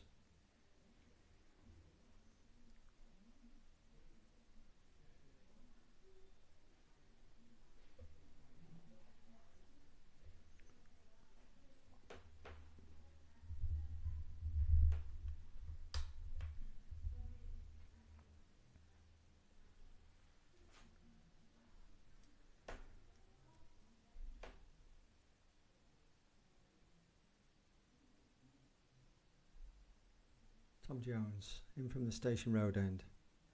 Bowling to the left-handed Sarathea. Beating him outside the outside edge. And got another slip gone in there. 3 slips and a gully in there now. Neston looking to exert a bit of pressure here. Let's see if they can make early inroads into this Timperley batting attack. So far so good. Oh, and Tom's looking really good. He's looking really sharp, and again he's beating outside the off stump. Just looking for that little nick.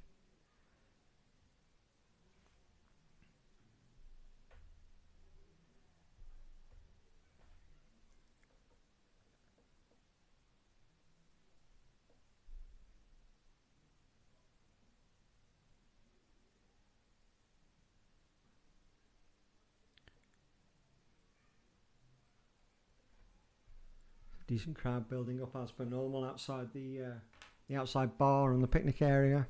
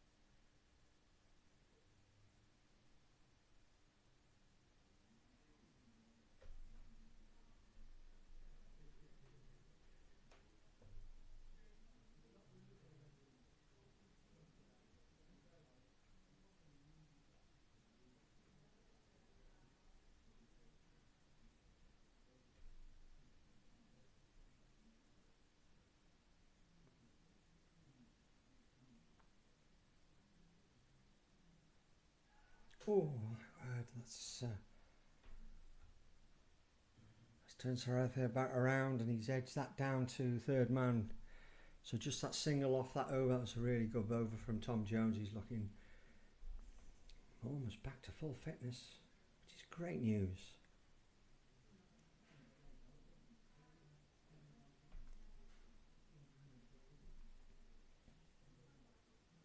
Six overs gone, 10 for 1.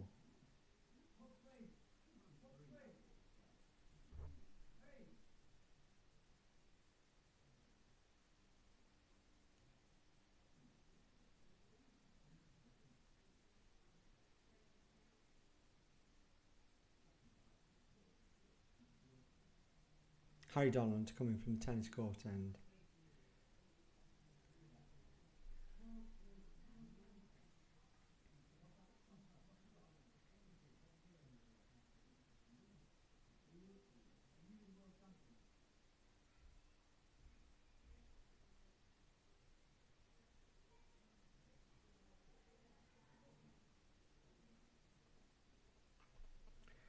imagine Harry's going to make them work very hard here. You're not going to give anything away. See him bowling all the way through unchanged through his 17 if needs be. No quarter given.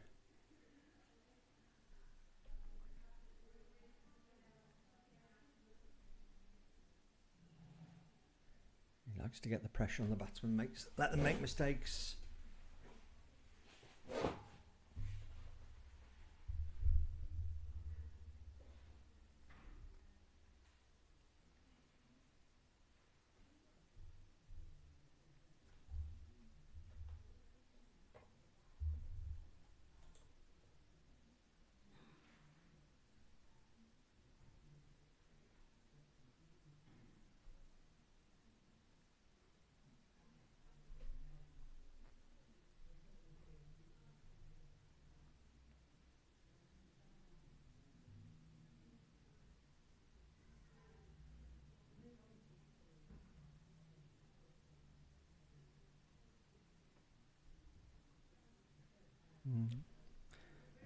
Got a man out there at deep point, so it'll just be a single. Zach Rogers out there. Just that one run off the over. So 7 overs gone through already.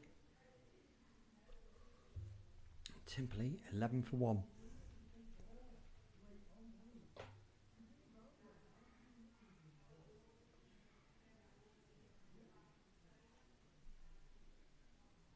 Quick look at the golf.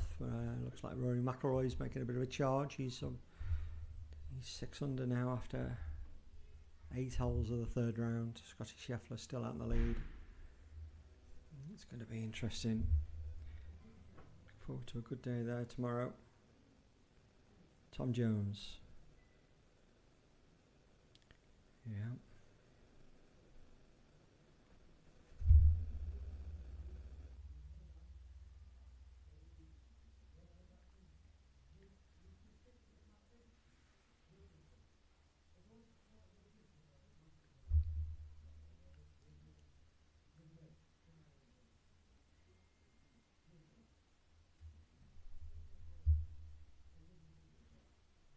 Good bowling by Tom. He's settled into a really nice rhythm here. And this bodes well for the rest of the season if Tom's back to full fitness.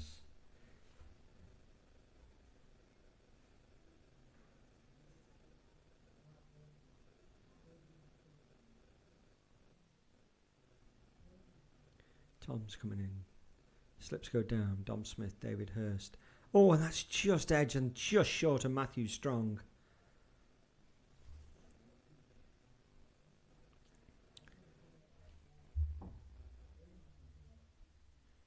He was quite unbelievable in with the catches last week.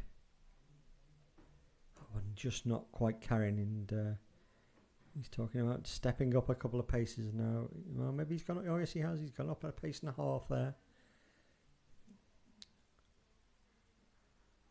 That one's again not convincingly squirted off the outside edge. They come back for 2, and they'll get 2.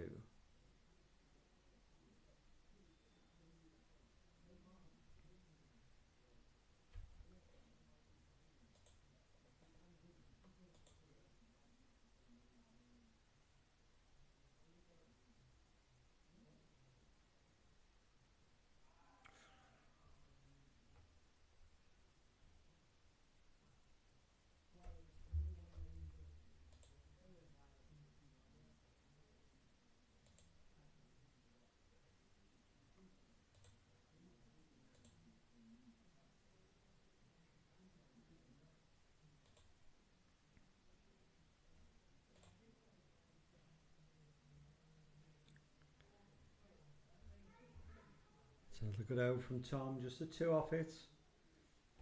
So this is a very tight start by Neston. Timperley 13 for 1. 8 overs have gone though. On the back pitch, the fours have lost an early wicket. Congreve's gone. He's out for 1. 5 for 1, chasing 254 on the back pitch. Russ Thompson and Akshay are the not out batsmen.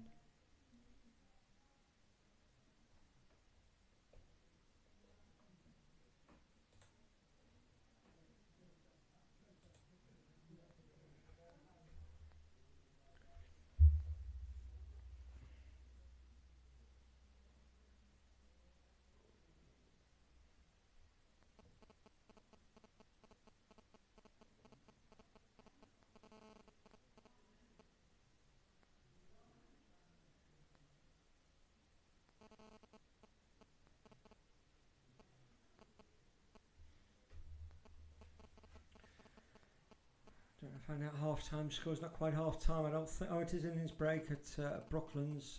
Hyde have been bowled out for 139 by Brooklands. That's well fielded by Matty Ritz.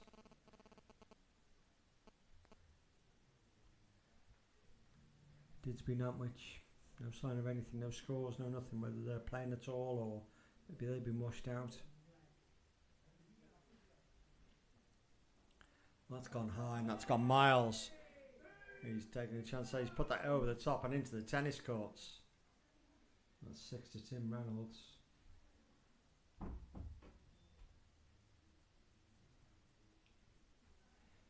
Lindo, they're going nicely. 204 for 4 off 40 overs against Hoxton. Again, these games may have been reduced in overs.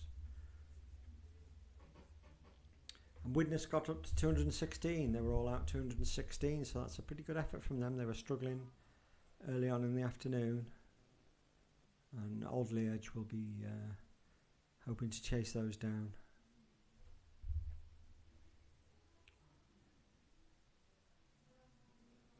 They're giving themselves a good chance there, Widnes.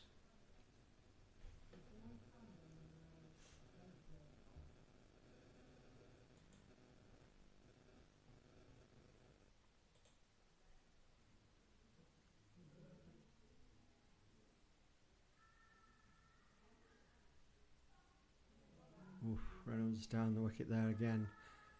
With aggressive intent, he's just got an inside edge onto that one.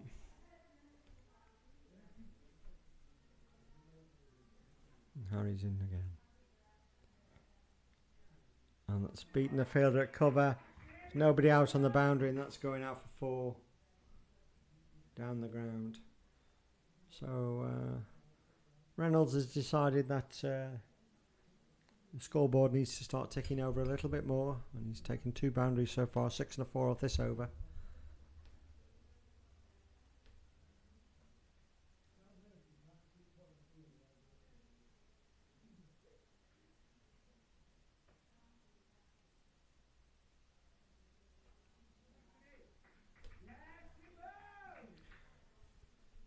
Nine overs gone, 23 for 1.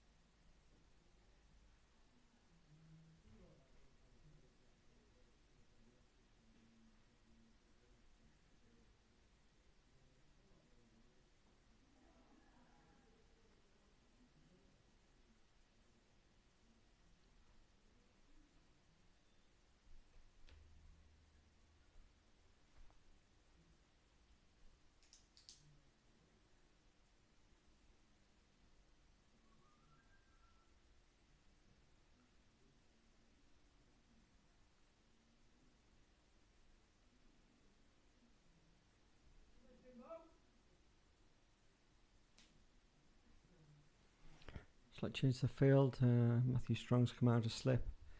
He's gone in relatively short into the box at mid-wicket.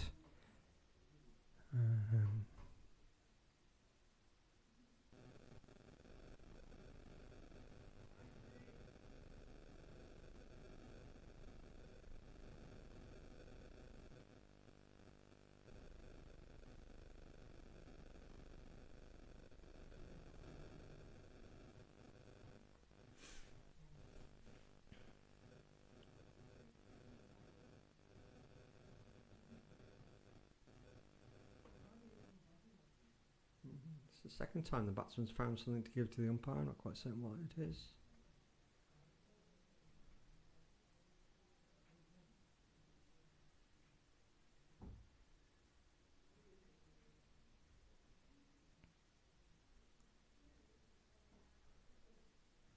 That's well fielded by Strongy. Good hand on it. Saved a few runs there. Still get through for a single.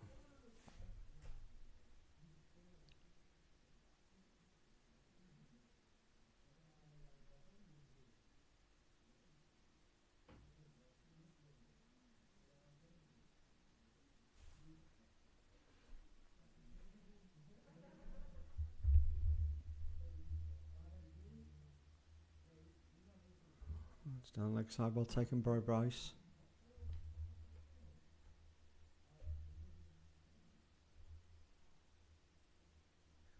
It's getting particularly hot in this this little box here. I have to put the fan on, and you may have to put up with the noise of it.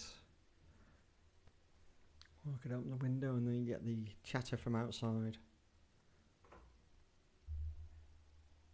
It's generating a bit of pace. Tom Jones coming through very nicely. End of another over, just 2 off it. Tom's bowled 5 overs, none for 7 so far. It's a good return to the game. Oh, good return to bowling for him. 10 overs have gone already. 25 for 1.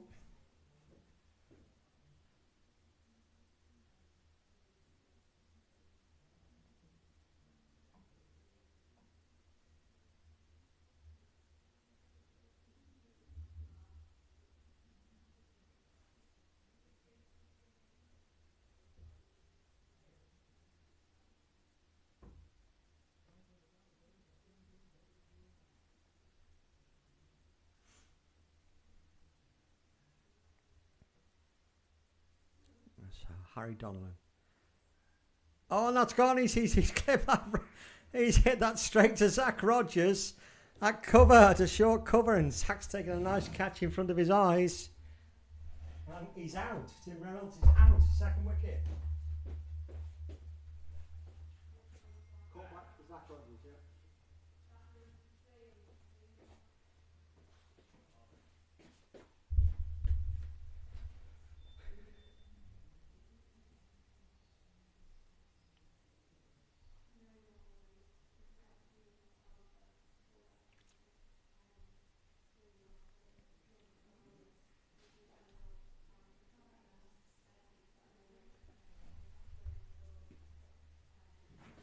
This Ashmore.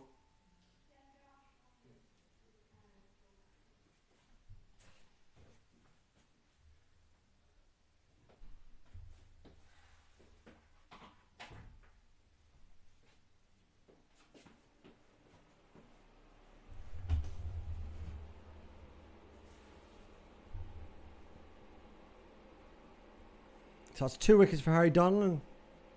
New batsman is Joe Ashmore, who bowled so well earlier on. So this is a great start by Neston. As another bus goes back up Station Road. Put the fan on, you probably hear that. If it's too much, message me, I can switch it off. But it's a nice refreshing breeze in here now.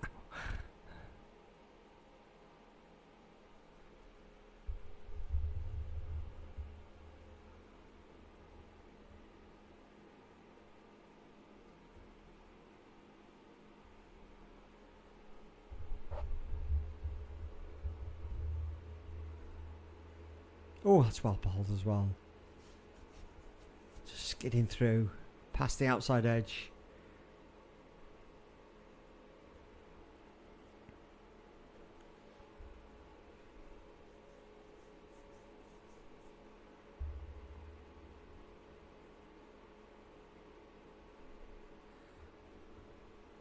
We always knew Harry Donlan coming back would bring a real degree of control to our bowling attack that we've not always had over the last year or two. Harry now coming in and bowling his 17 overs from one end is it's always going to be really good.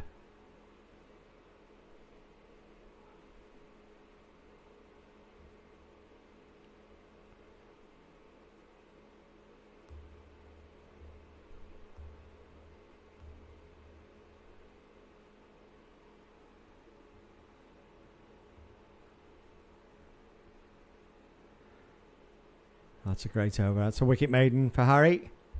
6 overs, 2 for 16. Templey are 25 for 2 after 11 overs.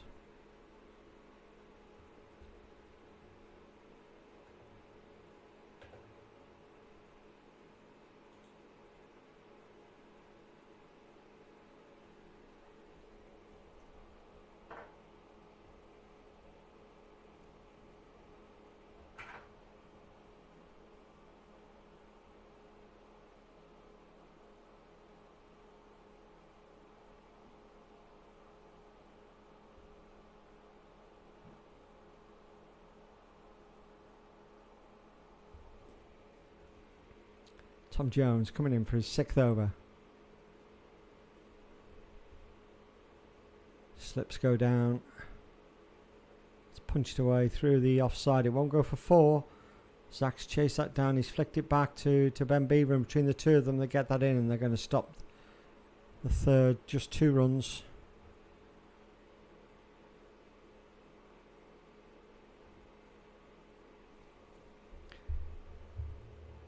The cloud cover has stayed much the same all afternoon. A few patches of blue sky, some light, whitish clouds. Again, no problem with the weather. That's driven through the extra cover. That probably will go down the hill for 4. Over pitch by Tom, and for the first time they take advantage, and it's away for 4.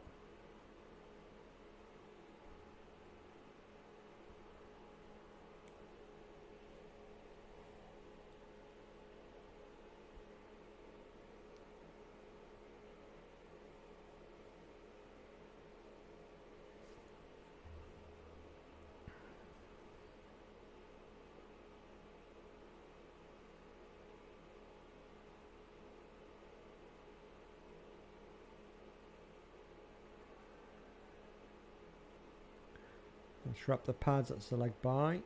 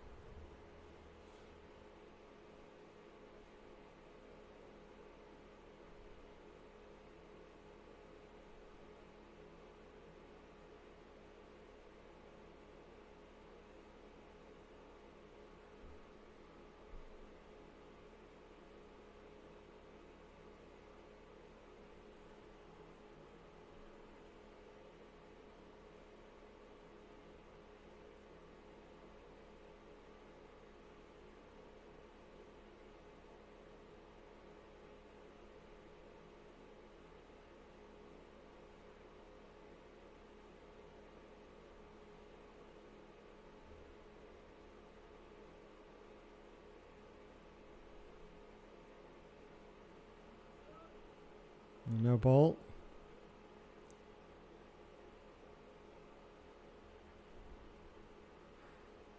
There's no ball of the day. Tom just overstretching that.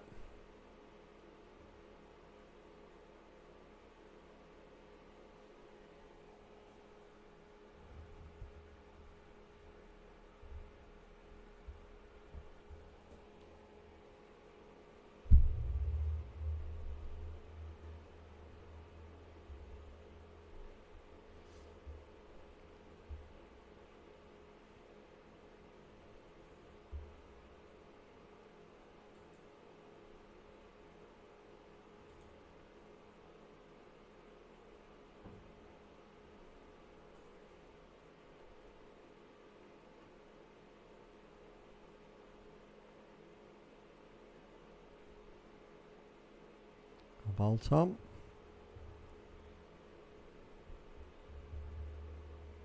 It's the end of the 12th over. 33 for 2. That's probably a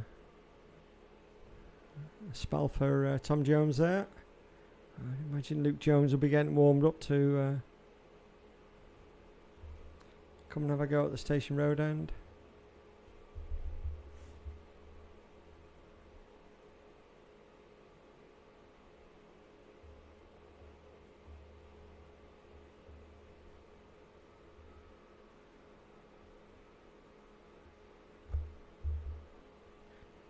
But from the tennis court end, it's going to be Harry Donlan coming in for his 7th over.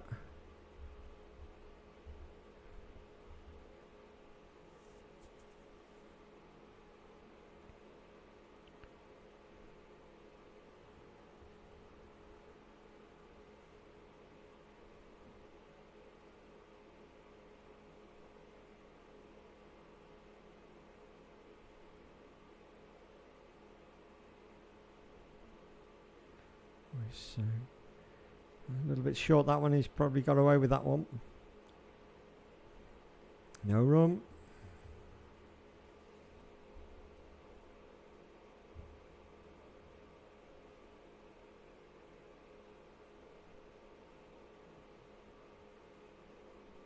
Again, pinning the batsman in the back of the crease.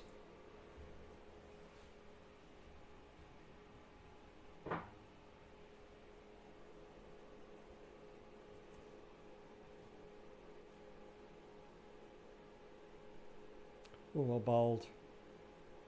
Slightly quicker, I think. Just finding the edge, but angled down and one bounce to Hursty at second slip.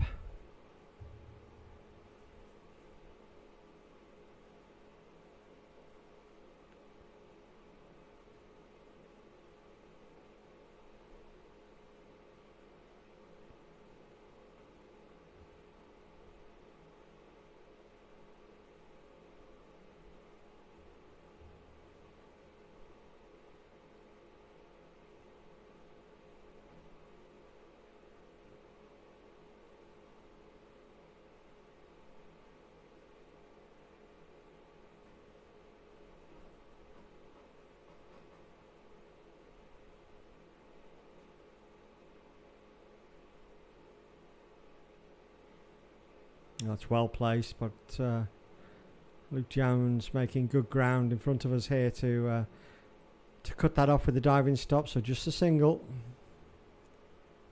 Another good over.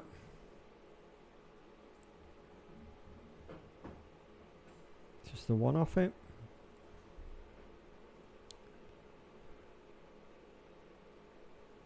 No, it is to be Tom Jones still. Yep. 34 for 2. 13 overs gone.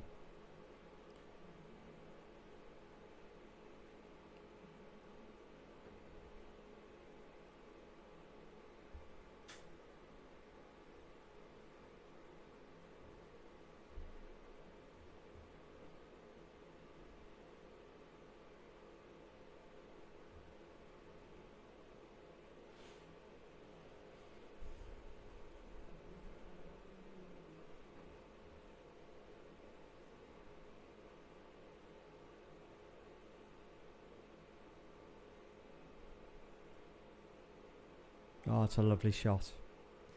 Bit of width there, and he's crashed that through the covers for 4.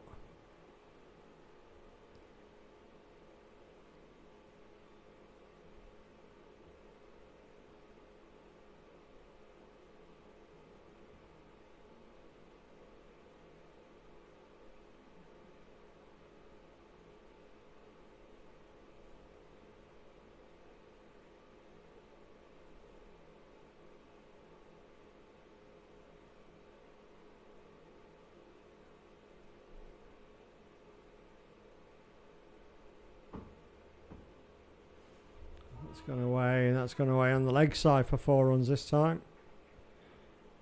Just a little bit over pitch from Tom.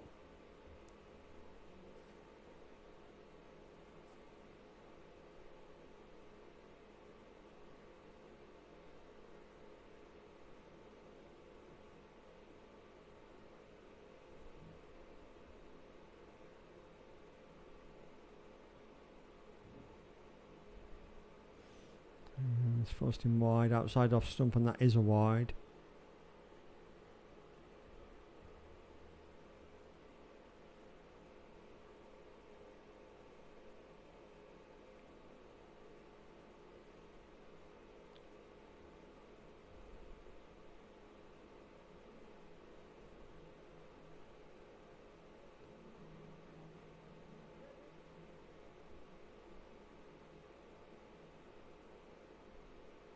Oh my word, and that's gone wide down leg side. Not a hope for Bryce to cut that off. It's actually been giving us byes.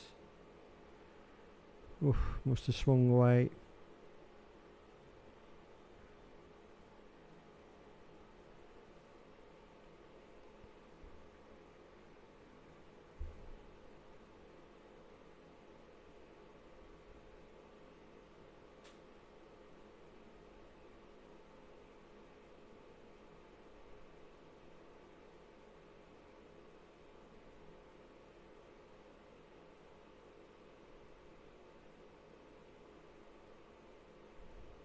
Oh, that's a decent ball.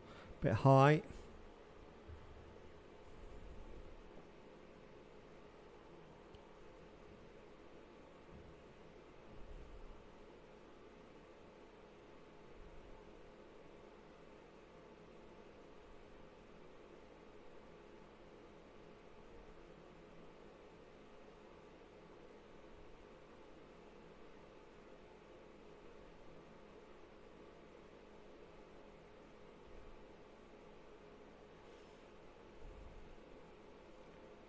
It's going to be 2.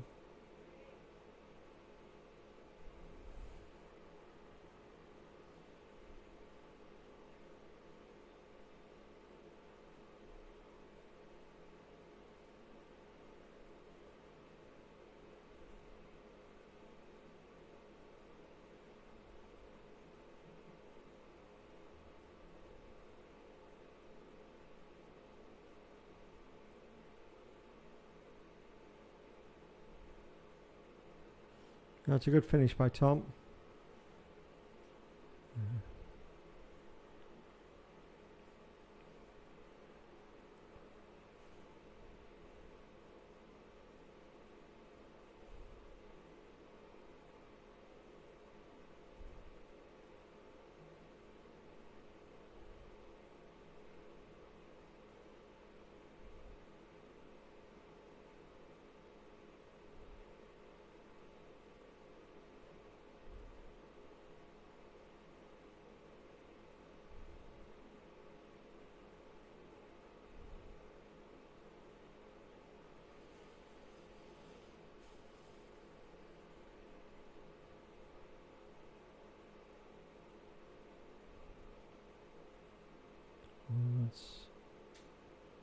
Ashmore coming down the wicket there. Not convincing.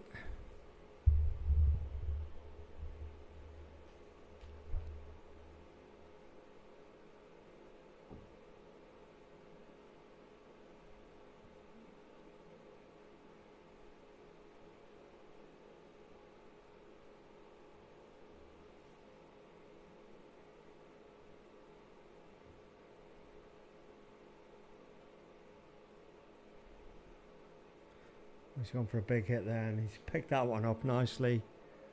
That's one bounce over the deep mid-wicket boundary for 4 runs. Ashmore's off the mark with a big hit.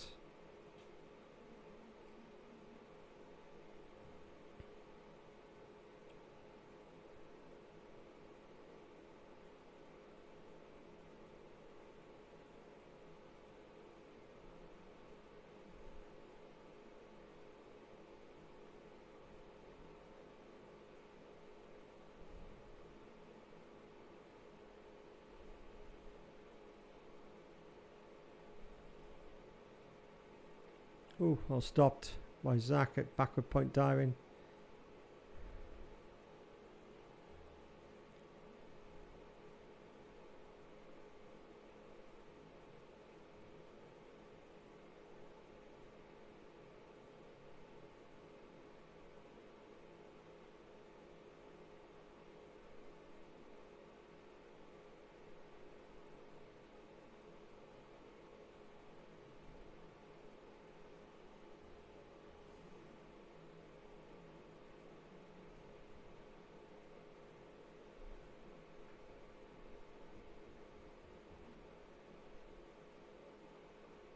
was that. That's got to be close. Oh, and I think the umpire signal is just going down. Well bowled. Just the 4 off it. That one big hit. We are going to see a change of bowling now, and I think it's going to be Matthew Strong coming on to bowl.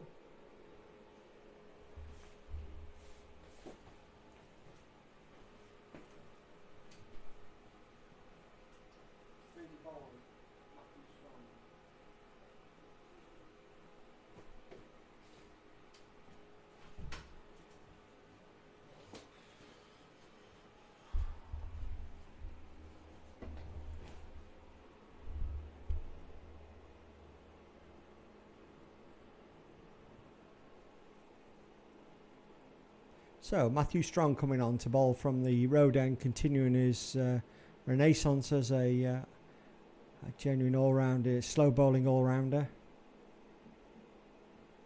He's going to bowl around the wicket to the left-hander. Screens will need splitting. And the sun is really starting to break through now. A really pleasant afternoon, late evening. It's going to be really nice.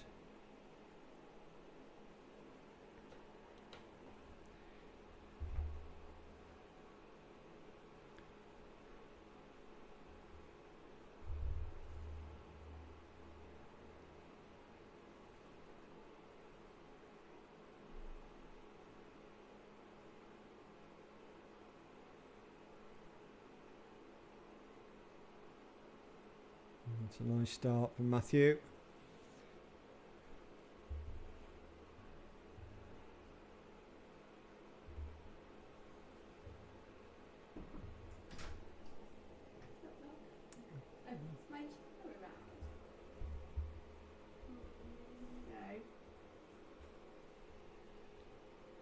It might be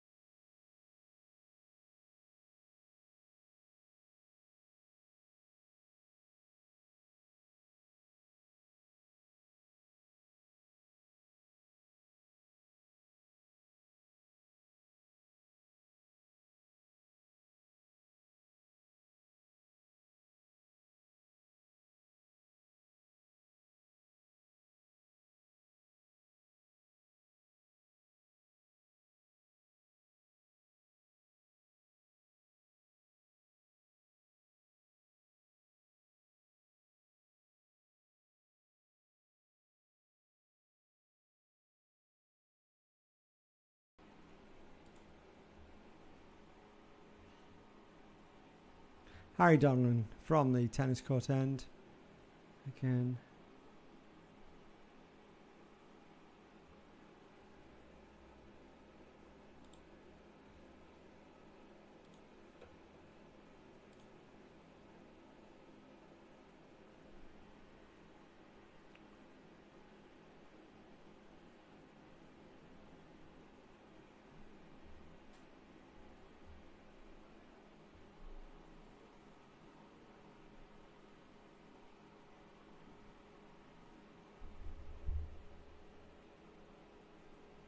It's a little bit short. Chop away through the covers. I don't know what's happened there. It's out of my view there, but I think something's gone wrong on the boundary. It's gone for 4.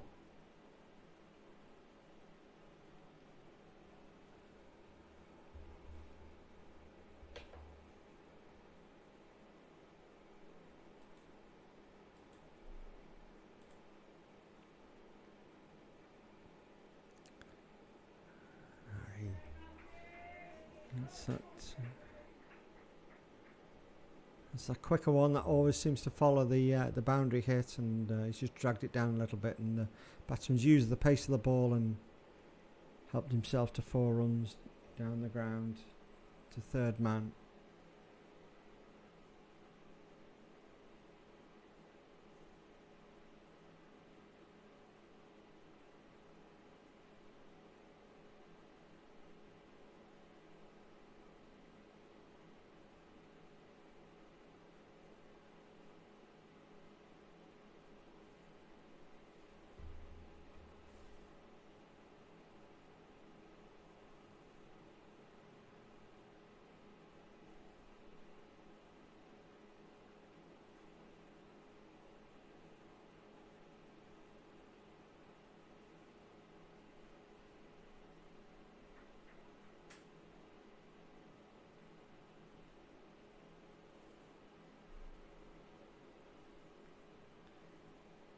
"17 overs gone, 63 for 2.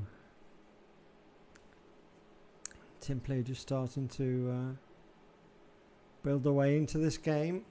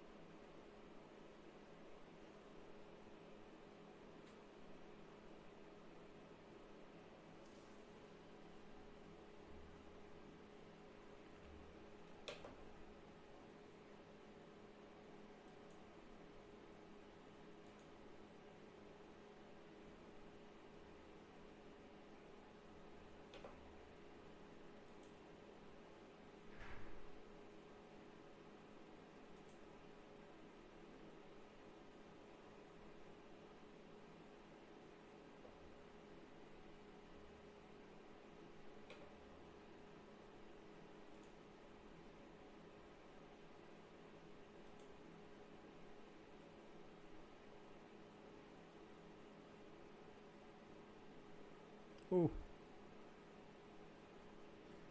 Chopped down into the ground, and Bryce is round to pick it up. One bounce, one hand.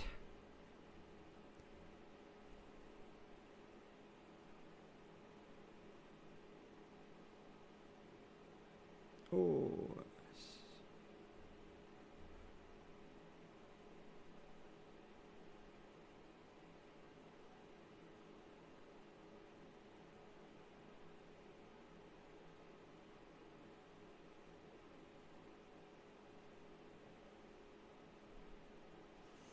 Straight down leg side, and Sarath has pulled that around for 4 down to here in the media centre.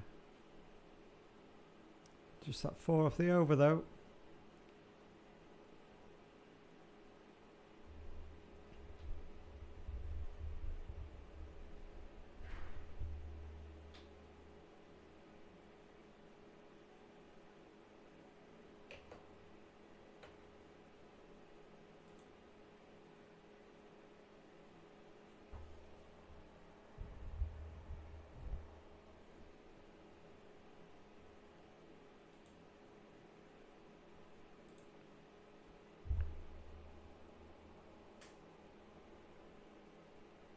The twos are 11 for 2 in their reply to Timperley's 273.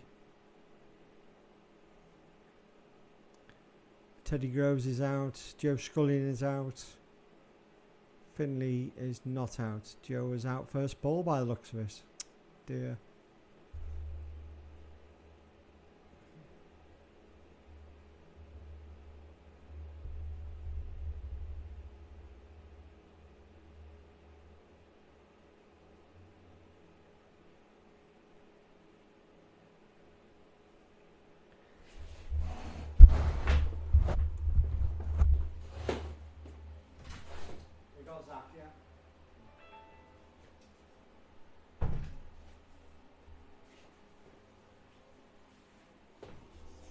Okay, change of bowling at the tennis court end, and it's nice to see Zach Rogers back in the action.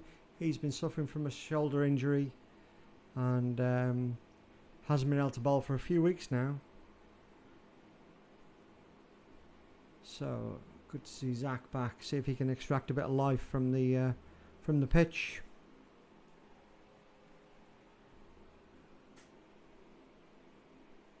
He's bowling to 3 slips.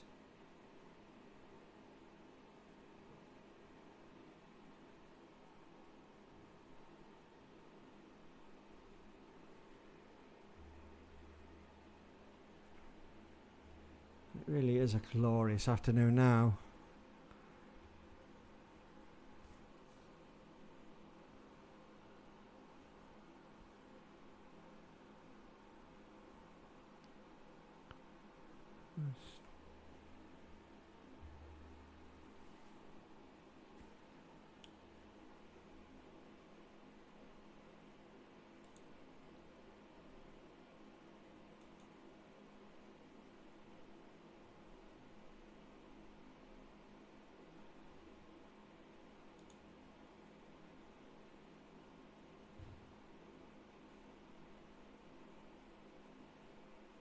Down for a quick single. Harry's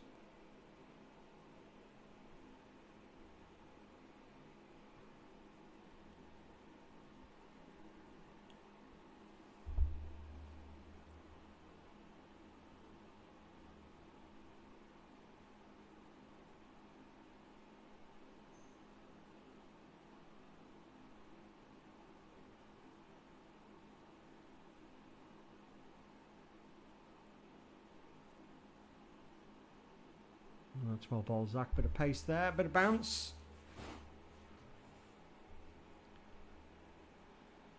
Two youngsters back in action this game. Tom and Zach. It just provides another dimension to our bowling attack, particularly with Stewie missing. Still got Luke Jones to come on and bowl. I'm sure we'll see plenty of him later on.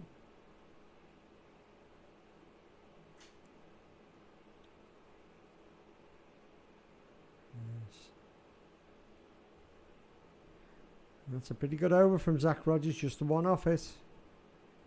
Nicely bowled.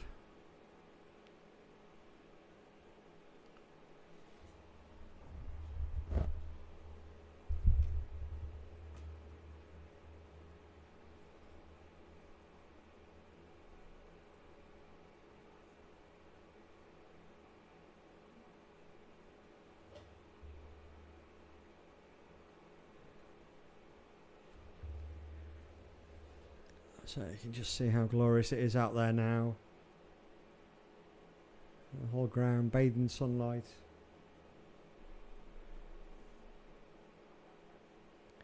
Matthew Strong to come in. And Ashmore advancing down the wicket and driving it through the cover area down to the old Key car park boundary for 4.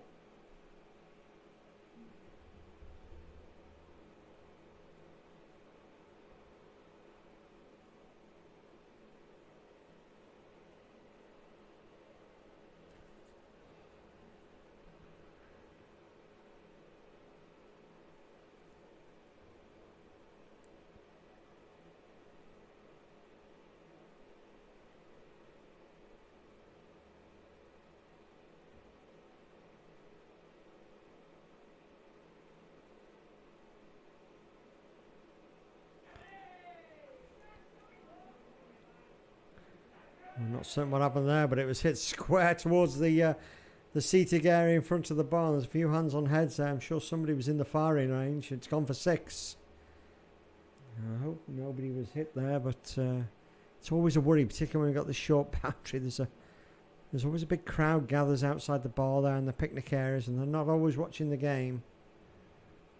I'm assuming no damage done.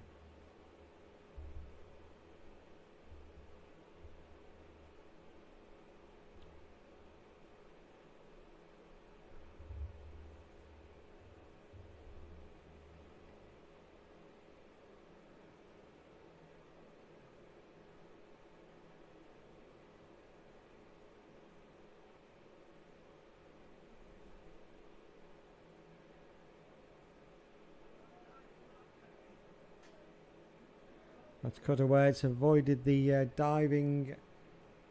dive from Guy Bradshaw, and that's gone away for 4 runs as well.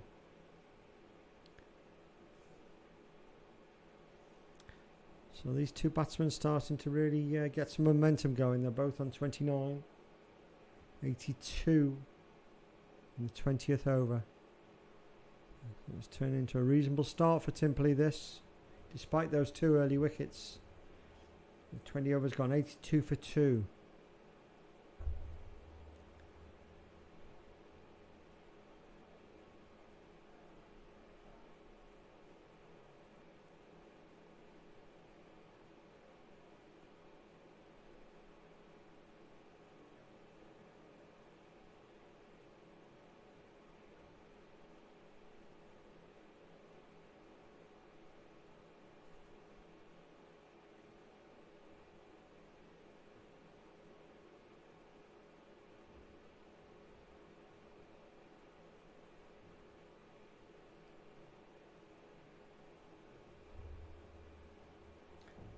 Zach to come in for his second over. That's shorts in the air. Oh, and it's just evaded. I don't think Matty Merritt's picked that up early enough. Oh, it was just tantalising. Just curling away from him. And he threw in a last minute dive, but it was just out of reach.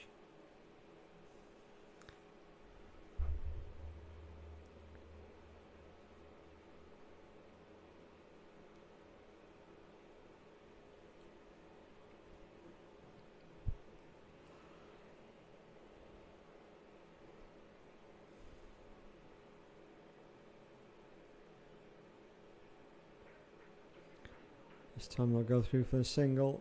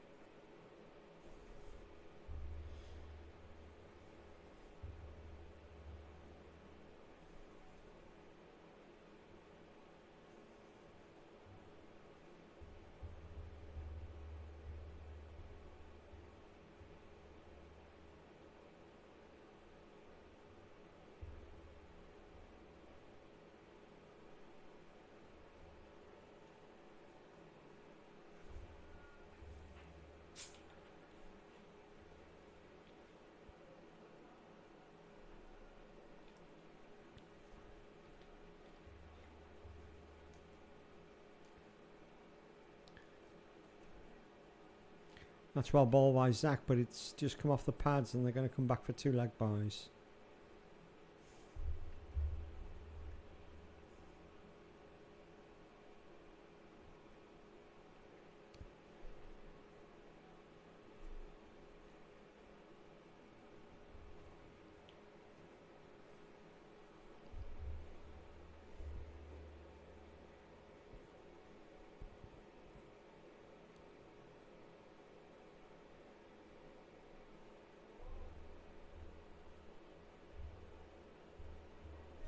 And that's again, that's gone through the gap between gully and third slip, and that's another 4. So runs are coming pretty quickly now. And Neston just need to stem this flow, find a way to pick up a wicket or 2, get back on top.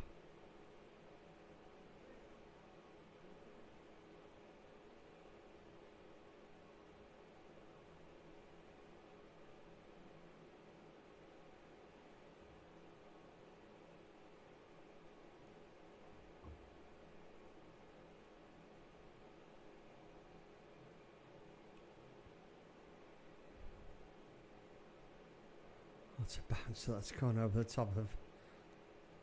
It's been called a no ball for too high.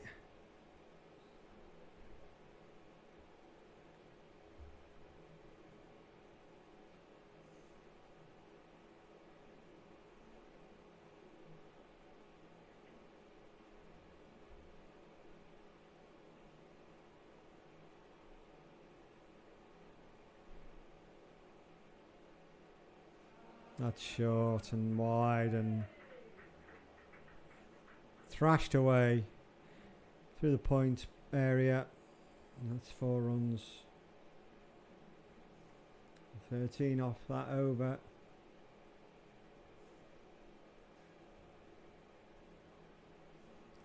And the score's gone up to 95 for 2 off 21 overs, so yeah, Templey have really switched the balance around in this game at the moment. Nothing a wicket or 2 wouldn't change.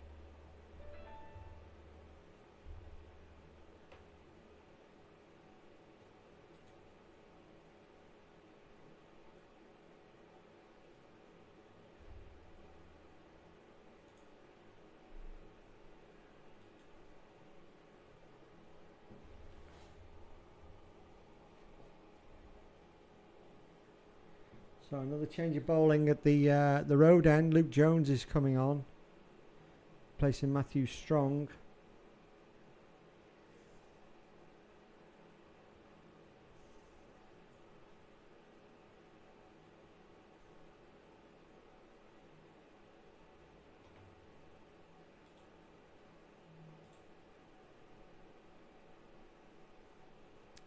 I need all the experience of Luke Jones now. Just to halt this tide and get back on the front foot.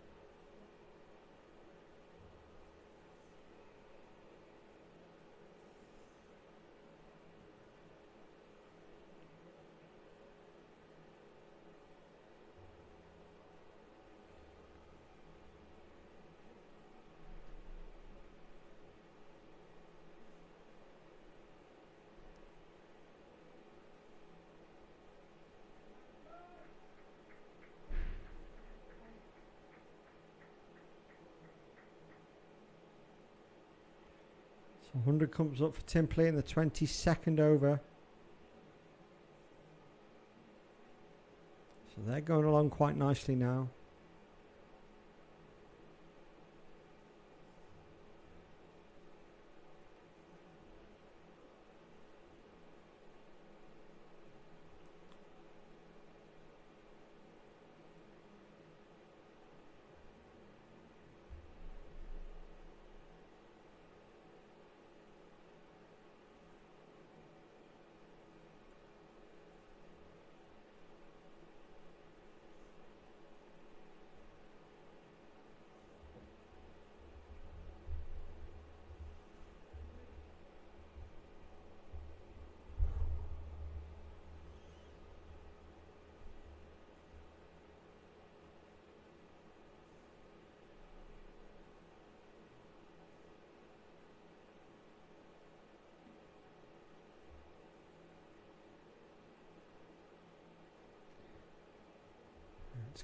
It's Zach Rogers to carry on.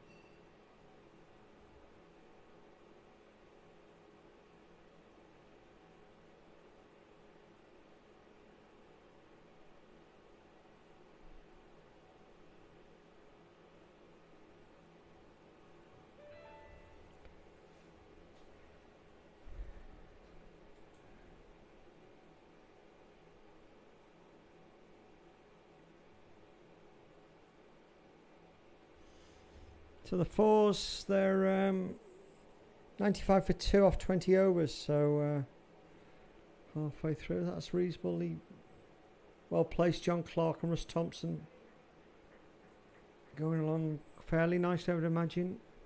Means Congreve have an act share out. So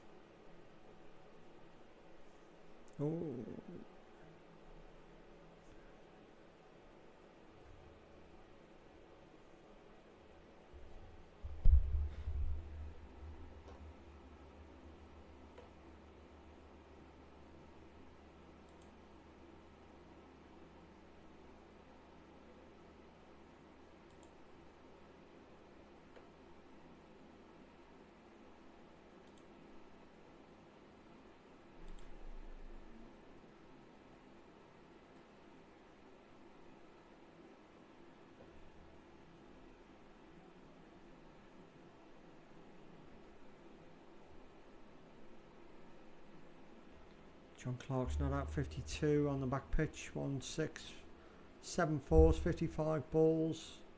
Russ Thompson 33 not out. So if they can keep it going and get us into the last 10 overs with a chance, to be fair, it may have to be those two.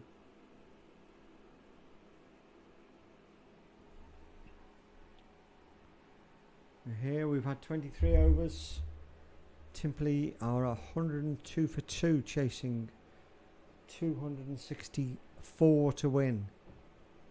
Luke Jones bowling at the road end.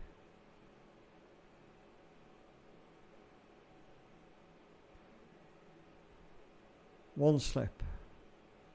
There's a point, there's a deep cover, there's an extra cover, there's a mid-off, mid-on.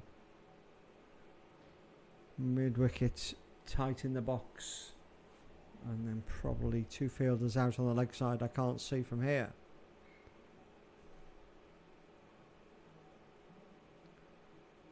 Let's drop down, that'll be a single.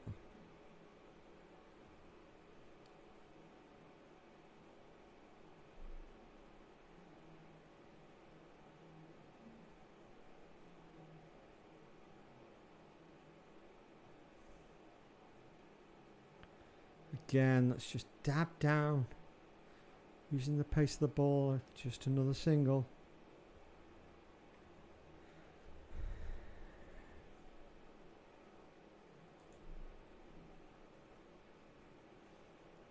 Let's see.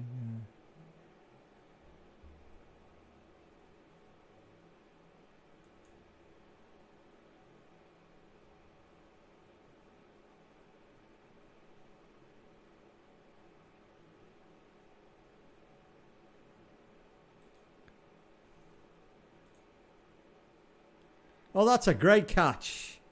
Matthew Strong again has one-handed clutched that out. Sir Arthur was looking to dab that down again, but it's just probably come off the top edge. And Matthew Strong, he doesn't miss much in the slips there. Let's have a look at this one on the replay. You can't see it. But that was a very important snaffle from Matthew Strong, and the dangerous Sir Arthur's gone.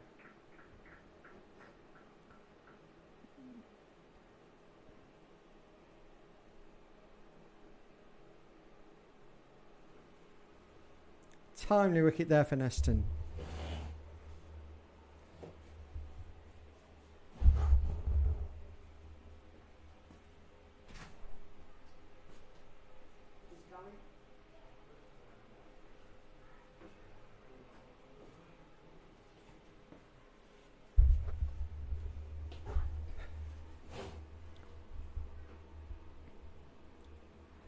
That brings Galley to the wicket, 104 for 3.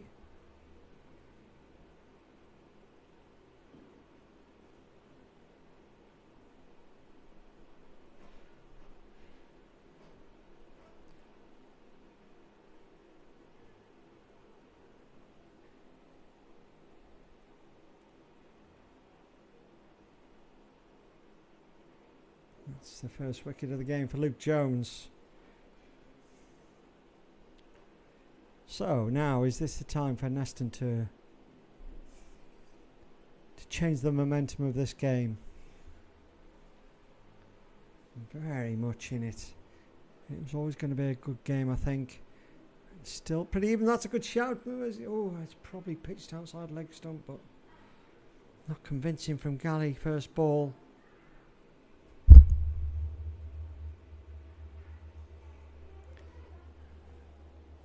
Neston be looking to go bang bang here. Oh, and that's just come off the edge as well, and that's gone through the third slip area, and it's going to be chased down and well.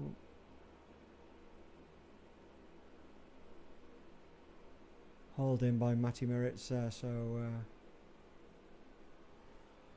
2 runs.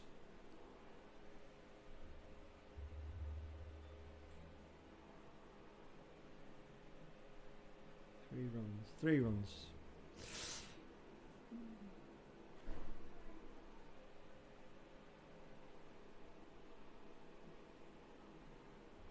So there's the breakthrough. Well done, Luke Jones. 107 for 3. 24 overs gone.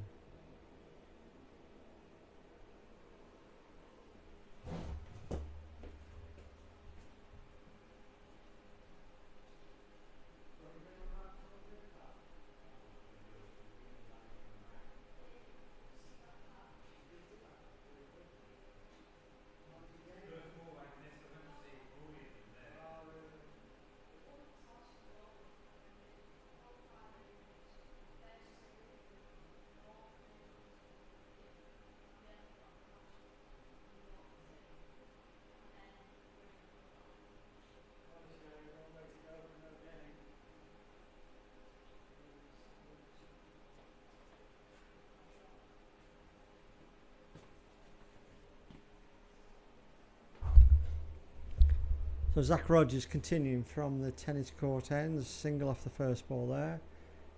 Galley's off the mark. Oh, he was off the mark. Galley's up to 4.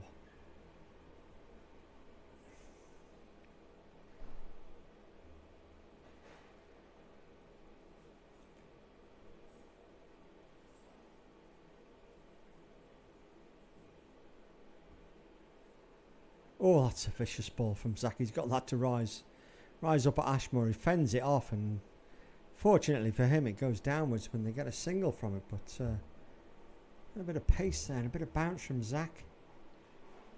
He's certainly got it in him to do that. It's finding the consistency and learning and just getting familiar with putting the ball in the right place all the time. He's in again.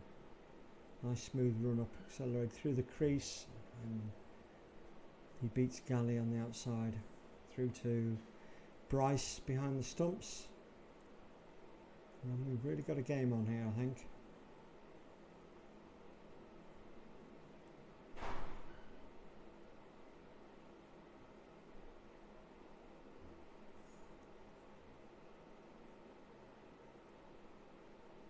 Perhaps less so at Templey, where the 2s have slipped to 28 for 4. That's a wide ball.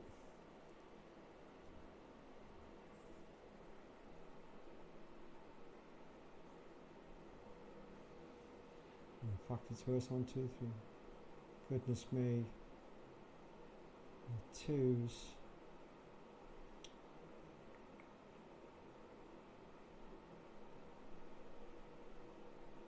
And 28 for 4, the 2s.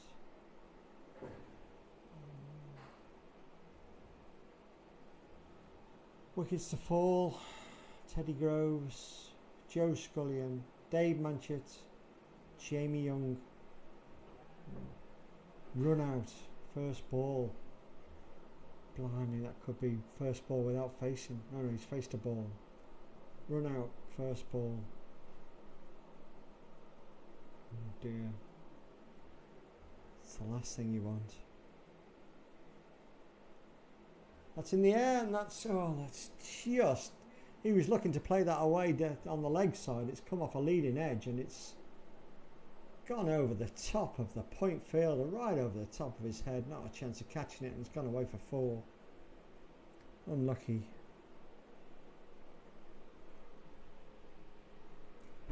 This is a decent spell from Zach Rogers. He's showing plenty of signs of troubling the batsman. Just needs that little bit of luck to go his way. Unlike Jamie Young, it's bad enough being out first ball, but being out first ball run out. I feel for you, Jamie. Nothing worse.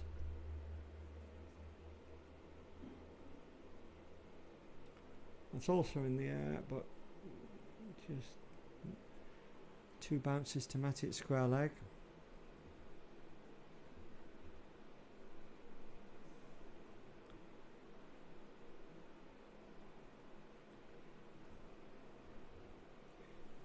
"25 overs gone, 114 for 3.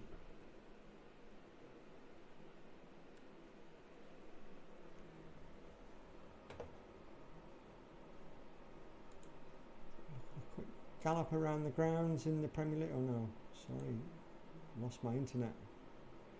Here we go. Chester, in reply to Bowden's 161, are 12 for none.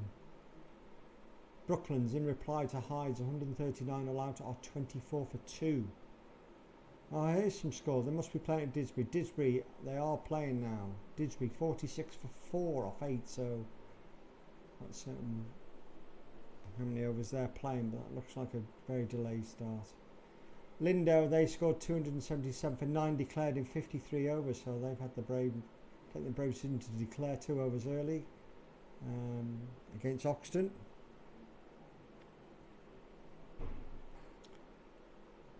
And Widnes, who scored 216, all the edge in reply are 57 for 2 off 12.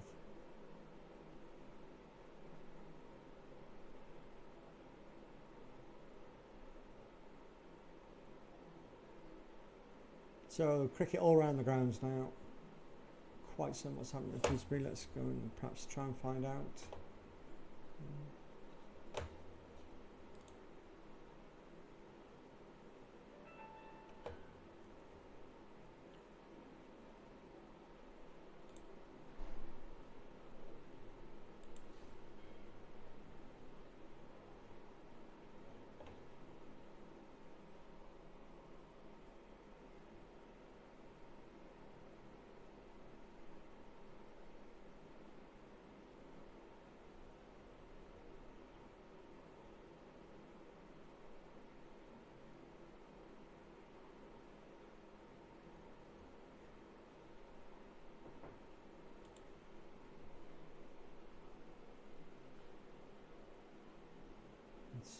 Squeeze down to square leg. Dom tidies it up and they get a single. Just the 2 off that over from Luke.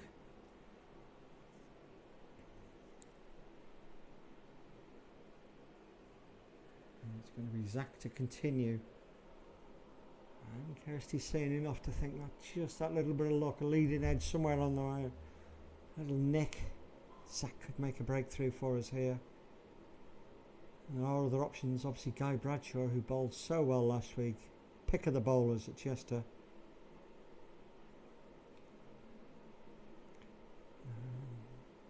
Harry Donlan's got plenty of overs left. Tom Jones. Look, Zach's found the outside edge, but that's gone between first and... Well, we've got a first and a fourth slip there, and it's gone, bisected them completely. When it's not going for you, it's not going for you.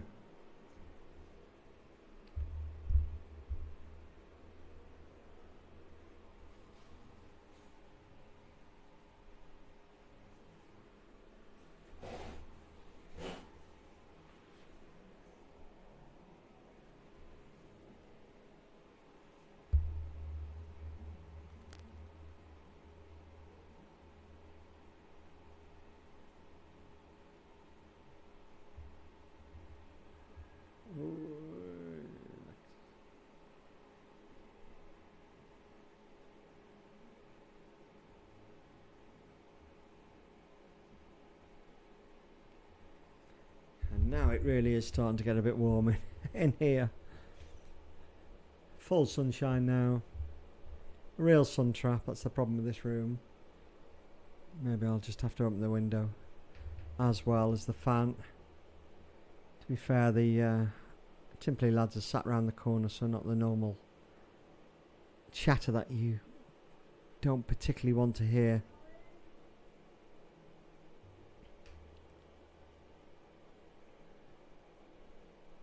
There'll be drinks after this over, so we'll have a little break and might go and get myself a cooling pint. See me through the last quarter of this game, which I think is going to be very exciting.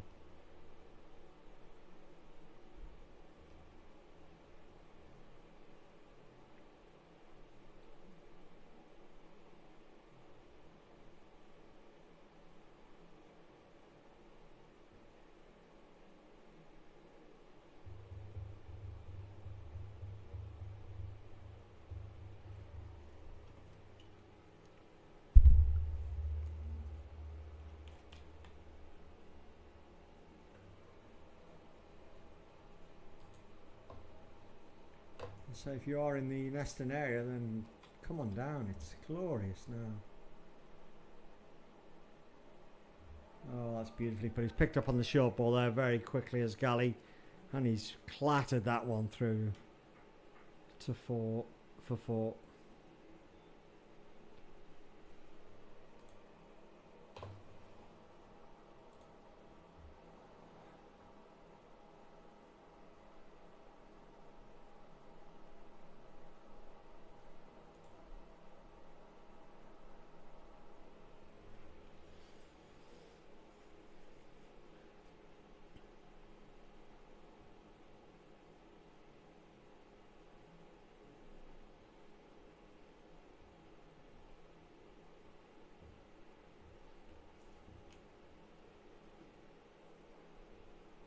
And that will be drinks.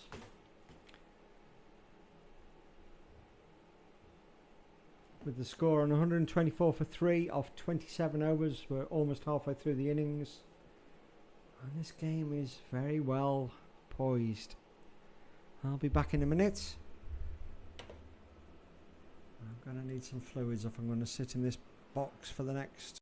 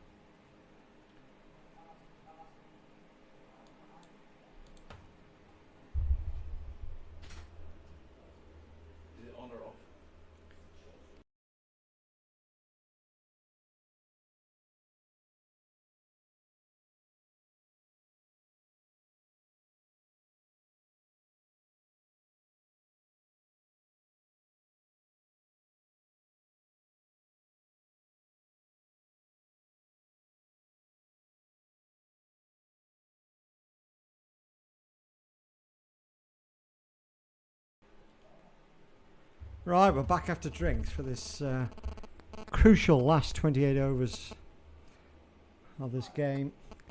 First ball there has been just glanced away down to the boundary for 4 to Ashmore. Takes him up to 39. Galley is 17 not out, 128 for 3. Luke Jones is well fielded.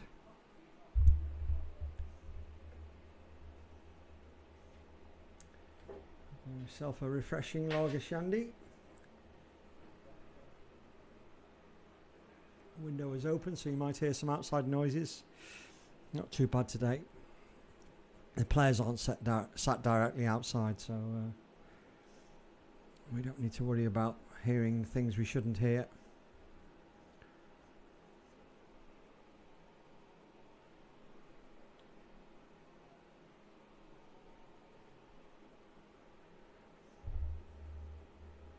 That's that same shot again. Luke just, his line's just down the leg side. That's a chase down the boundary. It's going to be very tight. That's well fielded by Matthew Strong.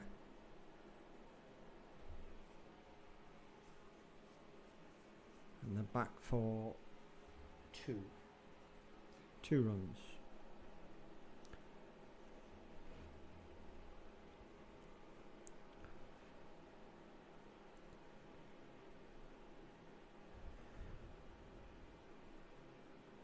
Oh, and that's out. That's Luke Jones has gone across him, and that's his edge. That to first slip. David Hurst has taken a catch in his midriff, and Galley has gone.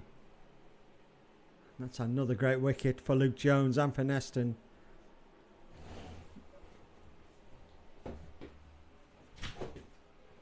Caught by David Hurst.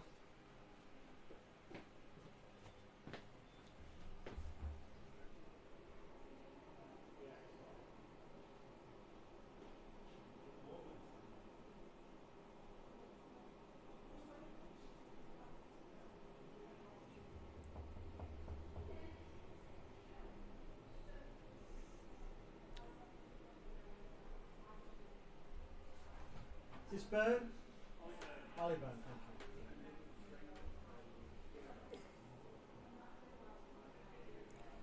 thank you. Okay, so Ollie Byrne coming to the wicket. He number 6 for Timperley.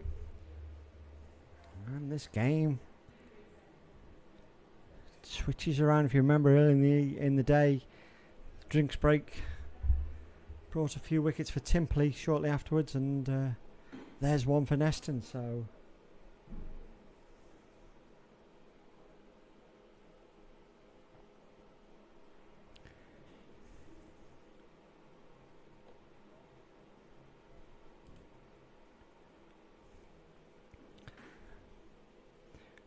Ollie Burns straight down the wicket. He's not going to mess around by the looks of it. Running down the wicket first ball.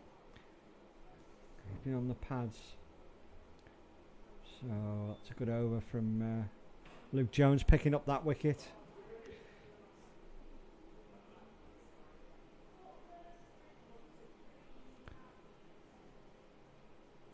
So now we are going to see the introduction of Guy Bradshaw at the tennis court end. New bowler.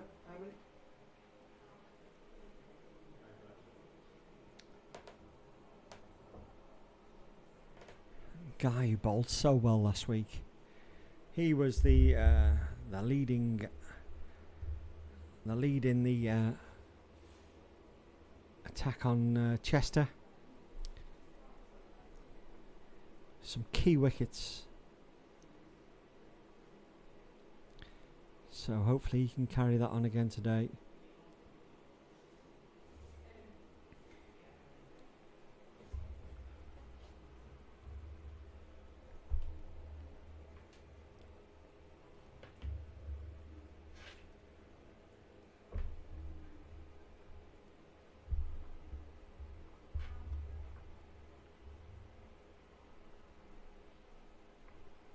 He's coming in from the tennis court end. He's bowling to Ashmore, who's down the wicket straight away and hasn't really got that one convincing. That's squirted out to Ben Beaver at mid-on.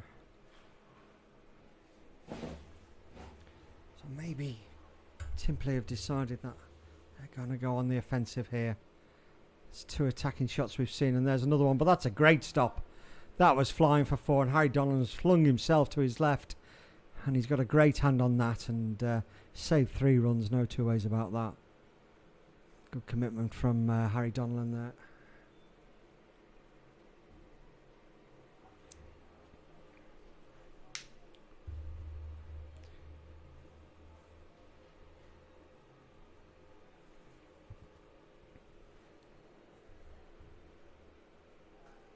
Oh, and this time Byrne has got hold of that one, and that's gone all the way for 6. Over the long on boundary. I think Ollie Byrne has shown his intentions. So maybe this is make or break, I don't know. I don't know what's to come for a Timperley. So Ben Beaver's out on the long on boundary. Dom Smith is a few yards in on the long off boundary, and Guy Bradshaw has found that spot there where it just bounces and turns. Very well taken by Bryce. And this is going to be worth watching. I think this is going to be an interesting passage of play. He's down the wicket again. This time Guy saw him coming, dropped it a bit short, which forced him to play it off the back foot in the end and just knock it out to the point boundary just for a single. Yeah.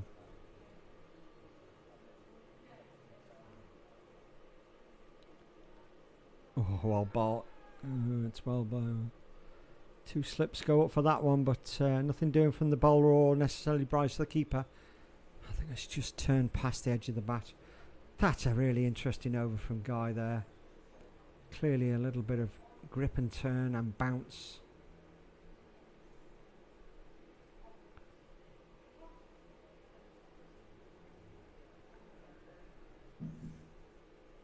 Yeah.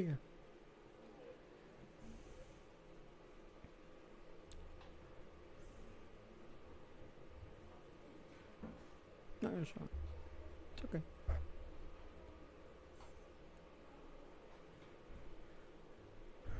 It's Luke Jones continuing from the road end.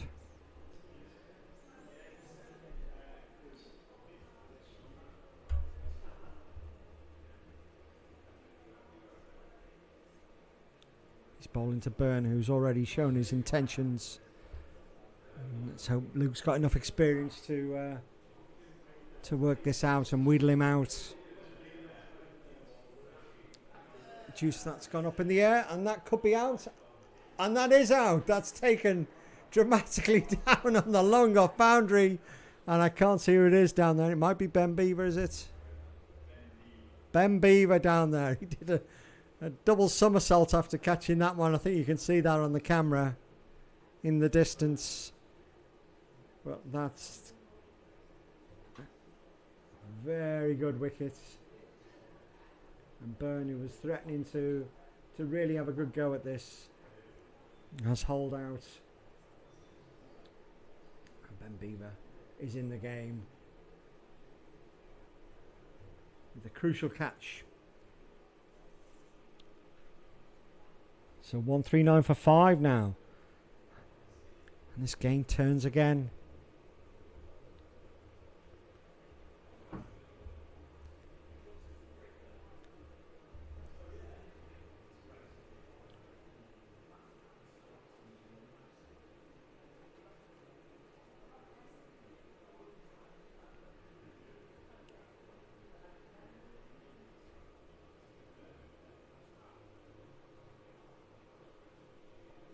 Brings Nathan Brown to the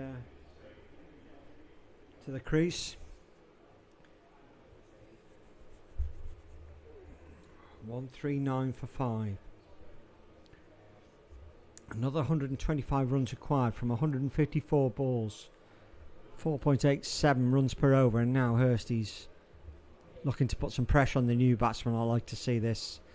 Hursty's come across the leg to slip. He's got Matthew Strong in at leg slip. And under the helmet there, I'm assuming it's Matty Moritz. It is Matty Moritz under the helmet. So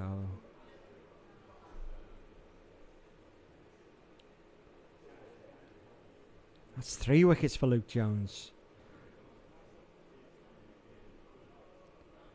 Oh, and that's up in the air. But that's through mid-wicket. That's gone down the hill for a 4. 4-3.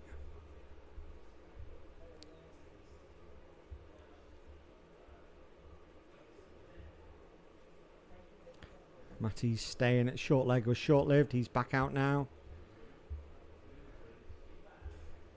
Always worth a try just to make the new batsman think a little bit. Discretion the better part of valour though. A ball by Luke Jones. He's getting his rhythm going here now.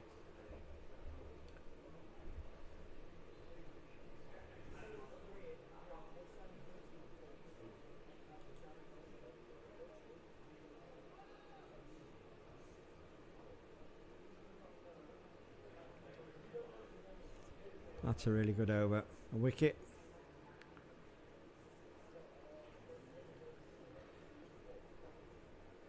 So 20 overs to go. 121 to win for Templey. 5 wickets required by Neston.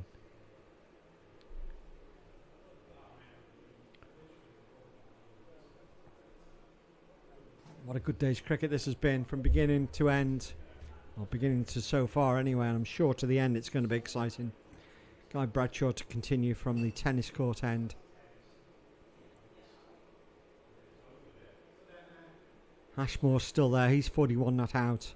Maybe he's key to this game.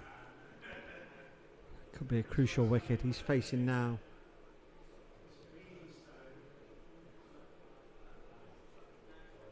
Oh, and he's gone for the reverse sweep. Blimey.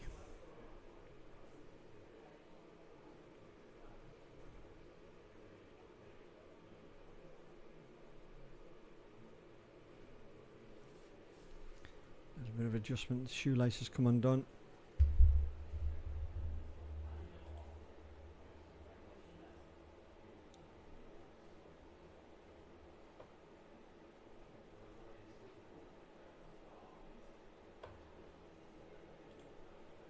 Let's see if the second 11 are faring any better.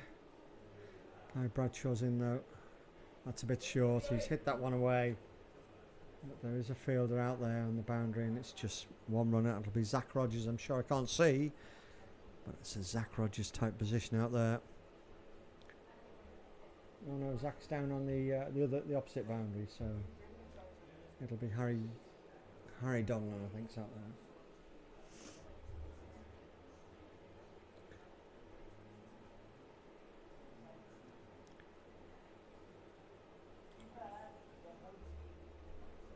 Oh, well bowled by Guy.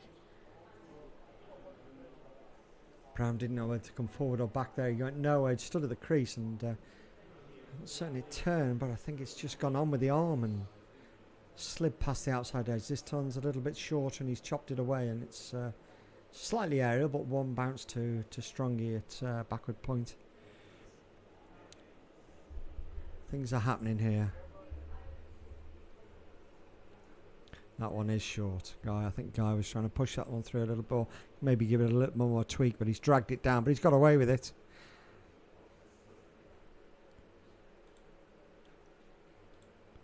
He's in again. One slip. Defended by Brown, and that's the end of another good over. Better catch up on the scoreboard. I only missed 4 balls that over. No, 5 balls.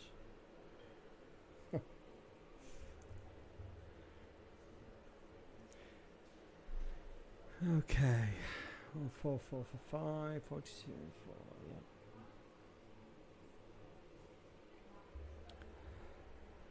So it's going to be Luke Jones continuing as they change around. Let's have a look at the second 11. A bit of a recovery going on here. Conor O'Cleary and Ben Donlan putting a bit of a partnership together. They've taken the score up to 61 for 5.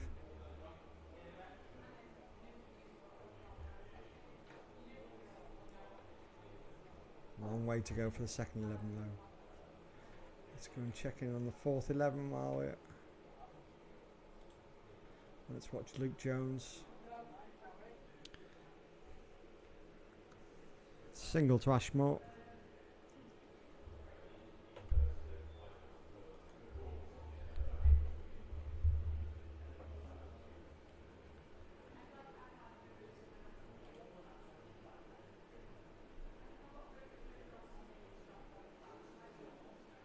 That's driven through the covers by Brown for 4.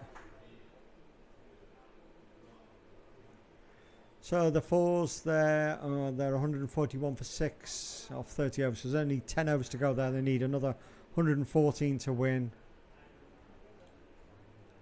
And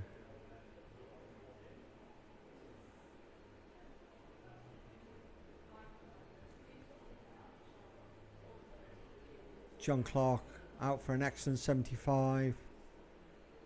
Jamie Escott and TJ Shetty is the not out batsman.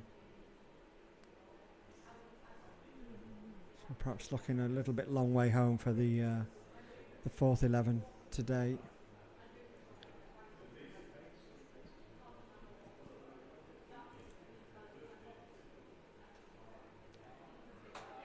It's cracked away, a bit more width, and Brown hits that one away for 4 as well.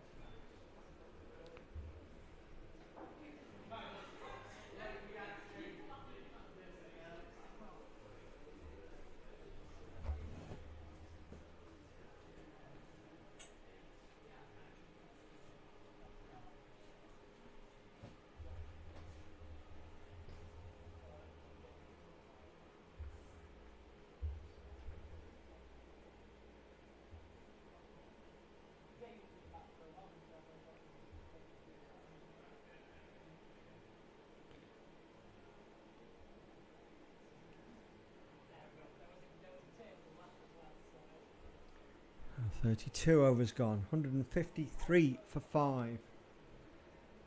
The run rate stayed more or less where it was, just below 5, at 111 required from 138 balls.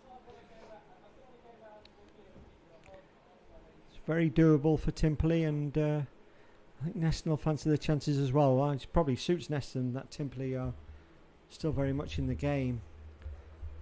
What happened last week, we sort of got to a position where Chester had no chance of winning, so shut up shop. But it's always handy to have the opposition in the game, playing attacking shots. So Guy Bradshaw in. He's bowling to Ashmore, who's 43 not out.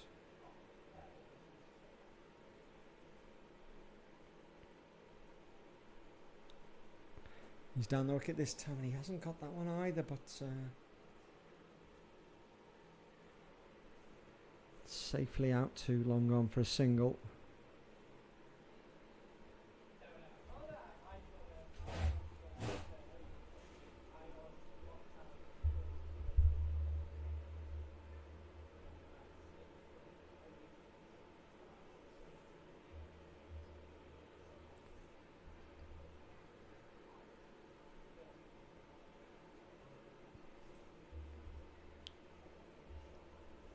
That one's short.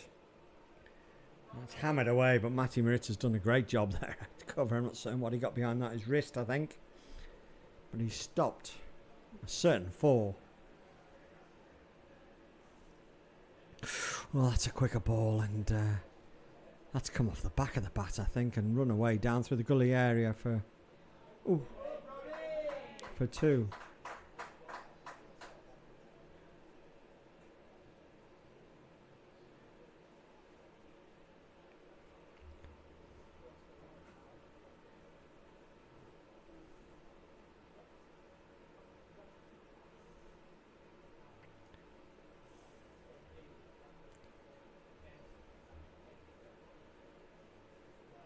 Three off the over, ball by Guy Bradshaw. A real proper battle here. This is a great game of cricket. 156 for 5, 33 overs. Oh, I was saying there's 20 to go. Of course, there's 22 to go.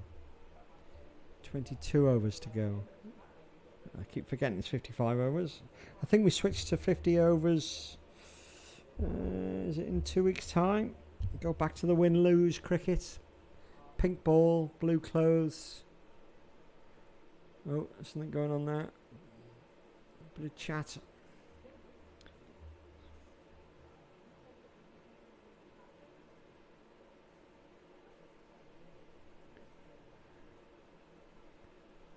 Luke Jones, who's picked up 3 wickets so far.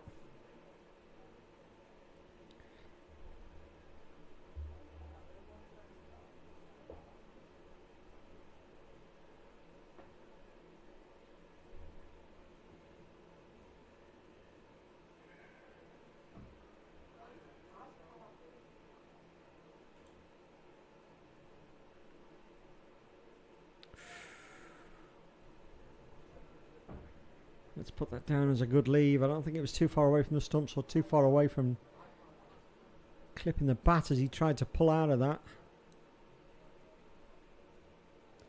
This is good from Luke Jones.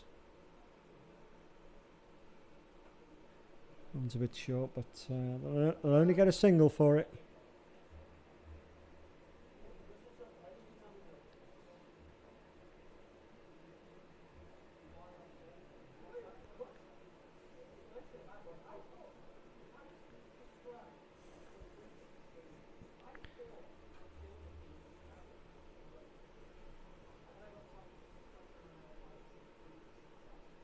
Oh, no, he's got him!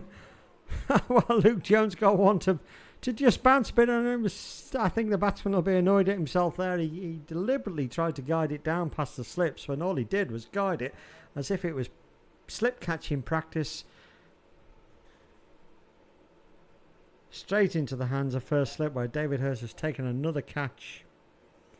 And that's Brown who's gone, who was looking quite threatening.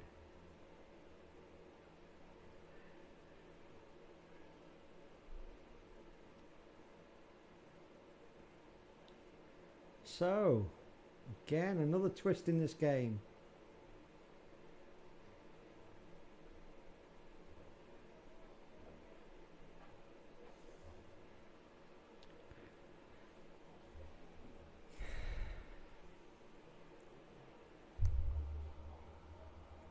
A long way to go yet, though. Dylan Perek is the new batsman. 157 for 6. And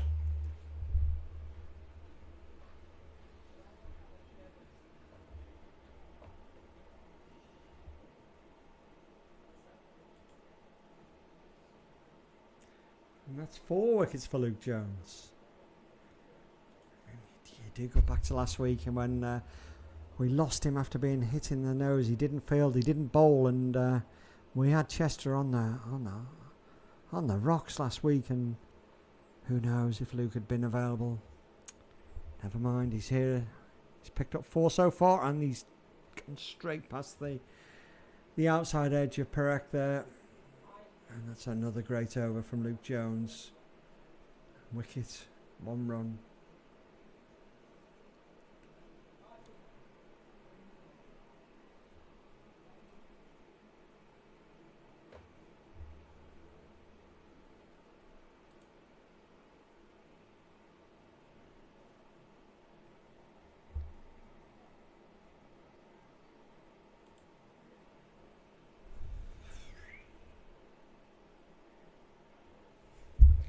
To see anything in this room. I can't see the screen on my laptop.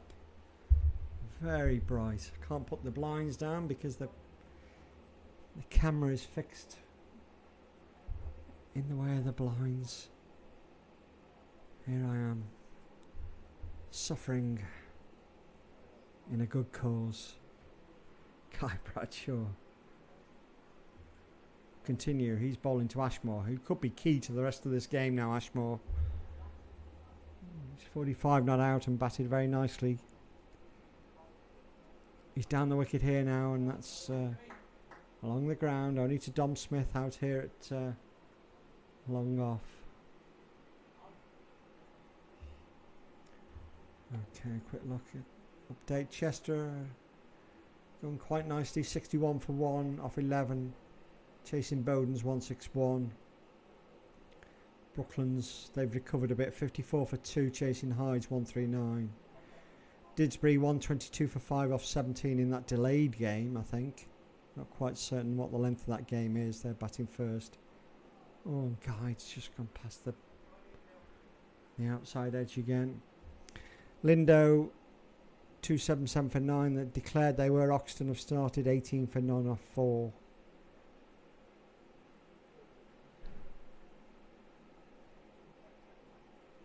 Oh, and that's taken as well. That's a great catch by David Hurst as well. I think that may have gone through and hit off Bryce's gloves as well. I'm not certain. Just see if we can see that on the replay. Yeah.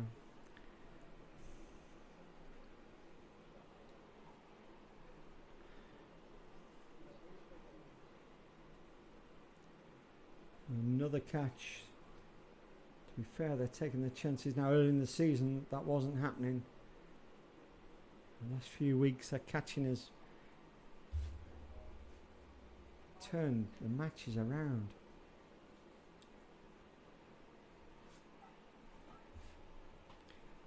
That brings Fowler to the crease.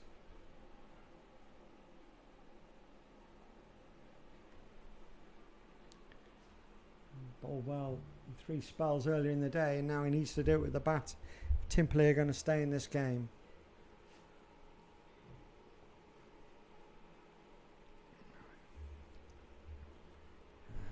This is a good advert for scoreboard pressure here. So there's 2 new batsmen at the crease. Oh no, I'm wrong. That's wrong.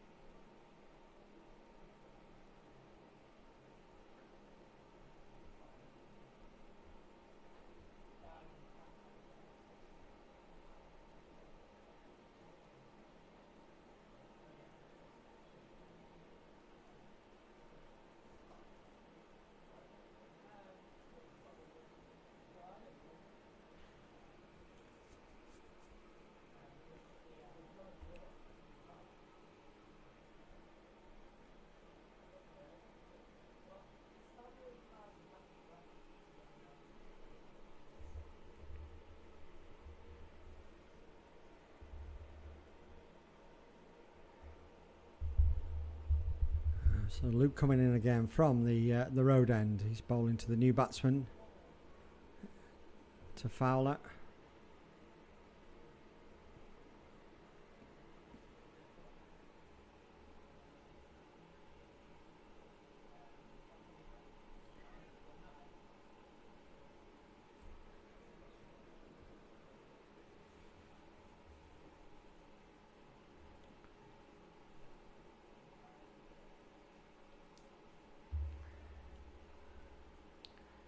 Ooh. Luke just straight down leg side. It's a strange shot from Fowler. Not quite a sweet shot.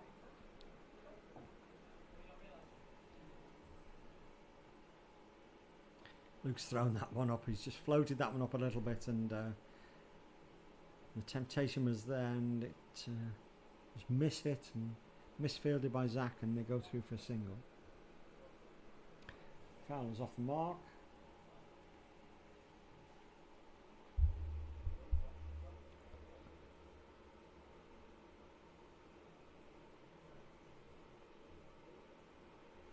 Another good over from Luke, just a 2 off it. Luke Jones and Guy Bradshaw.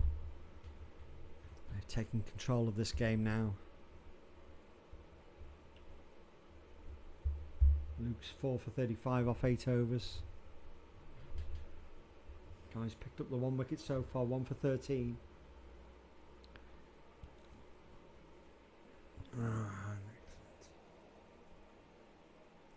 So exciting, I'm forgetting about the golf. Let's have a look. Rory's up to 8 under. He's going along very nicely, but so is Scheffler, 13 under. So Fitzpatrick 10 under, Tillhat 9 under, and Clee 10 under. So it's all setting up towards a very good day tomorrow. Oh, that's a lovely shot. That's a lovely shot, and will go for 4 off the back foot.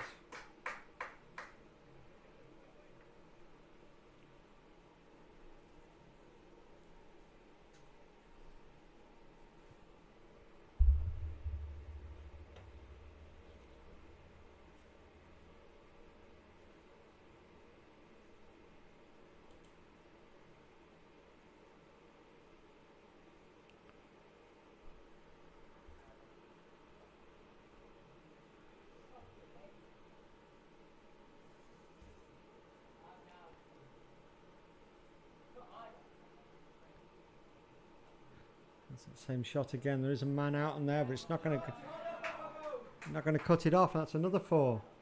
And Guy just dropping a little bit short outside off stump there and allowing him to rock back onto the back foot and punch it away through the covers.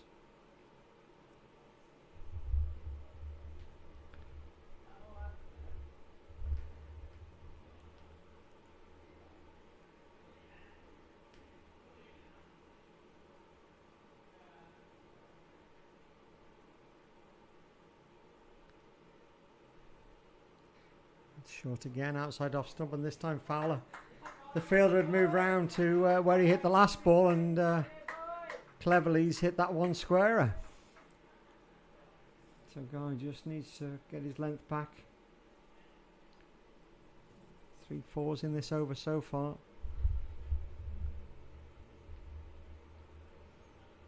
So it's never such a bad thing that the chasing team are in with a shout. I mean, the run rate has hovered at either side of 5 right from the beginning of this innings and still is around exactly 5 and over at the moment.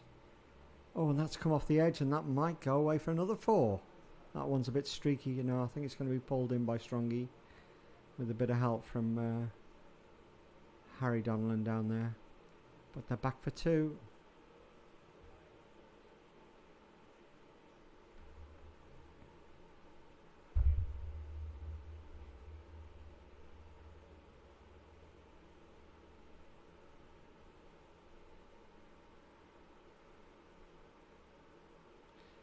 Again, Guy's a little bit short, and again Fowler just rocks back. This time it goes down to 3rd man. Harry Donlan's giving chase, but he's not been able to pull that one back, and that's another 4. 18 came from that over. That's encouraging for Timperley there. 178 for 7. We've had 37 overs. Templey require 86 runs,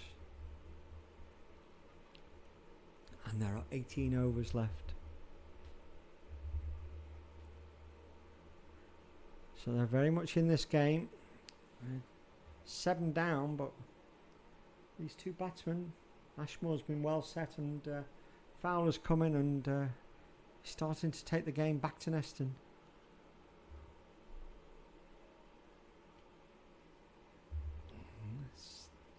Just this game seesawing all the way through all afternoon. Luke Jones now.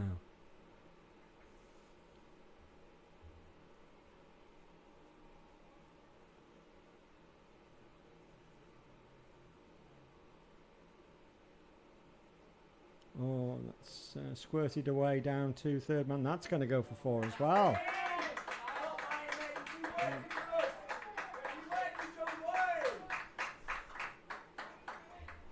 So as you can hear, this is offering a lot of encouragement to the rest of the Timperley side.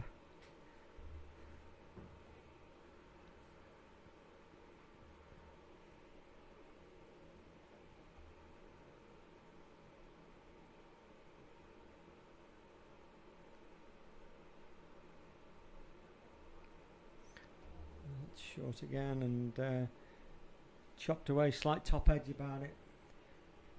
It's gone down fine over the top of slips and they're back for 2. So runs are coming.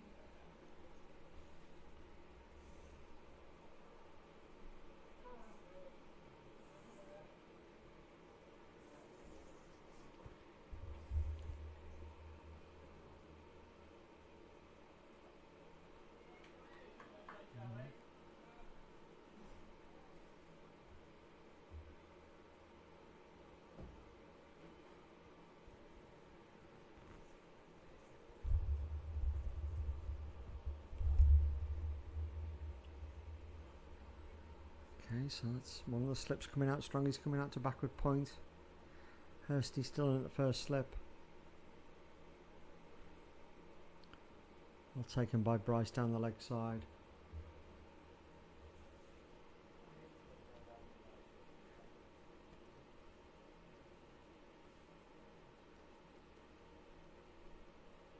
And again well taken by Bryce.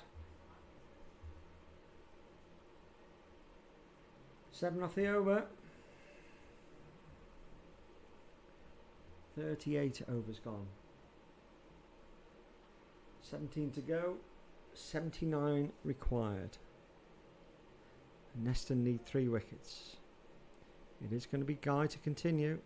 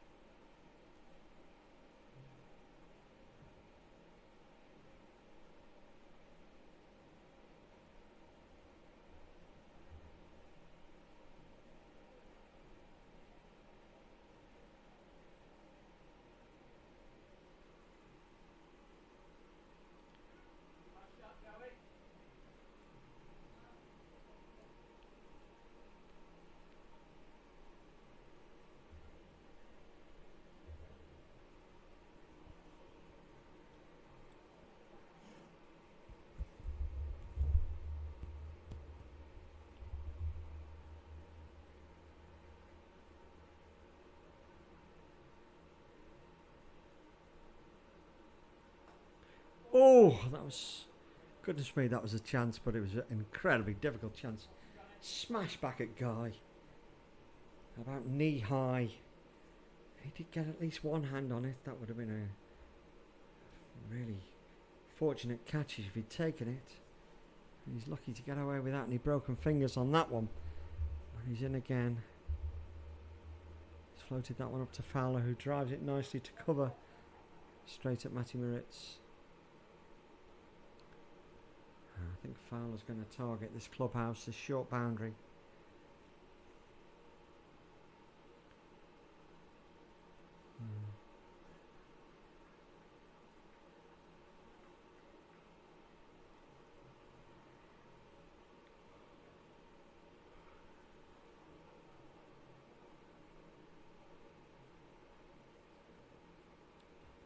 More ball Guy.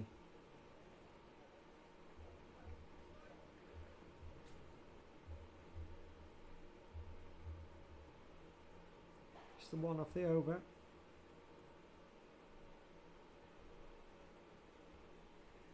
On 8, 6 for 7. 39 overs gone. This one's on 55. And Fowler's moved to 19. More or less a run and ball. 20 balls.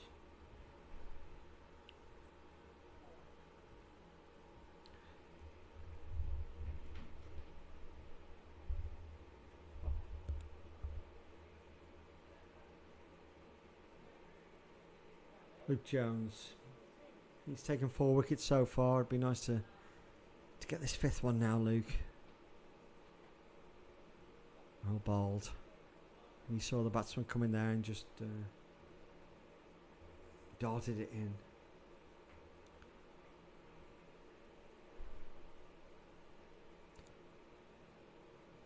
That's well bowled as well. Right up in the block hole. And the batsman just could do nothing other than drop the bat on it. It's just very economical with his delivery. Luke Jones, what, 1, 2, 3, 4, 5 paces in.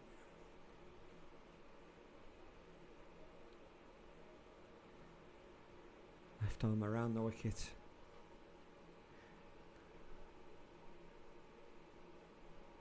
Yes, well bowled.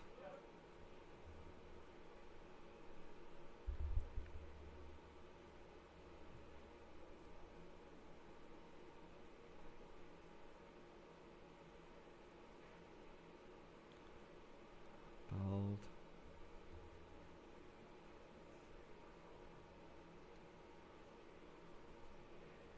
Strungy's in close there at about second or third slip with the helmet on, so but that's a great over from Luke. That's a maiden this stage of the game. We haven't seen many maidens at all in this game. The 40th over is a maiden. So we're into the last 15 overs, the last hour and a bit of this game. I think it's going to go all the way. 186 for 7, 40 overs gone. 78 required. 15 overs at a run rate of 5.2. I don't think the run rate is particularly the issue. It's been a fast scoring, relatively fast scoring ground. It's the wickets that's going to be the important thing here for both sides.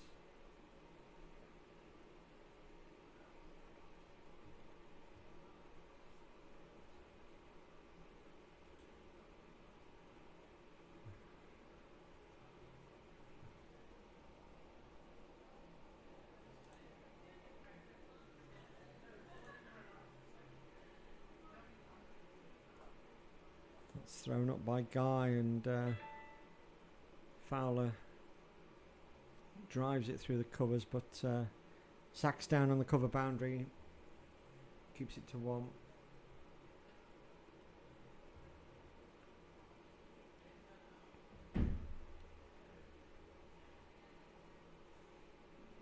Just one more wicket, maybe one of these two.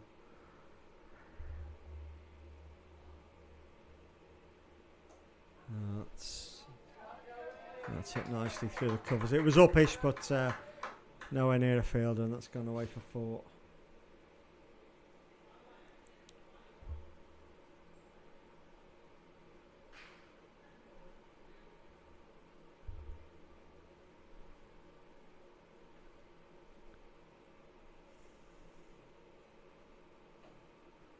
It's gone in the same place. I think this will be cut off.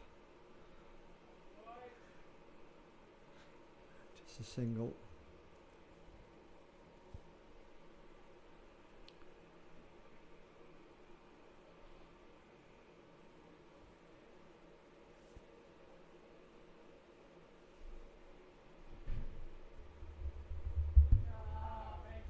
Yeah, he's got that little strange little sweep shot out, and he's connected this time, and that's gone down to fine leg for 4 runs.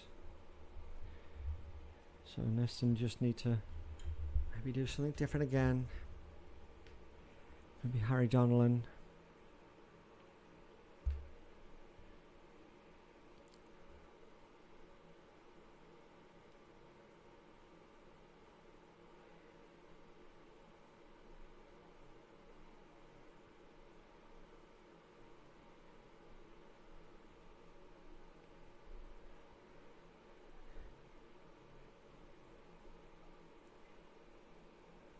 Straight at Matty Moritz. So 10 coming from that over. Templey are up to 196 for 7. 41 overs, 14 to go. Run rates drop below 5 now. That's happened a couple of times already today, and a couple of wickets just change yet again.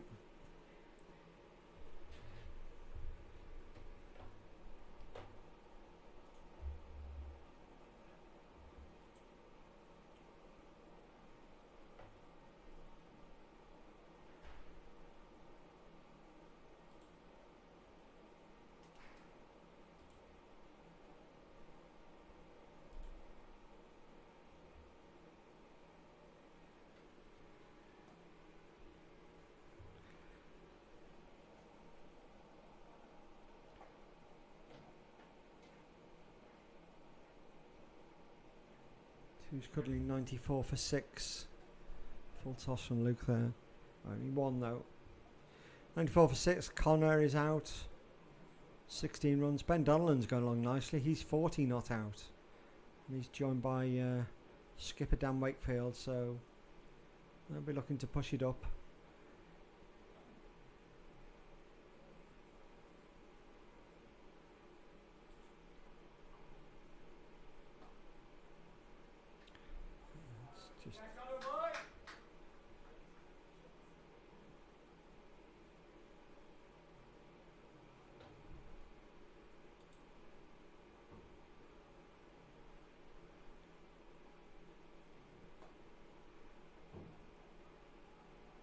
Zach's got that the second attempt, but they're through for a single.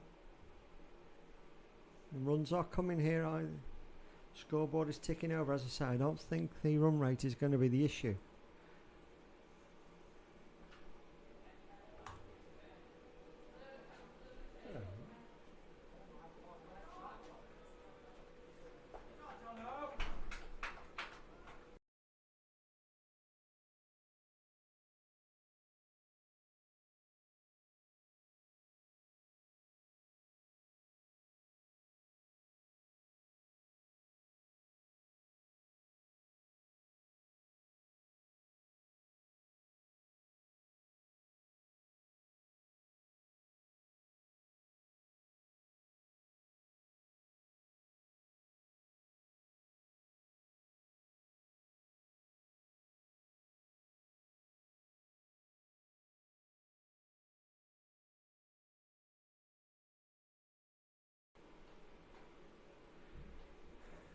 Okay, end of another Luke Jones over. Just a slight pause there in the commentary while I received a little goodie bag from Mrs. Collier. So it's any cake, but a few freshly baked sausage rolls. That'll do nicely, thank you. So we are going to see a change of bowling at the tennis court end, and it will be Harry Danler.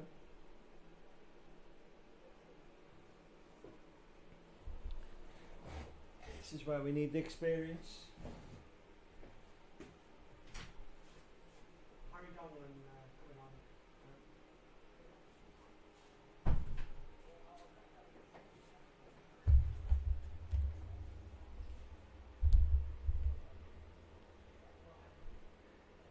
He's going to be bowling to Fowler, who's moved quite quickly up to 30 off just 27 balls. So this has been a good knock and a good partnership, this one. He's gone big for that one, but he's missed out through to Bryce.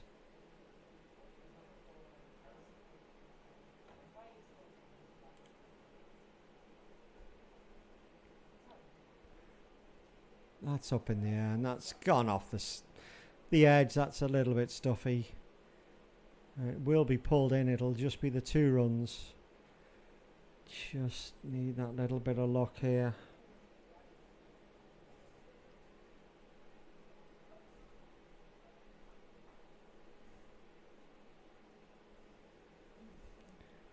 I haven't seen an LBW yet in this innings. I think there were 2 in the Neston's innings, so... Oh, yes, one of those on the stumps, Harry. That'll do nicely. Just keep it a little bit low. Get it past the bat. Hit them pads. Dead straight.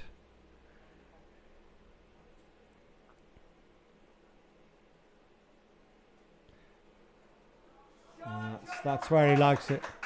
That's where he likes it. A little bit of width outside off stump allows him to get that front foot down and hit through it and away for 4 more. So this game is swinging very much into Timperley's favour at the moment, but just 1 wicket will change all that.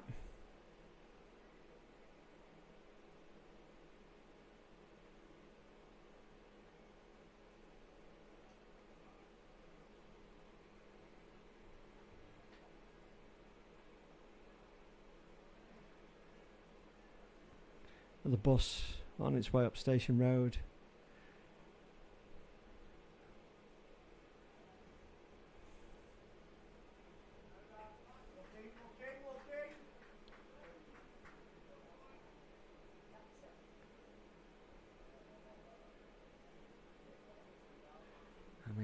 other options, but I think you probably do need to stick with the two experienced bowlers we have on at the moment, Harry Donald and Luke Jones. It's a big ask for anybody else to come on and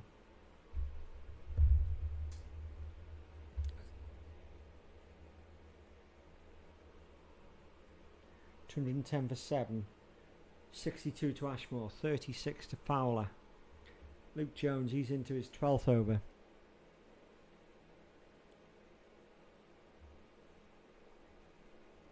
He's 4 for 50 at the moment. We'd very much like it to be a fifer.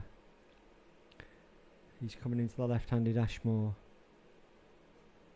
And he's content to just clip that one away. I think Ashmore quite fancies just giving it to Fowler to be aggressive with. He'll just hold at one end and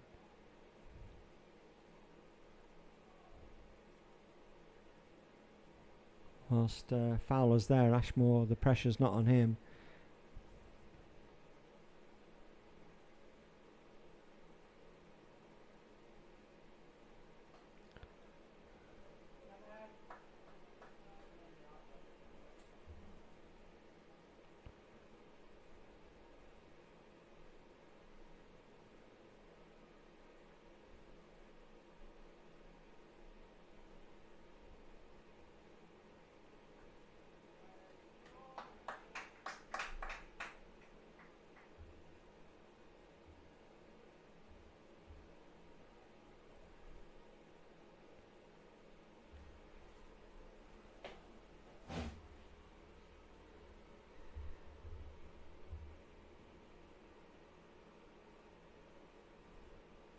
Oh, that's very delicate from Fowler. Deliberately angled the bat and just happy now. These two maybe happy to just keep picking up the singles. And the run rate's down to 4.41. Singles will do it for them.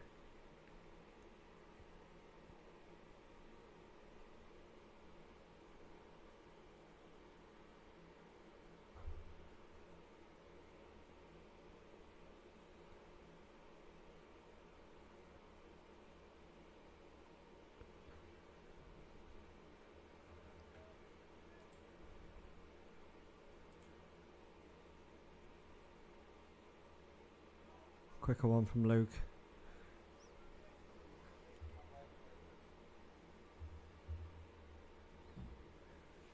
Just the 4 singles off that over. 214 for 7. 44 overs gone. 11 to go. 50 required.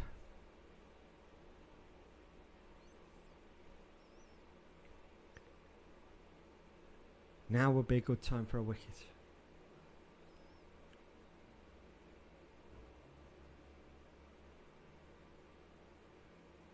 Sort of the mystery at Didsbury seems to be that they're playing a 20-over game or something like that. Didsbury scored 155 for 8 in 20 overs, and Nantwich are 2 for none off 1. So that game has been very shortened by the weather. Oxton 37 for 1 after 11 chasing Lindo's 277. Oh, and that was a chance.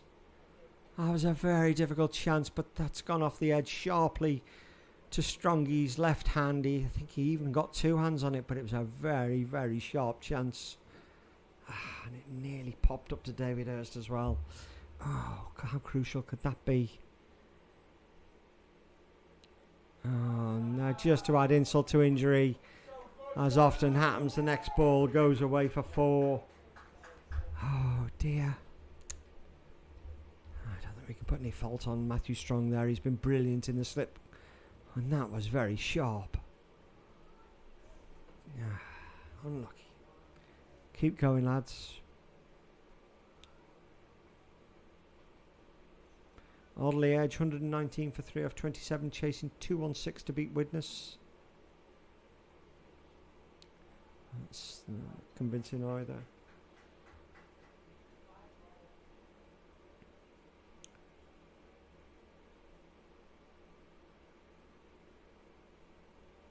Chester 80 for 3 off 18.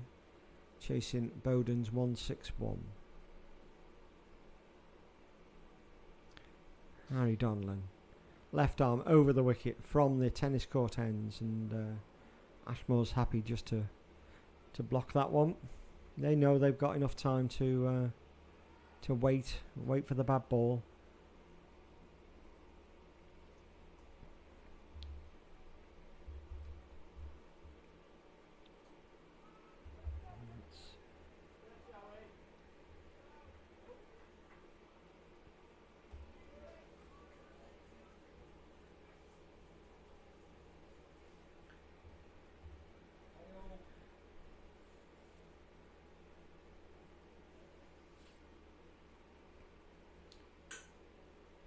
We're going into the last 10 overs now. 45 required. 3 wickets in hand.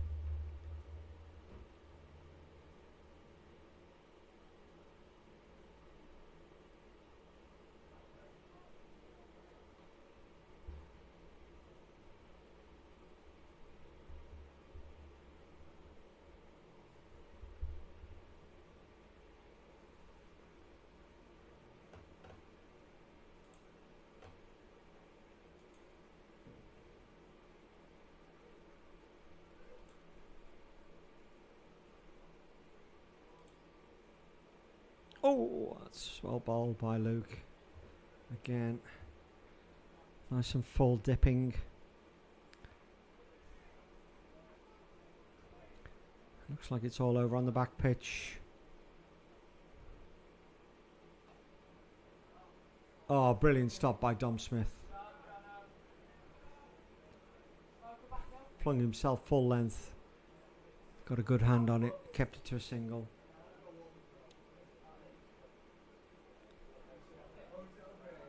Yeah, the fours have been bowled out for 164.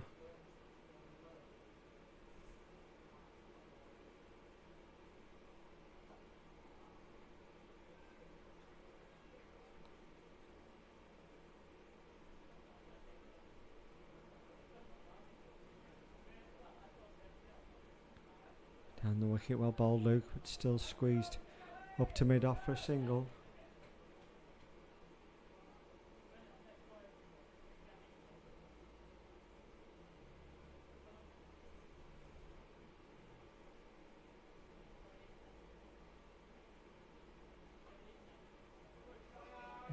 Singles are coming freely now.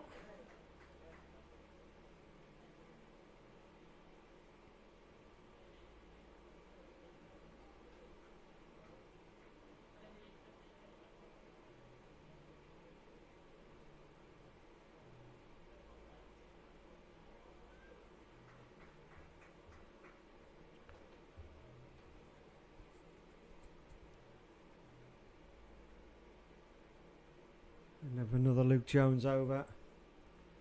He's bowled 11 overs, 13 overs, 4 for 57. It's going to be Harry Donlan, 11 overs, 2 for 40.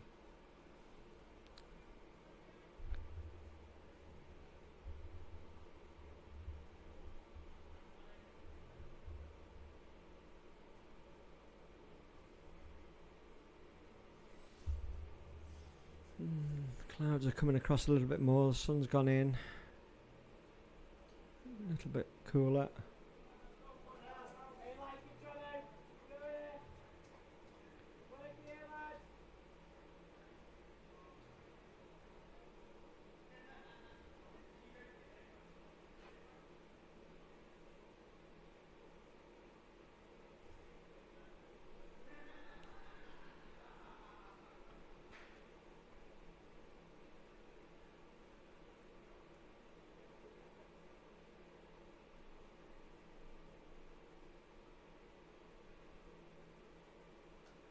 Ashmore's come down the wicket to that one. He's hit that high in the air. That's going to be safe. And it's going to go one bounce. Oh no, it's gone all the way for 6.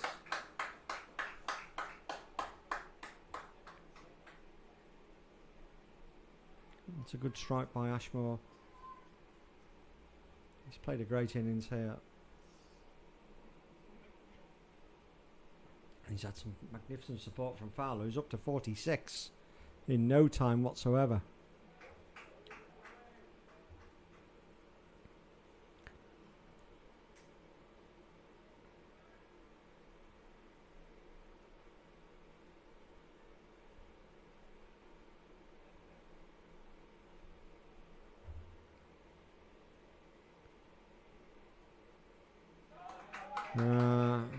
He just strained down the leg side, and that's clipped away by Ashmore for a 4 down to the fine leg boundary.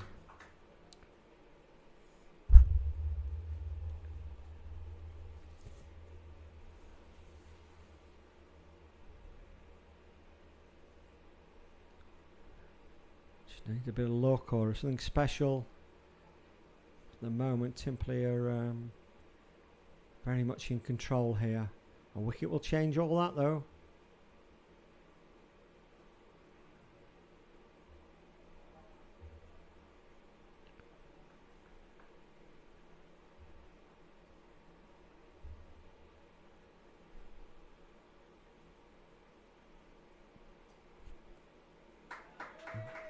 He's picking the gaps out, Ashmore, very well indeed. And 12 off that over.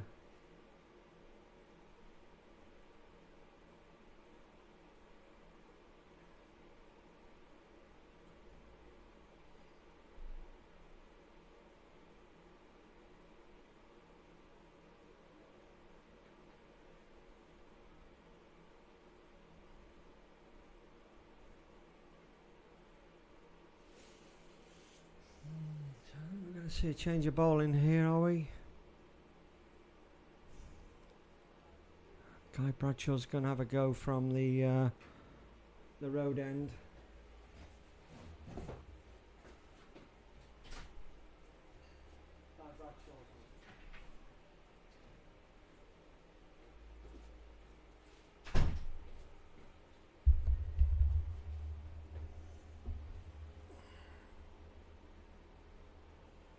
Okay, a bit of magic from Guy now.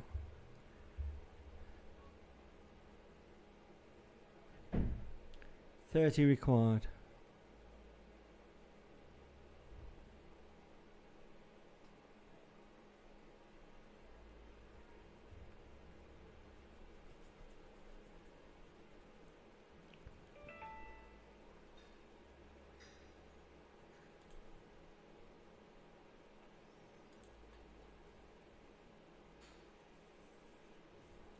Just going to have a go round the wicket to the left-hander.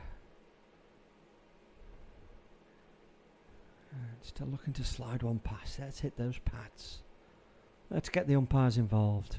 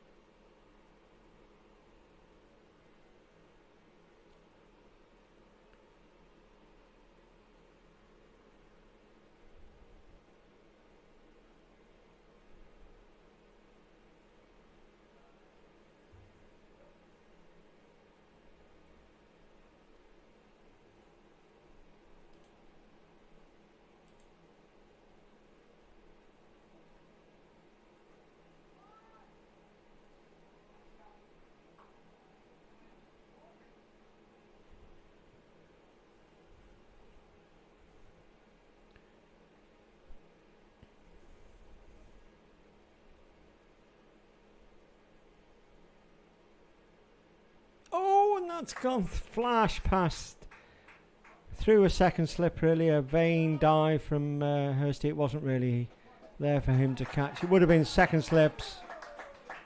That's taken Fowler up to a very good 50. In the context of the match, this is his innings has taken the game away from Neston at the moment, and the luck seems to have dried up for Neston there.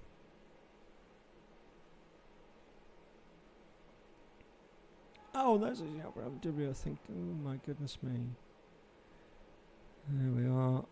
Finally got one to hit the pad, but coming round the wicket to the right-hander, it probably pitched outside leg stump.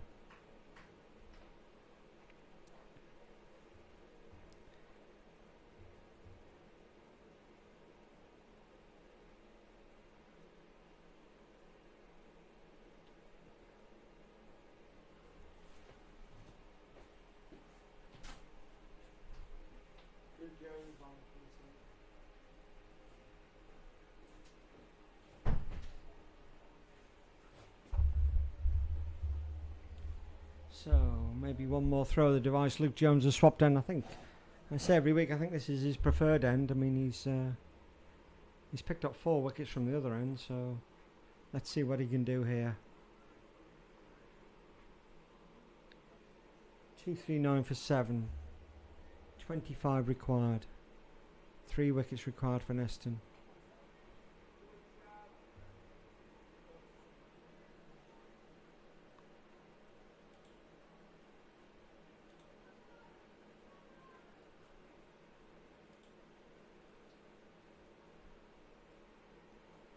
That's wide outside. Oh, and that was in the air, and it's just gone over, tantalisingly over the head of Harry Donlan, and oh, just not going for them at the moment.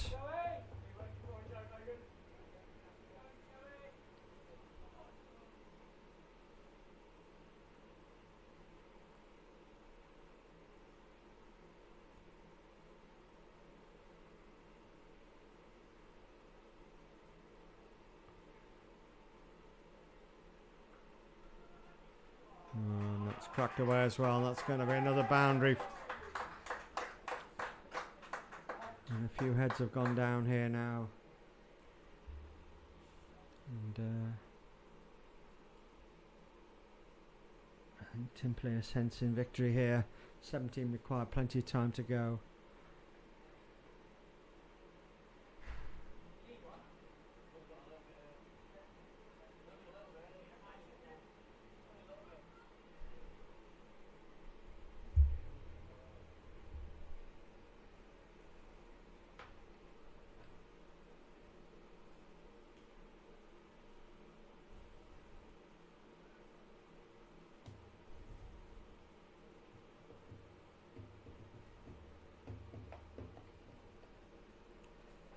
This partnership's up to 90 now.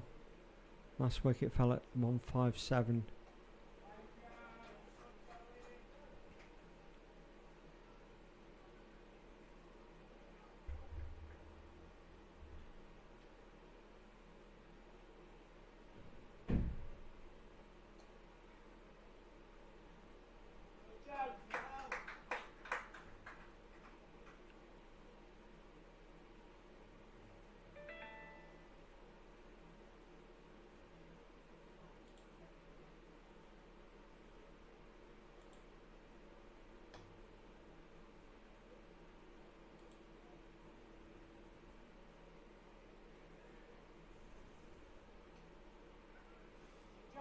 Yeah, well fielded by Matty Ritz, but still an easy single. Again, 10 off that over.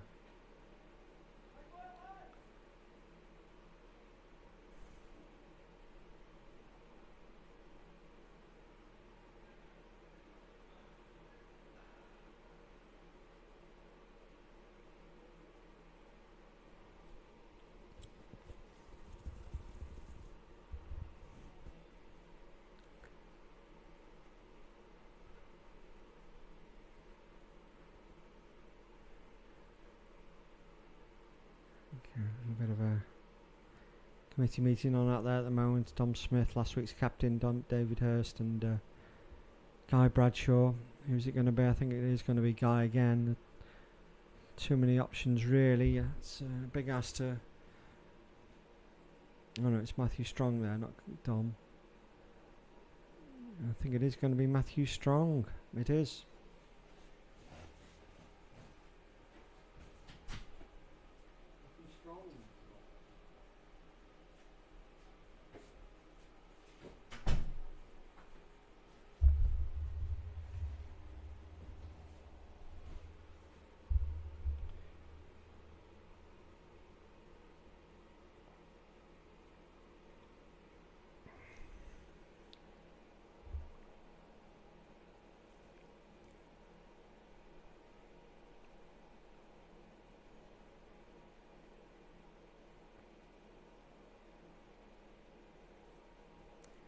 .249 for 7.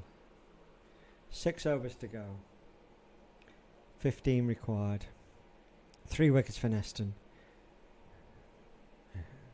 Still not over.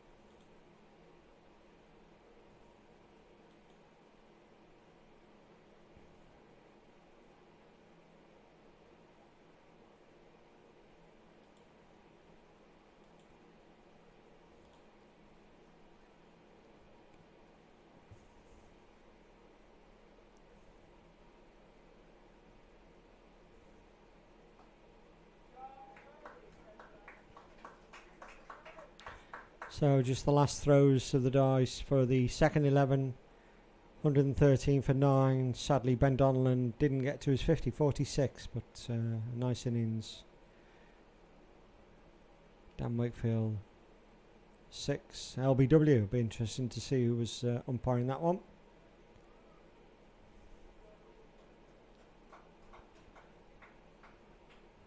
So just Tom Edgerton and Paul Stimpson in the still batting 10th wicket partnership, but I'm afraid it's going to be another defeat for the second 11. We're rooted at the bottom of the league, suffering from, let's be honest, lack of availability of key players. I'm not quite certain what we can do about it. You know, in theory, you can put down on paper how good our second team could be, and not once have we got anywhere near putting that side out this year. What do you do?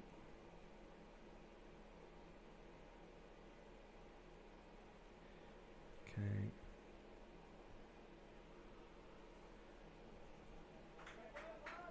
Just 3 off that over, but that's plenty enough for Timperley.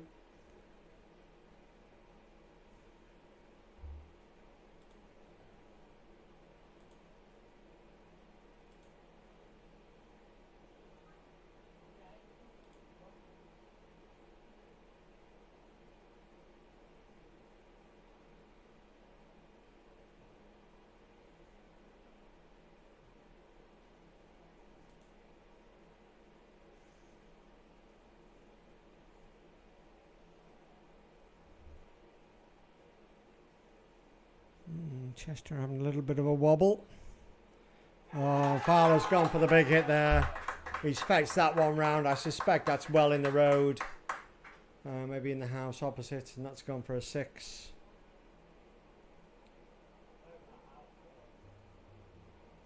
And just one more big hit required. 6 to win. Yeah, as I was saying, Chester 100 for 5, chasing 161 at Bowden. Brooklands looking good against Hyde, 87 for 2, chasing 139. Nantwich have started 32 for none off 6 in their 20 over game against Didsbury, chasing 155. Oxton 51 for 2 off 16, chasing 277. And Alderley Edge 147 for 4 off 32, chasing Witnesses 216 all out. Just a bit of a late discussion about the ball here. I think we've given up on the ball that went out, or has it come back now maybe? That's a 100 partnership as well. I mean, this has been a great knock by Ashmore in particular, but Fowler's come in and he's the one who's really changed the whole momentum of the game, and the pair have taken away, but Fowler in particular, he's 59 off 52 balls, but this partnership is 101 off just 96 balls. And Templey, it's fair to say, we're in a bit of bother. It's 157 for 7. He's gone high. Oh, where that's gone. That's gone in the air. It's gone over long off. That's going to bounce, and that's going to go 1 bounce for 4.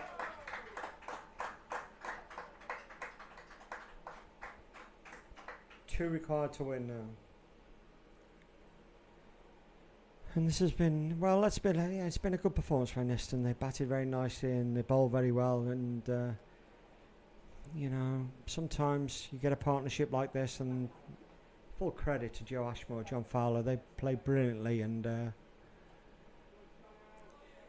not certain what else Neston could have done. Sometimes you just have to sit back and give credit to the opposition. Timperley have been doing it all season. Not many people seem to rate them, but they're up there. They're in the top 4. Will probably go higher after this win. So you can't argue that's gone very high, and Dom Smith's under this. This could be a wicket. It is a wicket, and quite certain Fowler one needed to do that, but who knows? That's a wicket. Caught Dom Smith.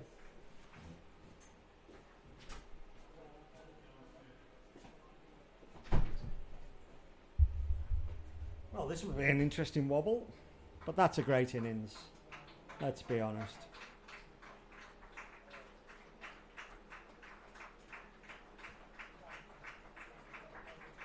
I think he's probably seen Templey over the line barring something dramatic, but there's only 2 wickets left. I mean, who knows?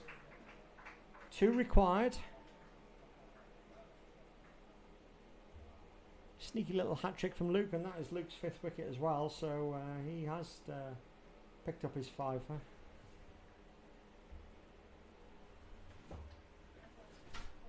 Is Matthews got it?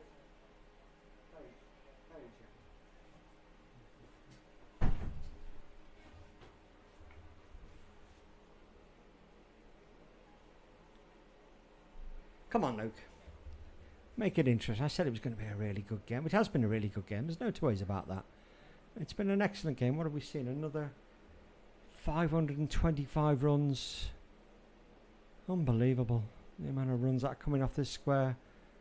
And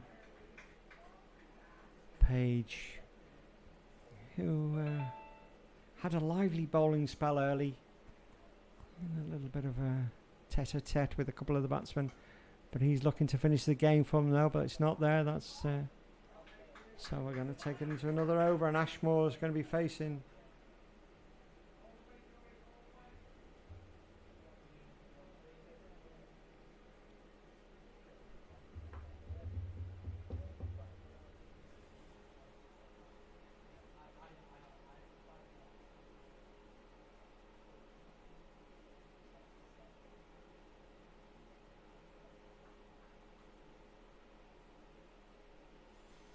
And I think it's going to be Harry Donlan.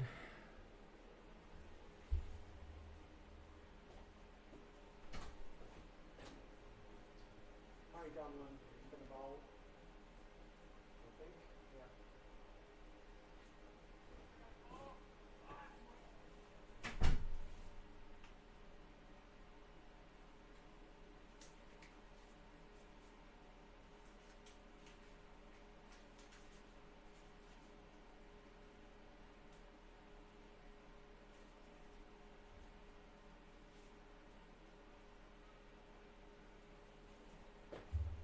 So Harry into, he chased that one. That probably may have been a wide if he hadn't chased it so far. Could have just as easily taken a little nick through to the keeper or slips. Done Harry in there, yeah.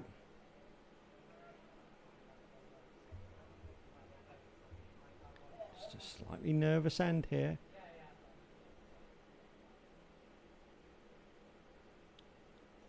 And that should be just the one that puts scores level.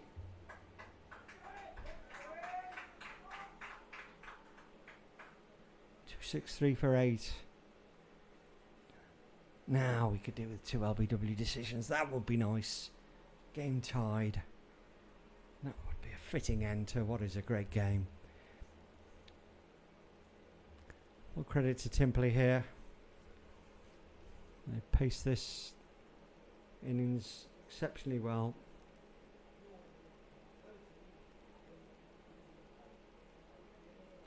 One required.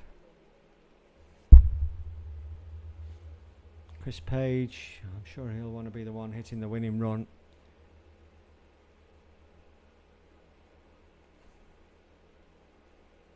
Oh, that's not it. There's a ring out here.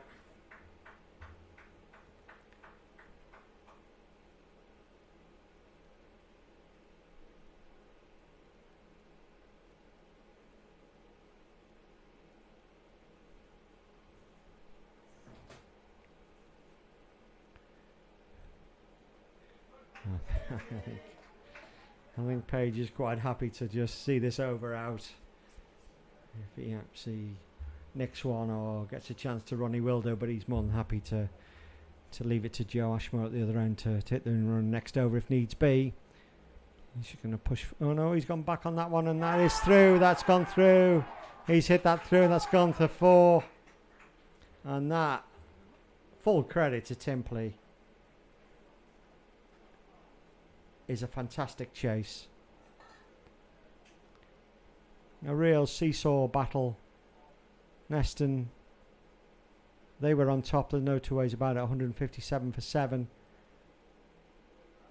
But that partnership between Ashmore and Fowler has more or less seen them home. Well, Fowler was out near the end, but Templey win by 2 wickets.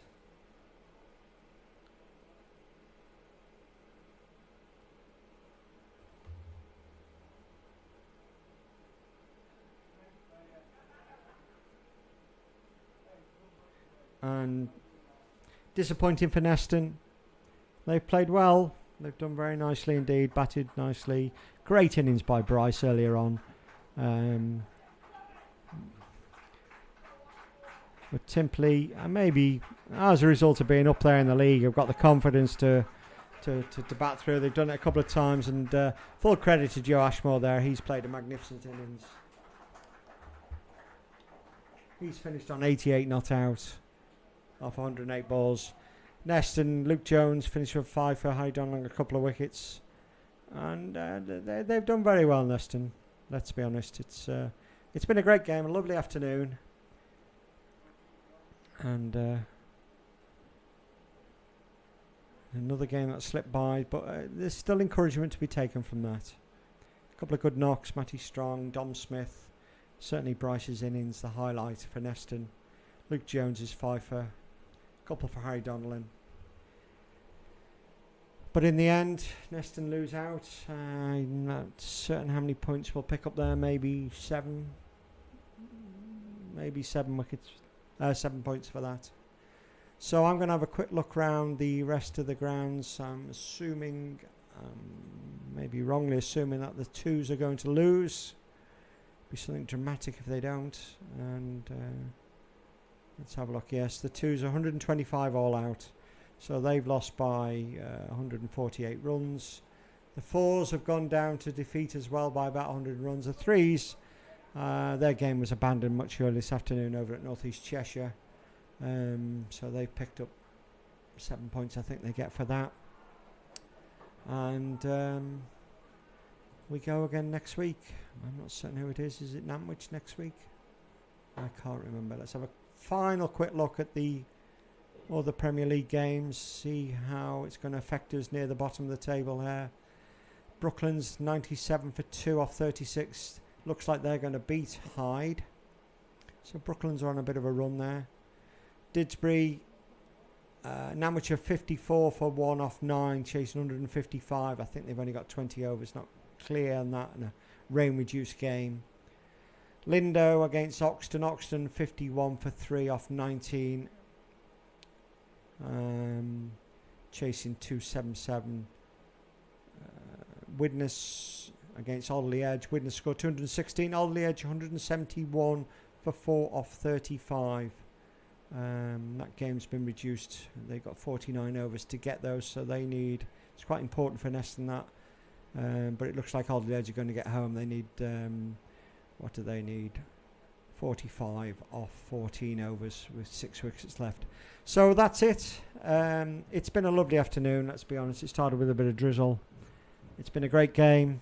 Another 530 runs scored here on a Saturday afternoon. Full credit to Timperley. Yeah, they deserved that victory. They batted really well. They battled away very well when they were bowling. But plenty of credit and positives to come out of the Neston performance. So I'll be back next week. I assume the seconds are at home. I should know this, shouldn't I? I assume the seconds are at home next week. There may or may not be commentary.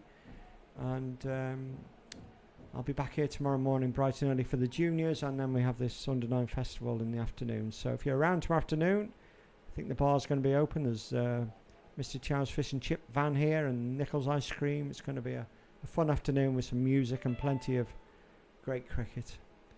So that's me finishing up for the night. I'm going to pack away. I'm going to have a pint, collect a few match fees, and I'll see you all next week.